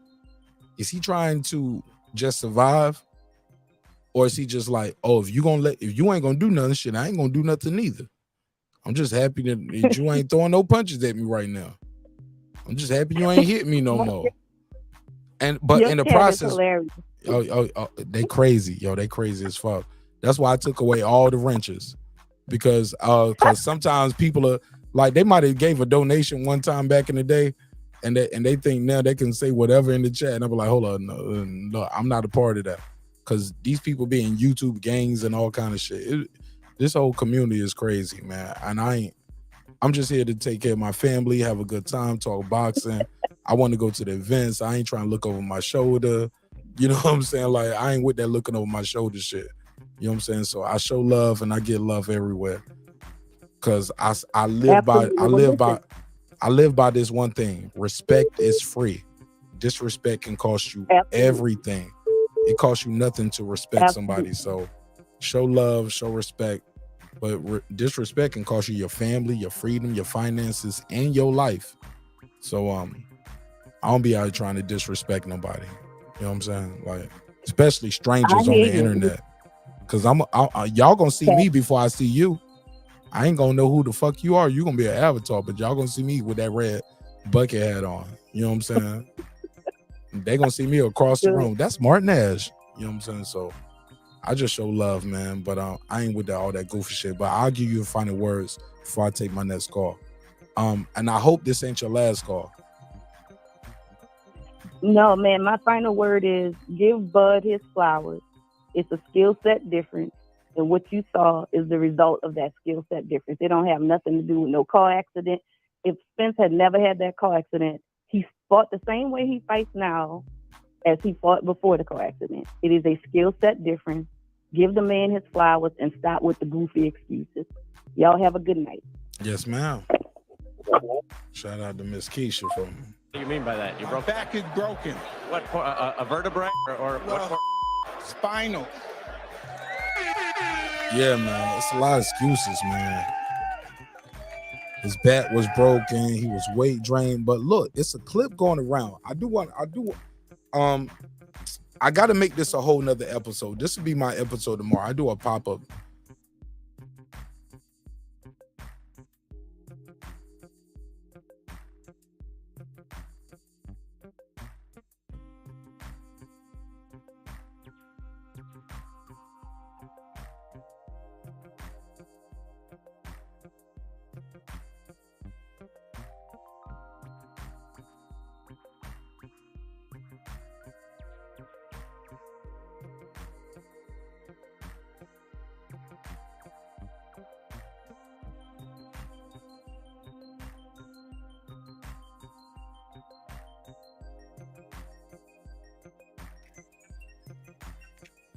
Yo, all right. Yeah, man. I was about to tell y'all. I was like, look, I'm gonna do remove this one. There we go. Yeah, man. I want to do a members only episode tomorrow. I definitely want to do a members only episode. I want to do a film study. Who's down to do a film study with me? Film studies, they are long episodes. I'm gonna let y'all know we do a lot of stop, pause, rewind, slow motion. Like a 9-round fight. This 9-round fight, this might be like a 2 hours film study. I'm just let y'all know. Just giving y'all a heads up now. It might be like a 2 or 3 hours film study episode because everybody's gonna want to talk. It's gonna be a loaded panel. I already know. So let's schedule the film study on members only. I'll put it on the bulletin board on our members only wall. So no matter what level you on, you're gonna get that. All 3 levels of the members only will get the film study. Cause we got to do the breakdown. But the bad thing is this: if you're not there live, you're gonna miss it because I'm not saving it. We're gonna watch it, we're gonna go through it, but then I'm gonna delete it. Like, we're gonna keep the audio, we're gonna hear everything you say, but they won't see the video. Nobody's gonna see the video, like the way it's gonna be set up. So I just gotta give y'all a heads up on that. So as we're playing it back and we're reacting to it, people won't see the video, they'll just hear it, our audio. They'll see the screenshots of the rounds and the knockdowns. But I'm super excited about the future. I'm gonna do an open panel against my best wishes. I will do an open panel right now, and I'll just let everybody pull up and talk some shit. You know what I'm saying? That's something your YouTube daddy won't do. Yo, I met so many YouTube daddies on this trip. Yo, this shit was crazy. Matter of fact, we got over 200 people in here. So let me make sure this is a members only panel first. Because we got a lot of members and I want to make sure the members get a chance to join the panel. So members only panel.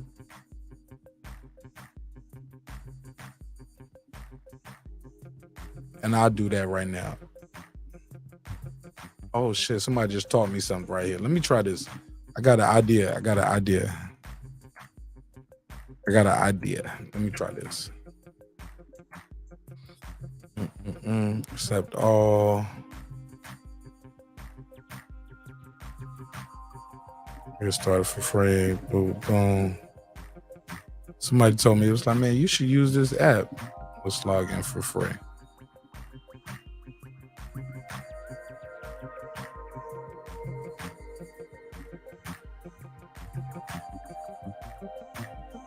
So let me do this. Bear with me, y'all. Bear with me, y'all. But I gotta say this, custom links. There we go, custom links. Oh, did they change it? I'm trying to make me a custom link for my channel, y'all. That's what I'm trying to see if I can make custom links. If I can, I'll just drop a regular link. But my goal right here is to make a custom link. Nope, that didn't work neither.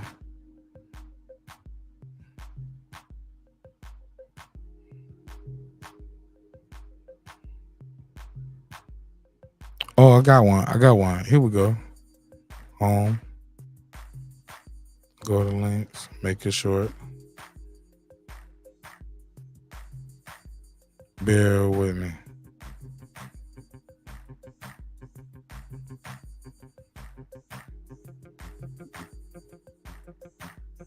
Okay, this is gonna work.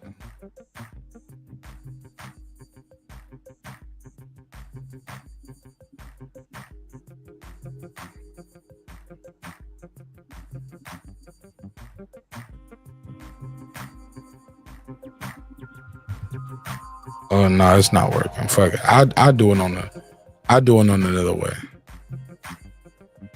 But I thought I had it. Let me do the super chat. Somebody was like, yo, you ain't read my super chat. He said for the support. Man, god damn it, man. We needed that. Hey, Rod of the Storm. I needed that, bro. A 10. Brought me back to life right there, Rod of the Storm. I needed that, bro. Let me do this other one. Shout out to DJ Kev. DJ Kev, thank you so much for the support. I got 5 on it. Shout out to Big Centos. We needed that, bro. Thank you so much, bro, for keeping the lights on, keeping the neon brights shining bright. The neon light shining bright, bro. Thank you so much. Let me give him the drop. It's 50, 50, 50, 50. Gotta do that one. It's 50, 50, 50, 50. And Mr. Boxing Move said a lot of boxing pros said Bud will win. But I'm the only one who said not only will Bud win, but people will be shocked at how easy he will make it look. I got 5 on it. Mr. Boxing Moves, look, I'm right there with you, but peep this though. I never expected round 2, the first knockdown. Like, it was over early. It was over early. Members only panel. I do it. There we go. Let's go. Members only panel. Let's talk that shit, man. Yeah, sometimes I gotta make y'all wait for it, man. I gotta take them calls, man. I gotta take the calls. The calls are the backbone to the show. That's how we get new members. That's how we get the neighborhood growing bigger and bigger. You know what I'm saying? We gotta let people call in. You know what I'm saying? But like that, KP from KC5, talk to me. What's up, bro? Can you hear me? Hell yeah, let's go. Bro, these excuses gotta stop. This is unbelievable, bro. You know, I just got up to, to go to work or whatever. Man, I had to jump off the internet yesterday. These Negroes done lost their damn mind, bro. I'm hearing my man got drugged. I'm hearing the crash took a toll on him. I'm hearing PBC wanted him to lose because he said something about the sanctioning bodies. Man, I'm hearing some wild shit. At the end of the day, bro, everybody know on this channel that I picked Errol Spence. You know, I was on audio saying I picked Spence. The man lost. He can't beat that guy. That's what it is. All this old goofy stuff about he just didn't look himself. He didn't look himself because he was in there with an elite fighter that showed you what he was. He's the second best welterweight. Accept it and move on. All this old goofy stuff about him being drugged, he was high, all this other stuff, bruh, he's not beating that guy. You need to accept it and move on. I'm hearing grown men come on the internet crying, talking about they lost their money, they gonna bet again in the rematch, he gonna beat them in the rematch, and what am I gonna say? Because I ain't no real Spence fan, because I can't be honest and say he was messed up. Like, I've never seen, man, these new age human beings is fucked up. I tell you what, all the niggas that said they gonna take them bets, send them to me, bro. I'm cashing out. Hey, bro, I'm too much of a Spence fan to even take the bet. You see how that works? No, I'm a fan. Hold on, Mark. I'm a fan, but I won't bet against my guy. But I know he ain't beating that guy. What the fuck is wrong with these people? No. They want to do it. Let me make my money. You fuck with me too, right? Hey, yeah, them niggas, man, they not calling, man. They whooping on it. You're not a member, J Malta. You're not a member. I'm only doing member only panel right now. So J Malta, I dropped the link. I put the link so you can see how to become a member. But I'll continue.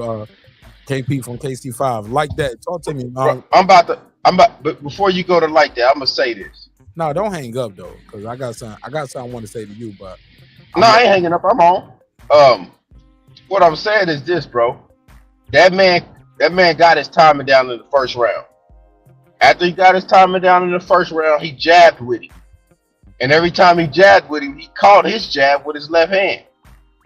After catching his jab and taking away his jab, the fight was over. He could no longer come downhill on Terence Crawford. And then after he couldn't come downhill on Terence Crawford started going downhill on him. The fight was over. There was no adjustments that they could make because Derrick James doesn't train defense. You fans of Derrick James and man fans and all of that, I like Derrick James, good trainer. But a couple weeks ago, I told Mark this too. I said I was worried because Frank Martin didn't do any feinting. Frank Martin didn't do no feints against that guy. And Frank Martin looked very average against that guy. Y'all gotta stop being fans of men. Be fans of the sport. I like Errol Spence, my favorite fighter. Mike know that. Mark know that. But at the end of the day, he's not beating that guy, man. He's not beating that guy. What we seen was War versus Corrales. I mean, Mayweather versus Corrales and War versus Dawson. That's what we seen. One guy's an all-time great. The other guy's a great fighter. That's all it is. Okay, let's go to Pittsburgh T. Talk to me. Salute everybody. Yeah, hey, both of y'all had Spence. Let's start with that. For the people who are new to the channel, because we got a lot of new people here. Go ahead. I had Spence winning going into the fight. I thought Spence would win the fight. He obviously lost. There should be no excuses. Mark kind of touched on this previous to the fight. You did a whole show about people making excuses. And, I mean, you're looking like Nostradamus at this point, Mark, because that's where we at right now. That man got in the ring and he lost. And at some point, Bud became the aggressor in the actual fight, which at that point, I knew the fucking fight was over at that point. That shit was just done at that point. The Showtime's Pittsburgh T, I don't mean to cut you off. I just want to add a caveat to what you're saying. I was there. People were in shock and awe and amazement of what they see. It looked like a boy versus a man, bro. That's what it looked like in real time. I don't know what it looked like to y'all, but if y'all remember back in the day when the NBA used to send, that's what it looked like to us too. Like how they used to send Michael Jordan and all them niggas to play. Like, remember how y'all used to see the Dream Team play other people like from like Switzerland? It looked like, bro. It looked like you don't even supposed to be in there with this guy. Like who are you? Like that's why we said a rematch ain't necessary. As Spence like he bullied, bro. He bullied them. He bullied them, bro. I told people, I was like, look at God working. Terence Crawford won the coin toss and the ring walk. Well, I mean the other part, but see the other side of that. Even if Errol Spence would have walked second, I don't think if he would have got a bigger draw, like people going crazy over the Eminem. People would have still been taking the phones out like, oh my God, Terence Crawford just brought out Eminem. Like, and it was black folks, yes. All them Texas folks who were so hyped, bitches from Texas. Diamonds in my necklace is from Texas. Everything is big, better guard your neck. Like all that gangsters, bro. Those same niggas was like, his arms is heavy, knees weak, palms is sweaty, is vomit on his sweater already. Bro, the whole arena was like, Mom spaghetti. Like they was going crazy. At that point, I'm trying to get around to my seat. Like they telling me I can't even get to where I'm supposed to be at that point. At that point, I pulled the camera out. I was like, I got my camera on book bag, and they took the cops and the security telling me I can't stand where I'm at. And I was like, I pulled out my fucking ticket. I was like, nigga, this ticket cost $4,000. Please, you can't tell me I can't stand right here. And I said, and I got a media credential. Please, bro, let me do my job. They was like, all right, man. Bro, so I probably got some of the worst footage ever, but hopefully y'all can hear that audio. But them niggas are trying to tell me I can't stand where I'm at. And I got to get to my seat. We can't have the aisles clear. We got to clear the aisle. At this point, everybody got to sit down somewhere. But once that shit started going, that shit got crowded again. That shit got thick. Niggas running down. Bro, that shit was crazy, bro. What I am proud of, I didn't see no fights breaking out in the stands and in the crowds. Like, I don't know if that happened where the common folk was at, but I was with the rich folk. You know what I'm saying? Like, motherfuckers, where I was sitting there, motherfuckers got shit to lose. You know what I'm saying? So, I don't know about everywhere else, but far as I know, what I've heard, it was no violence going down in the crowd. So I am proud of that. Can y'all hear me? Or am I tripping? Yeah. We just muted up. I just muted up. Yeah. No, I appreciate that. I just want to. Go ahead, Mike. No. Go ahead. I pass the mic. And the other side of that too is like, look, a lot of times, like, I don't know what it is about boxing fans where they come so emotional, where they got to make excuses. On the other side, where we got to diminish Spence, but just that good. That's just it. Like, he just that good. Like when we were back in the days of your best athlete, be it Jordan or whoever, when they face that type of, adversity, those guys rise to that level. They make everything look so easy. He just was that good on that night, and that's just that. Because if you take away from Spence being basic or whatever you want to call him, then the win wasn't about nothing then. That win ain't nothing for Bud then, if that's what you're doing. I mean, Bud was just that good on that night. Even the only, like...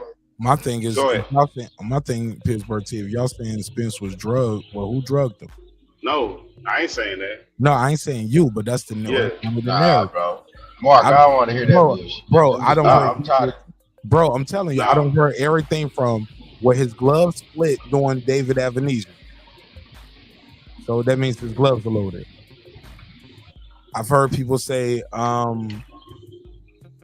he's been affiliated with Daniel Canahan, so they might have drugged Spence. Then and even at the end of that, I've heard people say, well, look at how Spence's face looked. It looks like Margarito did Cotto or and shit like that, and like no, Terence Crawford ain't never made nobody else look like that. They was talking about the way he wrapped his hands. He's double stacking, even though the guy been wrapping his own hands long as we've been watching him fight. You know what I'm saying? And he fight everywhere. You know what I'm saying? He don't fight in Texas. He's fought in Texas. You get what I'm saying? He's fought in Vegas, New York. He fought overseas in the UK. You know what I'm saying? Like, dude don't fought like he fought everywhere, but like I'm just like, golly, man. Shout out to CJ Goodfellas. He told me, he said, Mark. He told me, bro, he said, Mark Nash.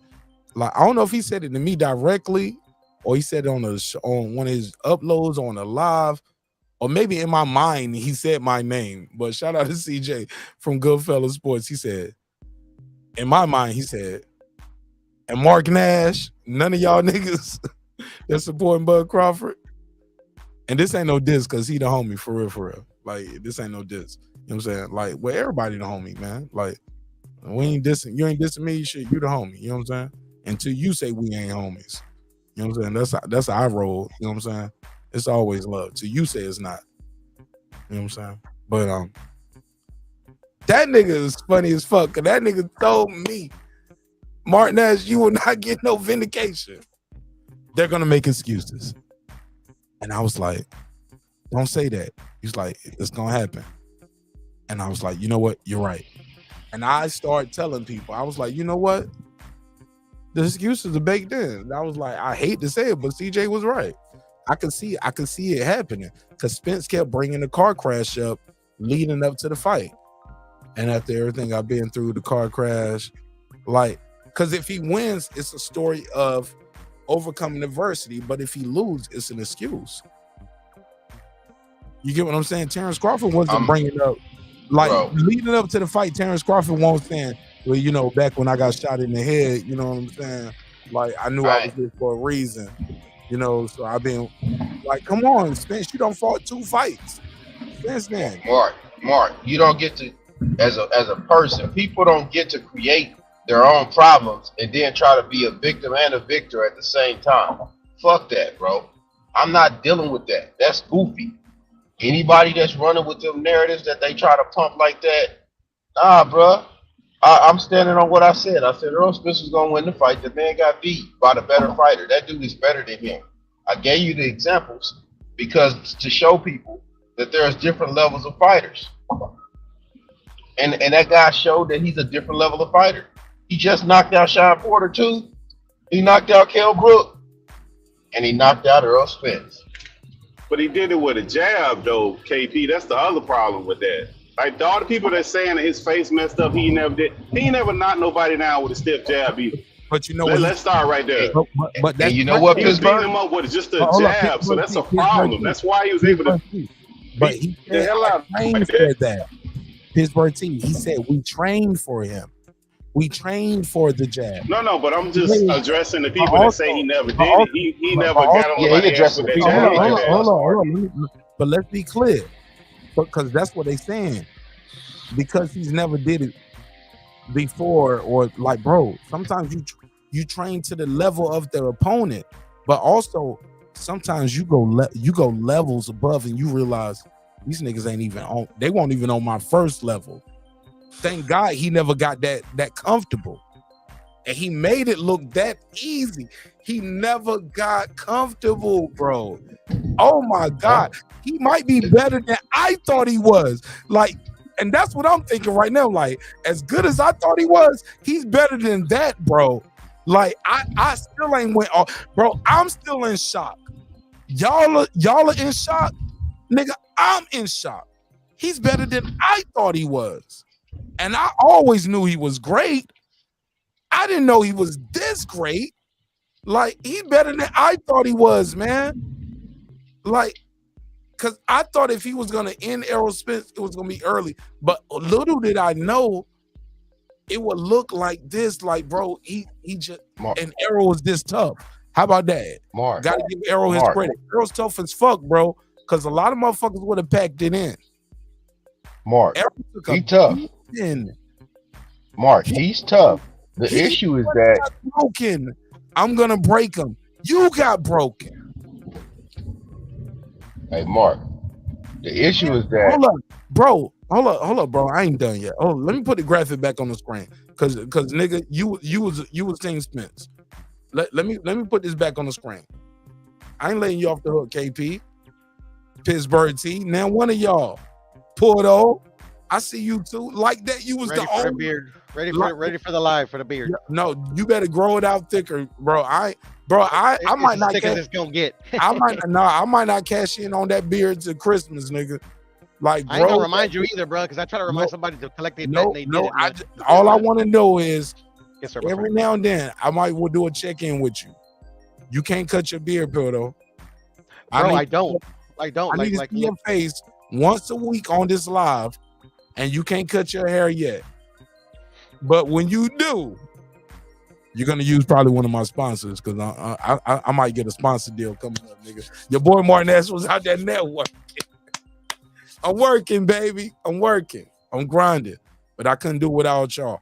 All I want to say is this though. KP, Pittsburgh T, Porto. Your boy Errol Spence didn't check none of these boxes on the left side. He lost in all of these categories. Am I lying or am I exaggerating? Can you check a box for Spence where he won one of these battles? Golly, bro. It was a one-sided ass whooping the other way. And I told y'all it was gonna happen. Oh my God. I didn't see it was gonna be like that though. I knew it was gonna win. I knew it was gonna be dominant. I knew it was gonna beat him up. But we gotta go to this members only episode. We gotta go to actually I can't do it now. I'll do it tomorrow. But I'll give y'all a preview now. Members only tomorrow. I'm gonna do a daytime pop-up episode for members only. Do a daytime episode. Members only episode. It's gonna be a preview. I'll give y'all a preview of now. What's next for Errol Spence? Let's go around the panel. What's next for Errol Spence? What's retirement? Because at the end of the day, look, I don't want to kick the man when he's down, but I do want to talk shit to y'all. So let's get this part out of the way, and I talk shit to y'all for the rest of the year, as you know what I'm saying, and for the rest of your lifetime in the sport of boxing on this show, because this was the big one. This was the one. This was the one, bro. This was the one. We drew our line in the sand. Our community was divided. Now we got to come together for the betterment of the sport. Let's support each other. Let's lift each other up. Let's not tarnish this guy legacy by saying, oh, no, bro. No. You put everything on the line for this shit. Your guy lost. And he lost fair and square. If somebody did something to his water, that was Derrick James. That's what y'all going with. All right. Good luck with that. Hopefully y'all got some real subscribers out there and some real big homies and some OGs that have reeled that shit in and say, hey man, that ain't how we gonna move. That ain't how we should move as a culture. It's damn sure how we should move as a community. The guy who was in the ring ain't even saying that shit. Come on, man. Let's reel that shit back in a little bit. Let's show each other love. Let's show each other support. Remember, respect is free. Disrespect gonna cost you everything: your family, your freedom, your finances, most importantly, your life. So let's show each other love. Let's show each other respect. And yo, hopefully we can see this shit again at 154. I'll pay to see it again. I'll pay to see it again just because I want it to be no excuses. I don't want it to be he was too weight drained. He stayed at one because Crawford is a profit right now because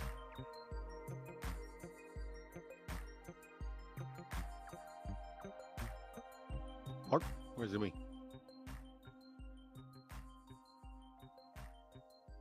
Testies.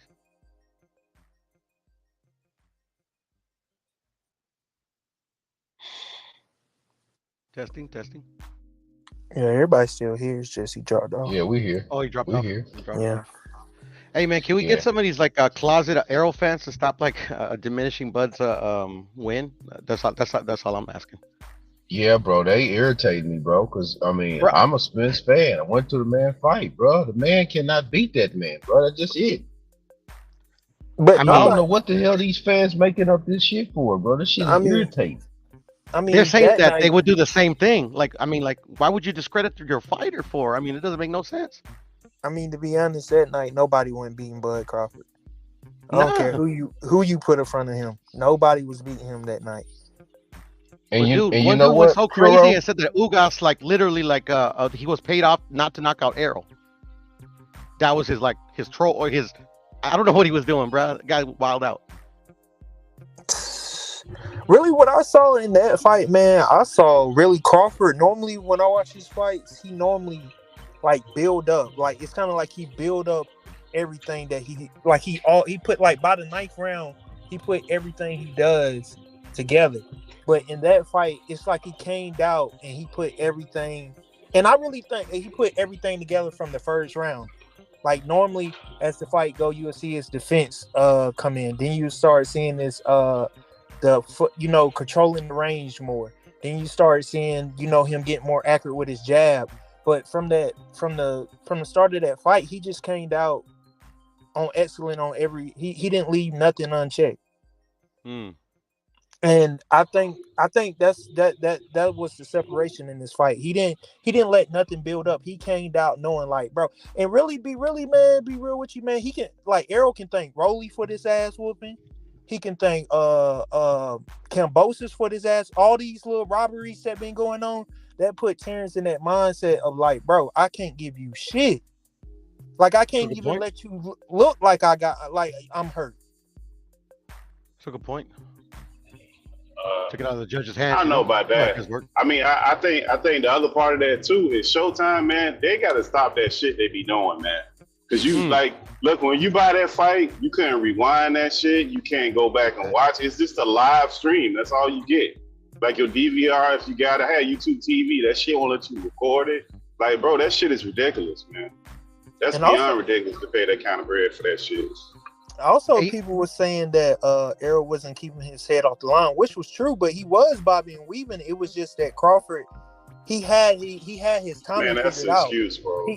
He Crawford knew was just that good, bro. Yeah, that like he knew exactly how he was gonna move off the line, and he hit him. And I actually said on somebody. But like that, if that mattered like that, all the other fighters that he fought, all those 30 other guys, because they are the same people that say he always do that. So if he always do that and nobody else was able to take advantage of that, what does that say about Crawford? He the guy. Everybody, yeah, he's a dominant fighter. He's been doing that. Those same people that tell you about his head and he being online, he's always there. Nobody else was able to take advantage of that. Nobody. So they can't use that. They diminishing their own fighter that won. I don't get why they do that stupid shit. The guy just beat him up. That's it. And Sean, go ahead, but his dad even told him like, bro, you swinging too wild, because Premier Boxing was showing they were showing Daenerys fights, they were showing Cruz fights, they were showing Errol's, and we was in there we was watching it, and I was like, dang, bro, it was like Porter was swinging too wild. But if he could have got if he would have stayed composed, he really would have took that fight, man. He really would have. But Shawn was getting off though. Like literally, Errol didn't do anything. Like literally, every of Bud's common opponents, or even the ones that like in welterweight, they all did better than Errol. Like, but maybe is it possible that Bud is getting better and better and better and better, and by the time he got the Errol Spence, he's fought more fighters at the highest of the level. Every fight he's fought at the welterweight level has been a championship fight. And this is what you get what I'm saying? Like, every person has been a championship level fight, whether the fans like them or appreciate him or not, these are championship level guys, and Bud beat him easy. And by the time he get to Errol, he beat him easiest of the easiest because he don't been through it all. Not to mention, Errol has never. When the last time Errol's fought a southpaw? I don't. Anybody? I'll tell y'all real quick. I know off the top of my head. Like that, do you know? Was it that black guy, Lamont? No. Pittsburgh T. Do you know? No, it's not a black guy. No. Puto, and you already said it's Van Heerden. That was his last southpaw. Damn. Van Heerden, bro. Is that the he ain't seen? It's the dude that was and he spit the mouthpiece out in that round in that fight too. Also, and they put the mouthpiece in, rinsed it off, bro. I did this before. Now everything I said before, I'm gonna seem like a fucking prophet now, because everything has came to fruition. But I couldn't have predicted 3 knockdowns. I predicted the ending. Me and Abigail Hollis, we both said that on the air. Like, we don't think he gonna hit him and sleep him, but he's gonna be like on the ropes, and it's gonna look like Kell Brook, where the referee just gonna say leave him alone. Me and Abigail Hollis. You can put me in that one too. No, I don't remember that. Nah, bro. I said you wasn't there, bro. You wasn't there. Bro, you won't even remember back then, bro. When I was saying this shit. My fault. I didn't even know who like that was. It's my fault. Yeah, but I did give that prediction when I did call in that day, right behind Abigail. Only thing I predicted was a knockout. I definitely knew this shit was. But was I right when I told the fans, look, this is not gonna be Mayweather versus Pacquiao, where it's gonna be a boring fight. Now, granted, it was a one-sided ass whipping, but it was still exciting to see. Wasn't this a good fight, Porto? Pittsburgh T, like that. This was a one-sided ass whipping, fight. but it was exciting to watch though, because Errol kept getting up. He didn't pull on Amir Khan and said like, because he could have quit. When the doc, what the fuck was? Look, what were y'all thinking when y'all saw the doctor come in? Because in the crowd, all of us started booing. I was like, what is he doing? That's exactly the first thing I said. And I'm like, bro, is this going to be the excuse? And then the Errol got up. But what did they say on the TV though? Was it like I was in the crowd, so and I still ain't watched the official broadcast, so I don't know what they were saying. Was they saying the referee wanted the doctor to look at him, or was the doctor telling the ref, let me look at him? It was the doctor telling the refs. It was the other way. The doctor, okay. The doctor called the ref. The doctor jumped in the ring. But the ref didn't call the doctor. The doctor jumped in the ring by himself. Okay. When he started, then he started like he did it one round. I forget was the second. Was it after the? It was like I thought it was the fifth. I thought it was the fifth. After the third, he got in. It was the third. After the third. It was the third? Yeah, what I remember was the third. No, I think it was at the end of the fourth. I could be wrong. I thought it was like fourth going to the fifth. Yeah. Because I know that second knockdown was a flash. When did he knock him down again? He knocked him down in the second round, and then he knocked him down 2 times in the seventh round. Let me look at my scorecard. Okay. Yeah, but he kept getting in the ring after that. But he was beating the shit out of him in some of the middle rounds. But it was like Terence Crawford said, like, man, they say look one way on the screen, but they were like, man, it was 3 of them. Mark, he was kicking his ass the whole fight, other than like leading up to the knockdown when the fight started. I thought it was competitive till then. When was it competitive other than the first round, Puto? Well, that's what I'm saying. Like the first round was competitive. Like it could. Like, I can't wait. I can't fucking wait. Send me. Hey, look, I need you to send me a face shot of right the pause. I need a like a driver's license style photo of you with your face, your mustache, and your beard, and because I need it for the screenshot. Like, and for the thumbnail, like Puto has to shave his beard. We're gonna make this a whole YouTube presentation, man. We're gonna set this up. There I am right there, bro. See, all that comes off. Right, pause. Never tell me come and never tell me comes or comes off, or tell me you right there in your life. Fuck is wrong with you, bro? Never heard of it. Never heard of it. I don't know. You brought it up, bro. Bro, Weird ass that nigga, man. first round, like, All I told you was to send me a picture. You did all the extra talking. What up? Hey, you're the one that pointed it out, bro. That's all I'm saying. My job is You to keep always the point it order. out, Mark. My job is to keep the order. Yeah, well, who's supposed to keep the order with Mark? God. Mark, I wanted to tell you, bro. This was like a bittersweet L, because like I hate being wrong. I did want Errol to win, and then I got a little paranoid, like when you could tell like Errol needed a knockout because he's getting his ass kicked, and then I'm like in my head, I'm like, my fucking luck, bro. Errol survives till 12. I fucking take an L because Errol loses, and I lose my money. But nah, when he knocked him out, man, I was jumping up. Man, I almost broke my TV. Man, I got to do a big shout out to Lisa Bells, man. Thank you so much for the Cash App, sis. I need that, man. StreamYard just hit me for all my money. Bro, I looked up, and StreamYard is still set for paying out for 1 whole year in one swipe, and they just hit me for the whole year, bro. Damn. They just hit me for the whole year, bro. So I got to make the money back, man. StreamYard just hit my whole account for the whole year, nigga. God, I thought I turned that shit off. I'm going to Universal Studios. I'm up $100. Man, fuck you, man, and fuck them too. God damn, bro. But Mark just hit my account, man. Mark, why are the Bud fans beating me to the punch? They ready for you to shave your face, bro. Shout out to Ahmad J, bro. Thank you, Ahmad J. I need that, bro. Like, them niggas just hit me, bro. They're creating the narratives, bro. They're the ones that are Shout out to trolling. Ron Sims. Nah, nigga. We got to troll you because you was wrong. Shout out to Ron Sims for the Cash App. Hold on. They're discrediting Bud's win, bro. Nah. You discredit his win because you're a hater. Shout out to Lisa Bells for the Cash App. Bud by knockout. Shout out to Lisa Bells for the Cash App. Whatever, nigga. Hey. It's on the playback, so I'm good. But Haplo fucking went crazy. Haplo went crazy. So basically, what his winnings? No, like literally, I don't even know if he even put money on the fight.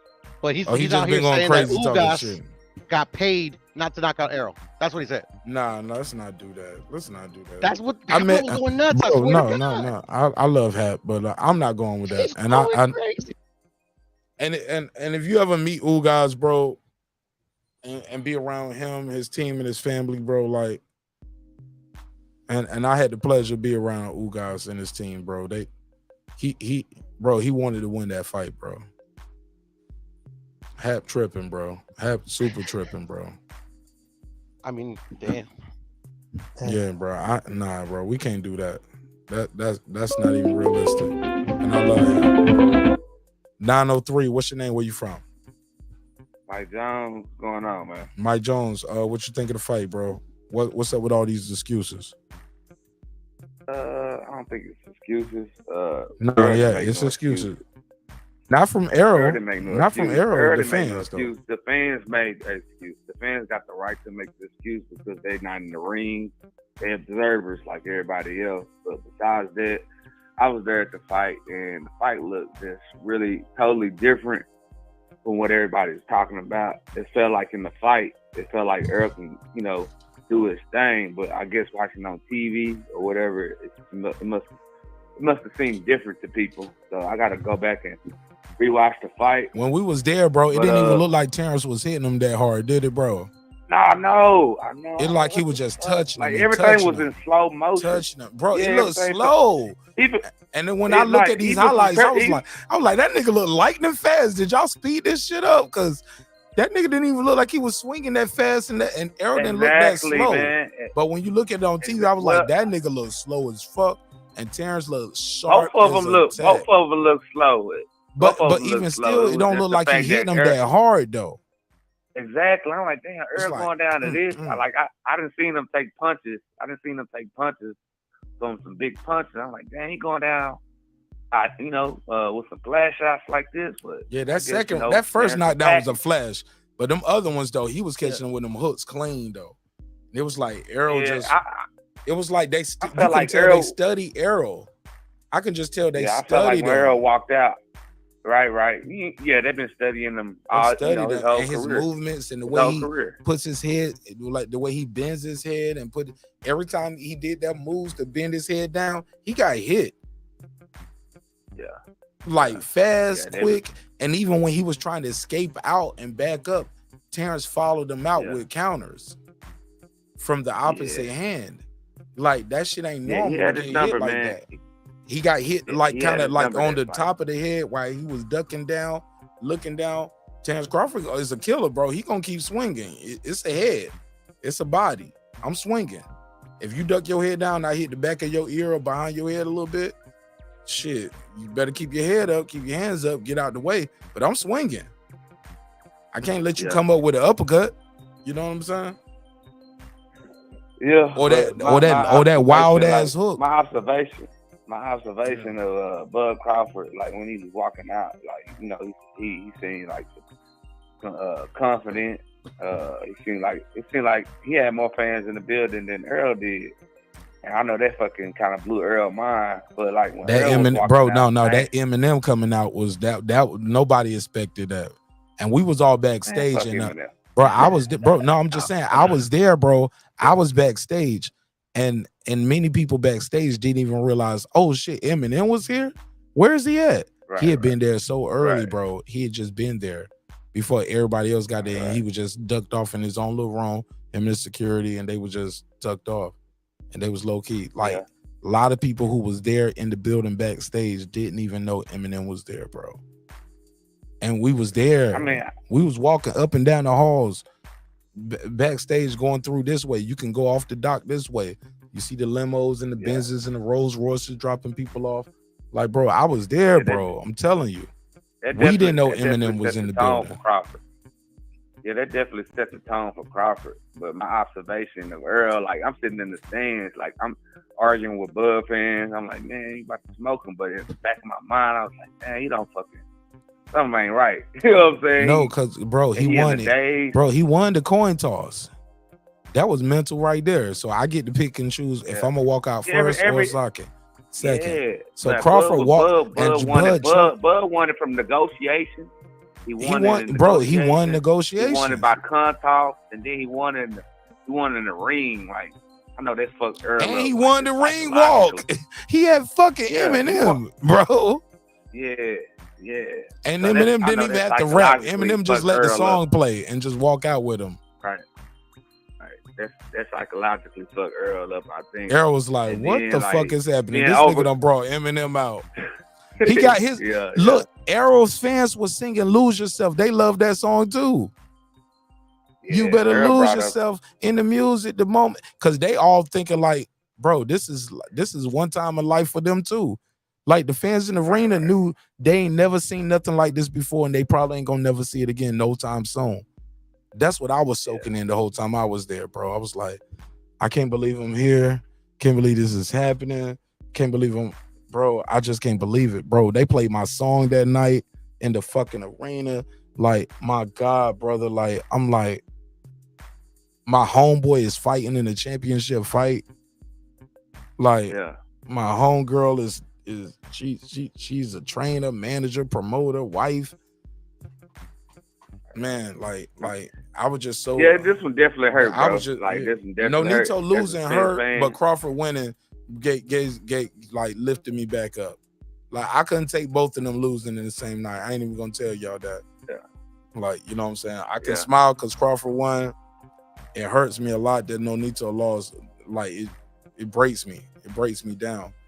But knowing that, and I even told Nonito this. And we both and he smiled and he was like, that's a good point. And he said, and I'm glad that happened that way too. Everything happens for a reason. I was like, I said, you just changed Alejandro Santiago's life forever, bro. He won a world title. It was a vacant belt, but he fought Nonito Donaire for the vacant belt. You just changed his life forever. I was like, he got leading up to that fight.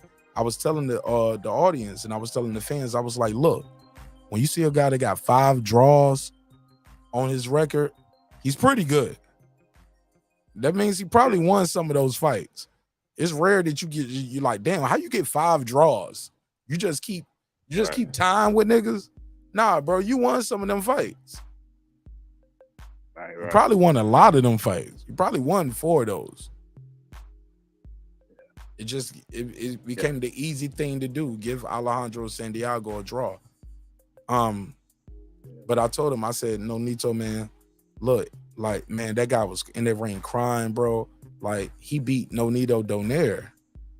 And Nonito was talking about, like, I said it already, but you know what I'm saying? He was more disappointed that he didn't win for the rest of us in the team. You know what I'm saying? And I told him, I was like, champ, you don't owe nobody nothing, bro. Like, you a Hall of Famer, bro. First ballot. Like, everything you doing right now, you just adding to your legacy, but also you taking more punishment. You know what I'm saying? I think this should be his last fight, though. It might be, but who knows? Who knows? Who knows? But I know he loves this shit, man. And he's really good. And I know a guy like Nonito and I know Rachel, they competitors, man. Like, she's a kickboxing champion her damn self. She's a Taekwondo champion. Like, their kids are in judo and jiu-jitsu. Like, they are fighters. That's what their family do on both sides. Hey, look, her dad is the chief of his security. That motherfucker got the strap. Nigga, he in the building with the strap. Right. Shout out to my brother Cabo. You know what I'm saying?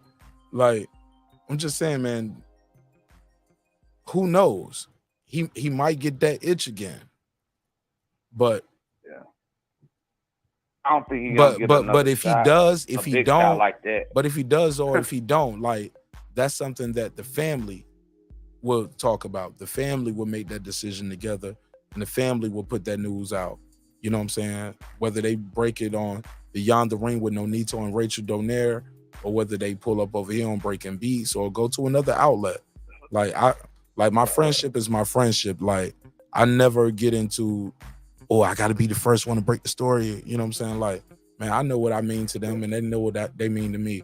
And that's why I play my position, and that's why I'm at where I'm at, and that's why I was at where I was at, and y'all won't, because my love is my love, and man, God don't make no mistakes, man. And I just thank God for blessing me with good people around me, man, who believe in what I'm doing over here and believe in the way we deliver our message, where we don't have to be toxic.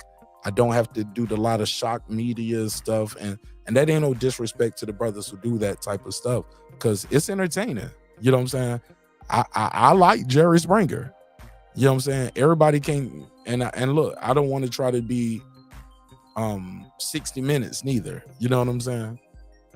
I'm not 60 Minutes. I'm not Jerry Springer. I'm Mark Nash. But some people can do the 60-minute style with their boxing content. Some people can do the Jerry Springer style, and both are entertaining and both are successful. I just try to find my own way in between that, and I'm Mark Nash, man, and this shit is dope. And I'm just so blessed to have all you guys and ladies around supporting the show in a major way. I'm just so blessed to have been there personally, man. Yeah, man. Like, even though the outcome didn't go, we ain't gonna see it like that no more, bro. Nah. The second, because now a lot of people, no matter what happens, what weight? I don't see Errol Spence beating him at 154. Neither. Man, it might be worse. It's not that. I didn't want him to fucking lose like that. I'm like, man, what the fuck? You know what I'm saying? Like, even when he got knocked down the first time, he's like, man, what the fuck? What the fuck going on? But that was a flash knockdown, though. I know the look on his face is like, it was like a smile, like, damn, he really got me. You know what I'm saying? He really got me. You know what I'm saying? I ain't never touched the canvas before. The punch you don't see, got bro. Back up. It's the punch you don't see. Hit him again. He's like, man, he got me again. Like, what the fuck? Something going on. But anyways, like, I think it'll be different. Would you support? So you would support a rematch? You're in for a rematch? Oh yeah. Fuck it. Let's do it in Texas, man. Fuck it. Let's do it in Texas. Because I think that's the only place we can sell it at. That's the only people that's gonna come out and support. Like, everybody else gonna come to support it just because we already know what's gonna happen, and we're gonna support Bud. But we can get Texas people to support it. And Lawrence Cole can't save him. Feel like that. Long as it ain't Lawrence Cole, the referee, we can do it in Texas. Let's go.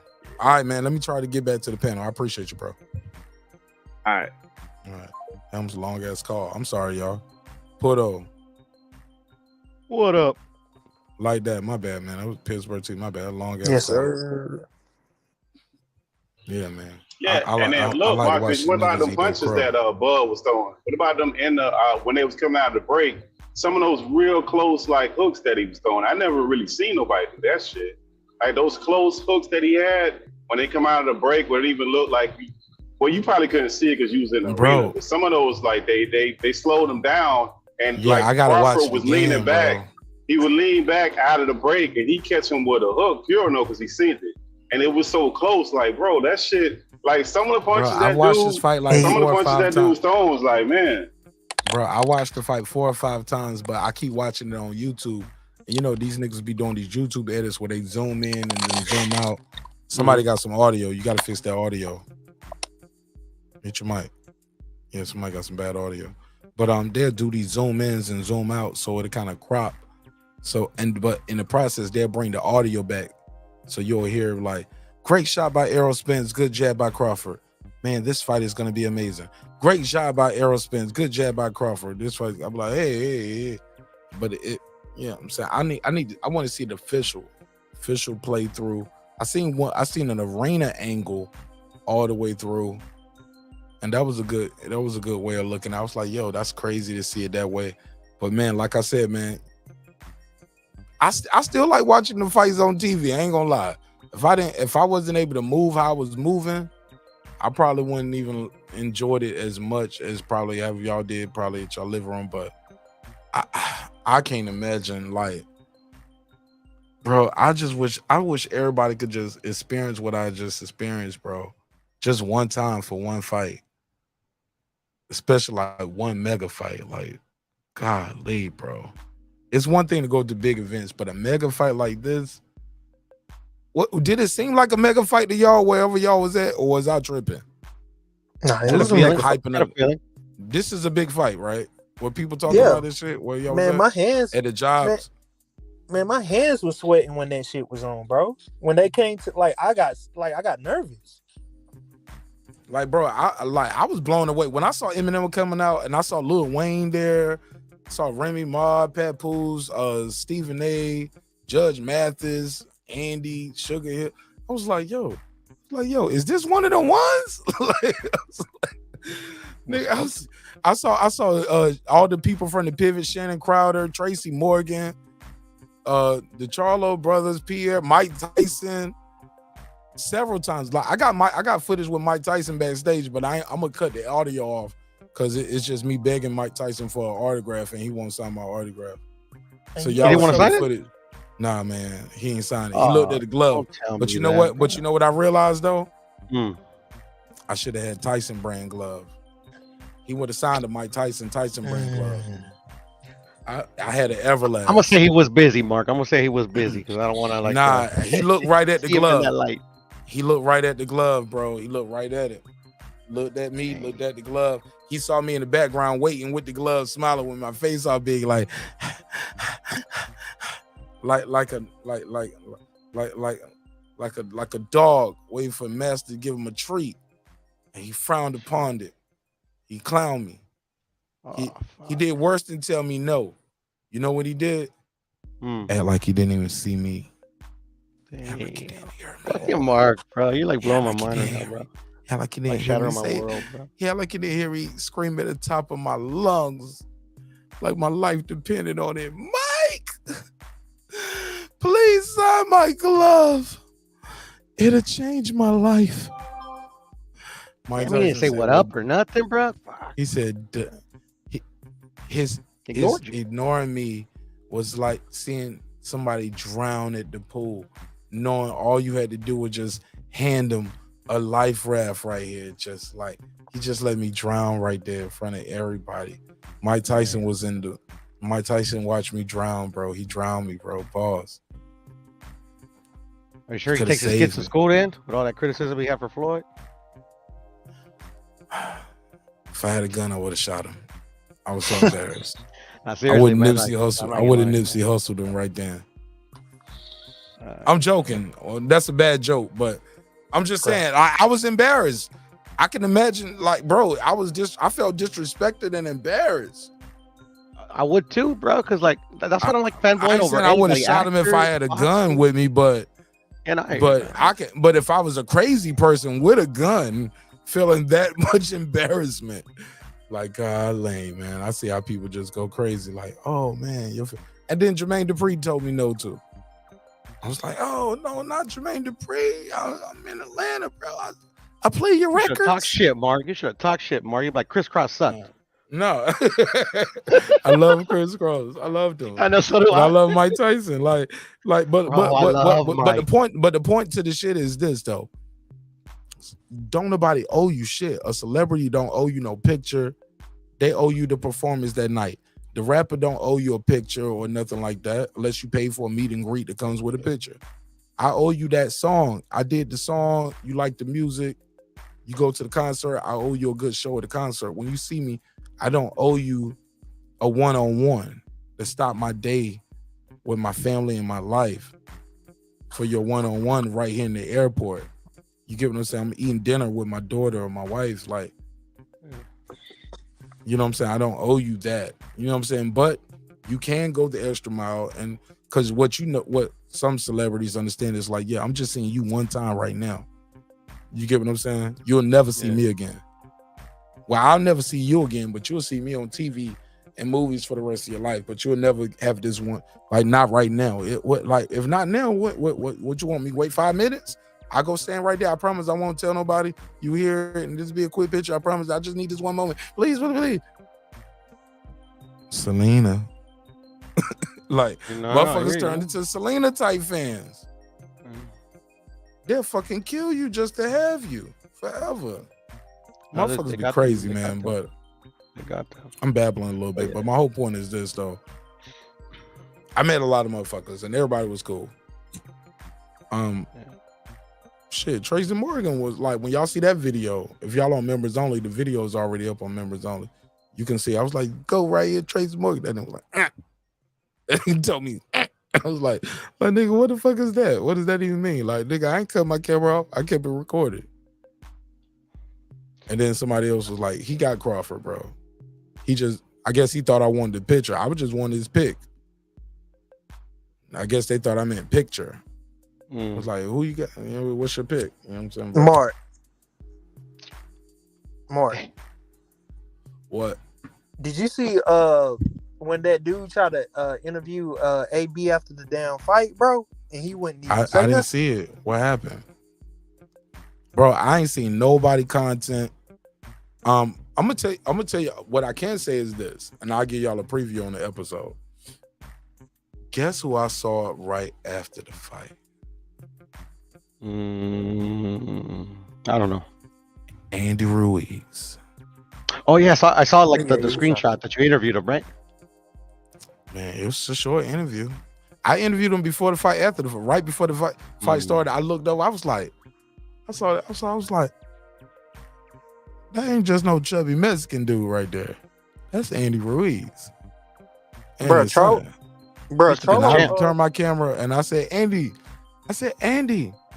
Then I tried to say it with my Ellie Setback voice. I said, Andy. He looked up and said, hey, I know that motherfucker. He like, hey, what's up, nigga? That ain't Ellie. Who are you? I said, who you got? Spencer Crawford. He was like, I got Crawford, man. I was like, all right. And I looked to my left. Me and Sugar Hill, we was kidding. Bro, I'm gonna get Sugar Hill on the show, bro.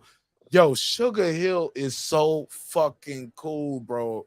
When I say I love this dude, bro, like, oh my God, like, he just so chill, bro. Like, funny as fuck, too. Like, he's like, oh, I got so much love for Sugar Hill, man. Oh my God, he is so cool. Were they accessible, Mark? Or did you have to really press them? What you mean? Like when we went up to Andy or Sugar Hill, where they were kind of like offish, or they like kind of like, hey, how you doing? Oh yeah, I got this guy.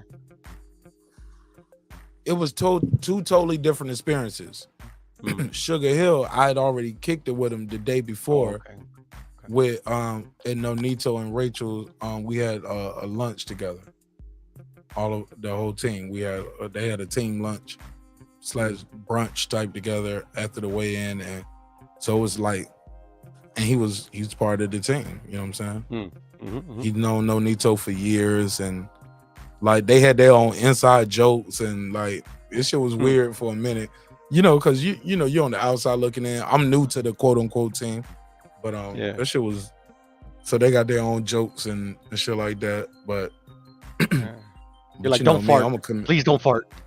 Yeah, no, not even that. Something embarrassing like that. You know what I'm saying? No, nobody's talking about buttholes, booty holes, bro. What are you? No, what are I'm you just talking saying about, something Pudo? embarrassing, bro. No, it was nothing. No, like no, it wasn't. No, it was guy. nothing like that. It was nothing dealing with anus. What the I fuck? never you said talking anus, about, bro. I never said anus. Talking about I mean, what booty you think holes I and am, shit. Mark? That's the farce, man. What the fuck are you talking about, bro? Is it part embarrassing? They was talking about Jesus Christ being their Lord and Savior, and they was talking about water treatment plants for like third world countries, bro. These guys were talking about building the world, man. Fair enough. Feed the children too, Mark. Don't forget about that. So what? Feed the children too. They was talking about feeding the kids. Yeah. That too. Yeah, and save the animals.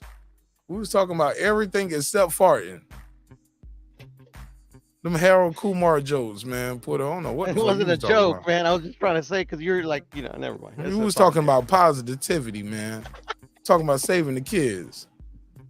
No boxing talk. That was the crazy thing. No boxing talk. It was, but I initiated boxing talk with Sugar Hill, and man, like I just love him, dog. Like he's so cerebral, bro. Like, but just like if you hanging out kicking with him, bro, like you would just think like he's like one of your OG uncles. You would not even think this dude even talk about boxing.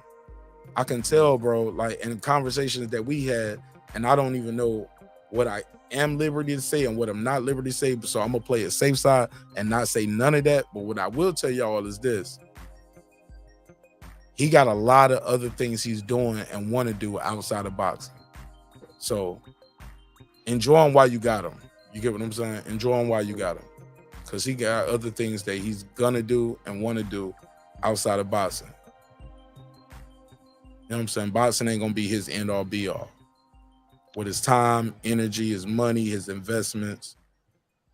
Just if y'all like that Emmanuel Stewart style, that Crunk style, that Sugar Hill, enjoy it while you got it.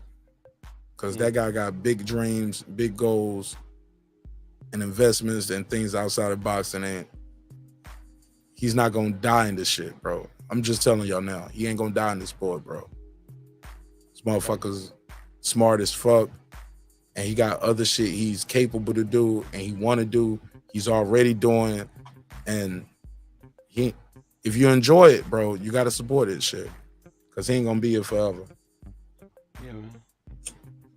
Hey, yo, Mark, I need to get something off my chest, bro. You should have worn that shirt, bro, that we were joking about a while back, man. Because I don't like Yellow Beezy, man. He's a dick. Fuck him.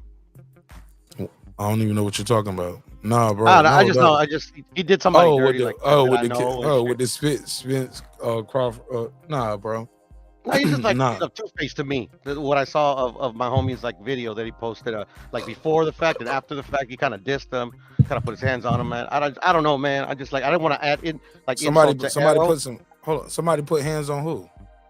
Oh, it's just like his content creator, man. I can't say his name, you know. But like the night before, yeah, they were like talking shit. Oh yeah, let's make a bet and whoop-de-whoop. They're all chummy and shit.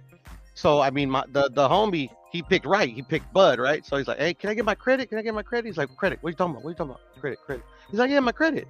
And then he's just like took it left, like, get the camera out my face. And the camera wasn't in his face. Next thing you know, you just hear a pop, boom, boom, boom, boom. I'm like, damn, man, what a dick. Oh, on camera, he assaulted the dude? Cause I don't know if he assaulted him. It just it felt like it was like kind of like a little like, get the camera on my face, and then a dunk, you know. So it's like obviously it's like I don't know. I'm sure the guy's not gonna press charges or anything. I just didn't think I didn't think it was classy. And these were two homies that you know together.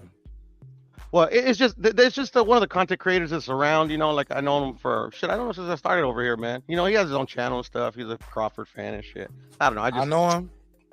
I don't know if you know him. To be honest, He got Mark, beat up. He got beat No, up. he get beat up. Like the camera cut off like at the end, or maybe he cut it off. But it was just like it was just it was like awkward and weird, and I don't know. I didn't think he came with any disrespect. He got into a fight though. I don't think so. At the end of the day, like he's like, I'm just asking for my credit. It's good credit. Like, just get the camera out my face. Oh. I'm like, all right. Yeah, get the camera out of his face. Yeah. Wasn't in his but face. That I don't sound think like it was- much of. That don't sound like much get of the a camera out fight of his either way, face. Mark. Yeah, That don't sound like a whole bunch of fighting going on. Yeah, but I met a content creator. And when I post a picture, y'all will see who is who and what is what. But I post some. He's a homie of Kyle, Mark. I'll just say Kyle. Homie of Kyle. All right, fair enough. I don't know. Anyway. Yeah, but I met some content creators who was very heavy Errol Spence, and at the end of the day, it was like shit. But a bad motherfucker, man. Got to give him his props. You know what I'm saying? Facts. Now I ain't seen none of their videos and how they gonna address their community yet, but I know when I saw them, they was like, shit, I got to give it up to them. Like, motherfuckers dope. They're quiet. But shit, I was talking to some of the big. I talked to everybody, bro. I talked to everybody from as small as a Mark Nash TV type level to Marcos Viegas and Beyond the Ring. Behind the gloves. What's her name? Michelle Joy Phelps. The one that asked the weird questions, right? Nah, I ain't gonna say that. You know what I'm saying? I know. My bad. No. She's my colleague, man. I know she's your colleague. Yeah, now, she's my colleague. Can't make jokes about her no more. Absolutely, man. Absolutely not. She's a friend of the show. I'm gonna get her on the show. Cool. I'm gonna get on the show. But she's cool though, man. She worked hard too, man. That shit, No, but bro, that shit ain't easy, bro. Just flying around and just doing this shit and living out of hotels and leaving your family at home. Like, I just did it the last 2 weeks, and I was like, I'm like, shit. These niggas, I see these niggas like, hey man, you're gonna be at the you're gonna be in Baltimore for the next 2 weeks, because they're gonna be there for 2 weeks. They're doing the fucking Calvin Ford shit, and then the very next week is a PBC event. Some of them, Danny Garcia, like, right? The hey, title, look, the title. No, not Danny Garcia. I know one of the Russell brothers is fighting in Maryland. It's a PBC card though. It's a smaller card. I think it's gonna be on Showbox. I think it's on Showbox. But it's in Maryland. But in between that though, shit, Top Rank had a card, and they was at the Top Rank card. You get what I'm saying? In between the Frank Martin fight, so like it's a lot of they do, flying, right? a lot of niggas. Cover boxing. Yeah, but you don't make a lot of money from it though, bro. Like people think you making a lot of money off the shit, bro. You spend more money than anything. Shit, just buying water. You get what I'm saying? Yeah, bro. Knowing what I know now, I was like, okay, I can at least bring my own water in now. Like shit, I can bring me a snack in this bitch. Like I don't have to, like, okay.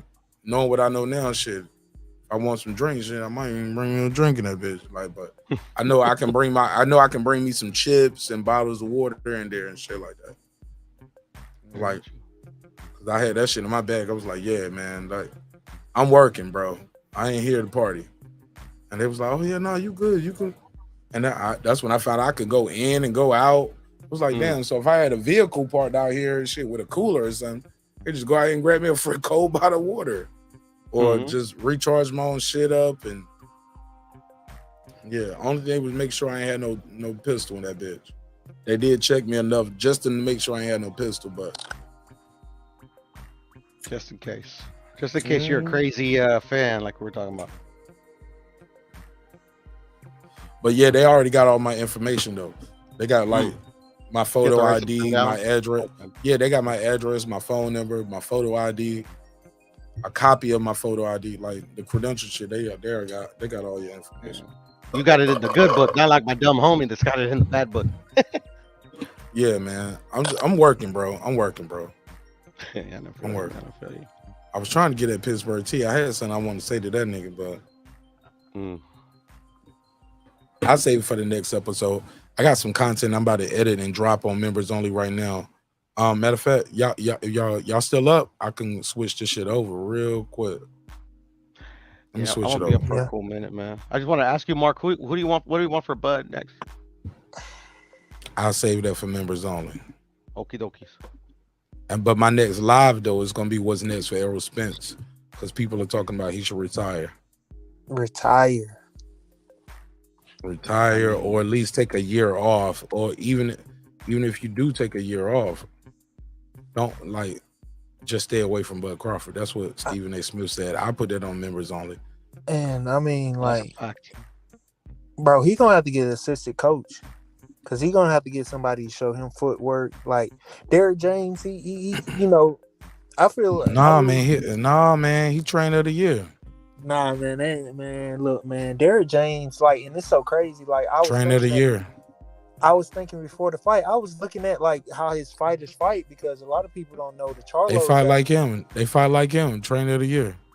Yeah, the Charlo brothers actually got trained by Ronnie, so that's why they're a little bit, you know, even though they say Spence. He built Errol from the ground up. Trainer of the year. Man, look, man, I'm telling you, Errol need to go up there to the Crunk Gym up there in Detroit, man, and really get his jab, man, get that shotgun. Trainer of the year. Hey, I'm not a Spence fan, so I wasn't out here screaming Derrick James was a trainer of the year.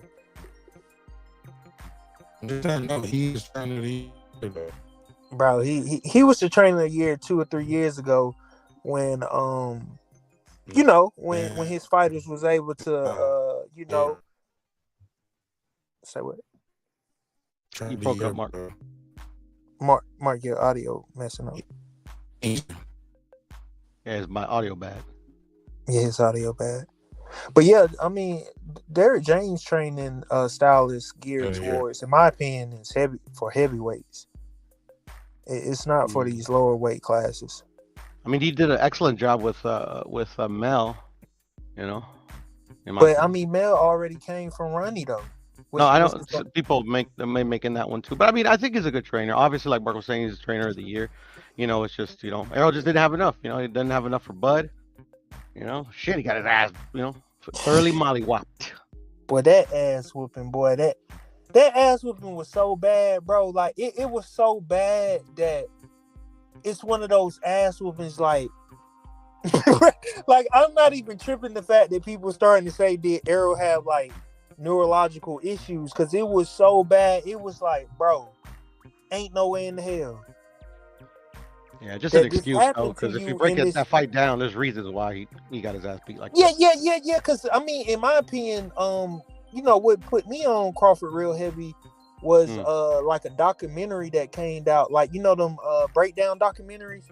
And the two fights I always say that you could have saw that Crawford was gonna beat him was in that Gamboa fight. Everybody, that's like my favorite Crawford fight of all time. That Gamboa fight. You're still breaking up a bit, but try again. Yo. That's good. All right, y'all hear me now? Yeah. All right, cool. Go ahead like that. That Gamboa fight, like, my bad. Go ahead, Mark. Put the link. Make sure I put the right link. Hold up. Put members only. You about to go into members only, man. For one, I need to get something to eat. For two, the show's over, man. I appreciate y'all supporting the show in a major way, but I didn't even get off everything I wanted to get off, how I wanted to get it off, because the phone lines were going crazy. I try to do a better job at managing the phone calls, but I like talking to new callers, and I like to find out where they found the show, how they found the show, and I like having those one-on-ones. So I'm sorry I didn't really get into the full panel on this live stream, but shit, I don't apologize neither. So the link will be out there if you want to join the members only live stream. That will be an open panel conversation. Copy and paste that. Yeah, and I'll put that in private chat so you guys can pull right up. Make sure I got the right link out there. Sounds good. All right, Sounds yeah, good. I'm gonna that's get some food perfect. too, Mark. I'll see you over there, man. All right, yeah, I gotta get something to eat, man. All right, salute. So we just hit delete. Yeah, just hit that link over there and just wait right right. there for me. And I'm gonna do a All right. neighbors only roll call. So just you'll be backstage, but just wait for me. All right. All right. All right, man. It's been another great episode of Breaking Beats, where we break down business, entertainment, art, technology, sports, and anything else you will not feel like talking about. It's a hip hop political sports show with a comedy twist. We like to let the jokes fly. You know why? Life is serious enough. Man, I didn't even get into all my jokes, man. Oh my God. I guess this is part one. Part one. Because I got to come for mine. Don't forget, we will be doing a live stream episode where Budo will be shaving off his beard and mustache for losing the bet. Yes, he did lose that bet to me. It would have been me. It would have been me, and I would have had to honor the bet. But Porto, I'm trying to figure out, should I let him buy his way out? I might make him deal. He might like that public humiliation though. But I give him a bow option. It can be on the spot. Like, I might find out, like, when is your anniversary? When is Thanksgiving? When is Christmas? Like, you can't grow it. Like, I don't want to, you can't edge it up. You can't shave it, nothing. You got to just grow. And then we say, cut it. Today's going to be the day. But even when he cut it off, he got to do that shit on camera. And we're going to tell him to start from the left or the right. And then halfway through, when he just got, half shaved, other half full Manchu beard, we got to get our screenshots off. And then he can shave the rest of it. But we got to get half beard, half no face, straight looking at the camera. Let me get my screenshot. And then we can, this is what happens when you bet against Bud Crawford. BBE, Bud beats everybody. I told y'all, he the cheat code at 147, bro. He beats everybody at 147. I told y'all. And Porto got to pay the pipe up. So that's going to be fun to watch. So I love y'all. Hope you love yourself. Make sure y'all got your notifications on for that one, because that's going to be funny. Somebody said, don't let him post bail. Nah. I might let him post bail. I got to make my bread back, man. I lost some bread in Vegas, man. Just moving around too much. Just spend, bro, everything just costs so much.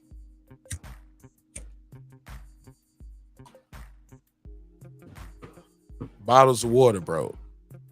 $6 bottles of water. Like, everything just costs a lot in Vegas. But he said, don't shoot no bells. Somebody said he got washed after talking all that shit. Fuck exactly, bro. Was a lot of excuses. I'm telling you, man, I ain't even get into my bag all the way like I wanted to tonight. I started this live like at 1 a.m. You know what I'm saying? Like 12:30, 1 a.m. So this ain't even my regular time. This is a pop-up, but I'm just now getting back in the city. But y'all know I'm gonna keep my foot on the I'm gonna keep my foot where it's supposed to be. On the jugular. Cause I told y'all, and Terence Bud Crawford went there and showed everybody who is who and what is what. A lot of fans are still in shock. Man, we got to do a members only watch party for this fight too. Like, y'all let me know when y'all want to watch. Let's set that up. We got to set that one up. But let's close it out with a neighbors only roll call. I gotta go.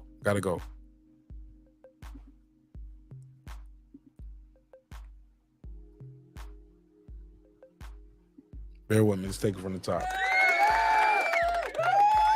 do you mean by that? Your back is broken. What, a vertebrae or what portion? Spinal. The boxing scholar, holla, God body, Scans rants, seen and unseen boxing, Deuce Times, Stephen Bateman all the way in Australia. I know boxing, tell Toya, Tank the Sweet Science Examiner, Ricardo Johnson, Rahman, Juan Davila, AJ, Johnny Goodman, what's up, man? Electro Jet, Ty DeSantis, TY, what up? Miguel Ramos, Philip H, the all-time great. Abigail Hollis, holla. On the mic with Terrence Bailey Sr. I am Cam Edwards, Exo Factory, Ace Retro, Big Hova, Dub Right Side, Gold, Mr. Golden, aka the Back End King, Raheem Soto, Raheem the Dream Soto, Like That. That guy Clips 330, Girl Behind the Mic, John Nori, Major Key Boxing, Lady Shan Dundam season, my UK girl all the way in London town, cooking with the champion heart. You was wrong, nigga. On the floor with Chef Sheldon Moore, SLG. Okay, that's Sam, my brother. Sam F. That's another Sam. Salute to you too. Pound for Pound Sports Entertainment. That's my boy F. Merritt, Kendall, D-Lo 44 Boxing. D-Lo, add me to your Facebook group. Add me to your Facebook group so I can post over there as well and post some of these dope interviews I got. He got a dope Facebook group. It's called You Don't Play Boxing or You Can't Play Boxing. Sorry if I'm saying it wrong, D-Lo. But add me back to the group. I got a new Facebook. They kicked me off last time after the Mike Williams interview, so I got a new Facebook. Kansas City Mac, Carmen Serene with the Serene Saturdays. You was wrong, boo. Still love you though. Nick Rich, you was right. Aaron Parker, Taylor Bell, Transcendent Sports Channel, my Filipino brother from another. It's all good, bro. Nonito Donaire will return, man. Whether it's in the ring, whether it's out the ring, this ain't the last y'all gonna see a Nonito Donaire. He's a star, bro. He's a star even without boxing. Even without boxing, he's a good dude. He's a star, bro. Y'all gonna love him when y'all see him on the next level.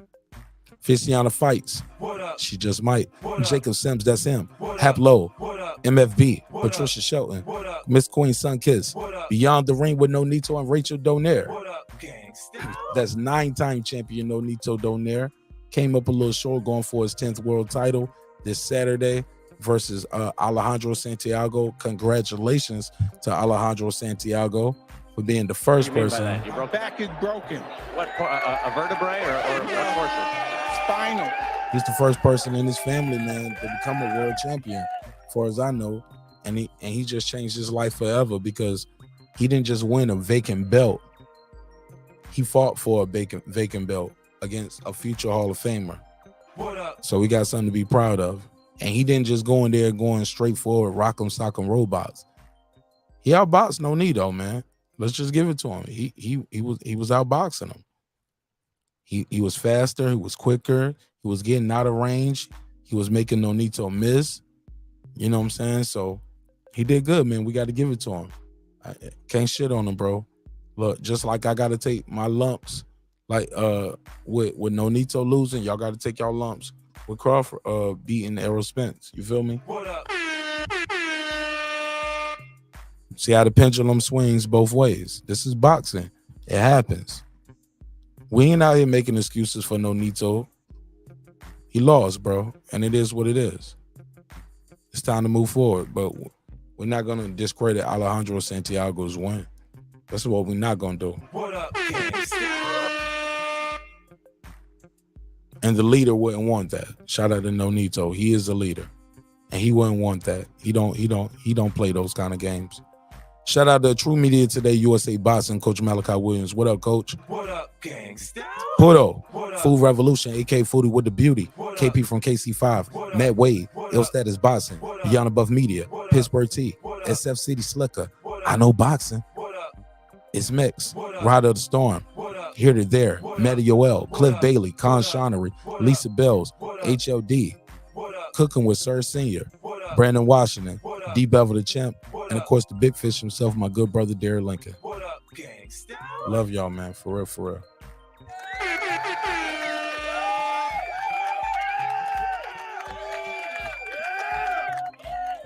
Shout out to all the new members who rejoined too. Appreciate y'all. It's a month-to-month type thing, and I appreciate y'all supporting the show. Stormy B Man, he says salute to Terrence Bud Crawford from years ago.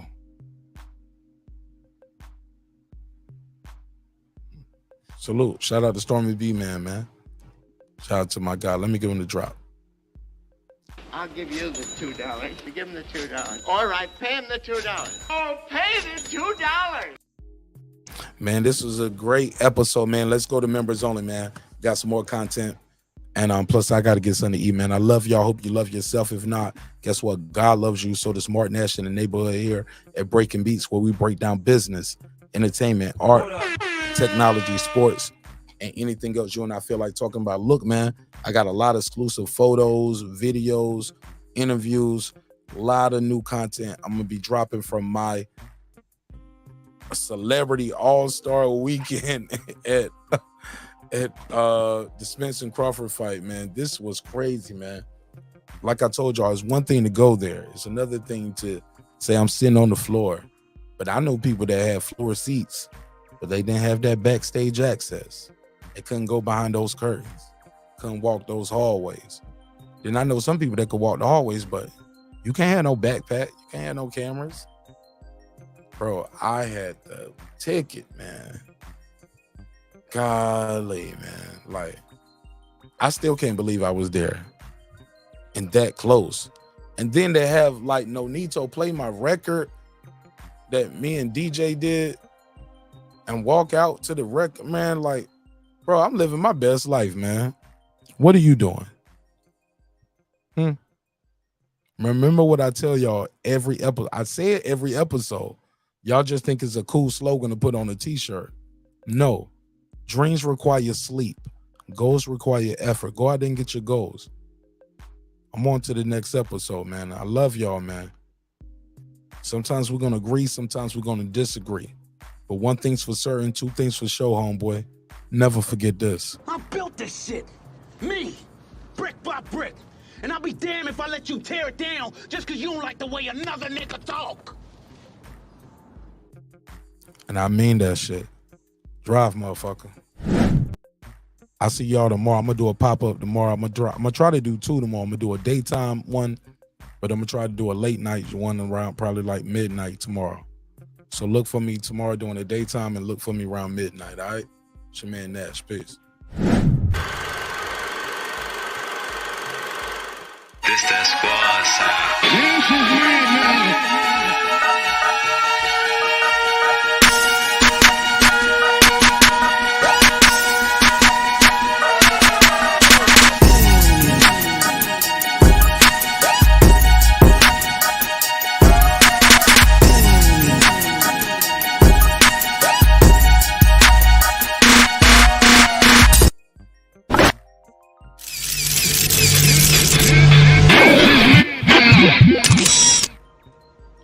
Subscribe. I don't care how many subscribers he has. Support him. So he made all this possible. He made this possible. I appreciate that, but nah, Dr. Mark, God made this possible. And so did viewers like you. I hope y'all enjoyed this show. Thank you again for the opportunity to entertain you this evening. Hope you all were entertained. Members only stars now. And I'll see y'all tomorrow on the pop-up. And probably a pop-up. It's going to definitely be a members only pop-up during the daytime. And we'll do a live show for everybody else probably around midnight tomorrow night. All right? Peace.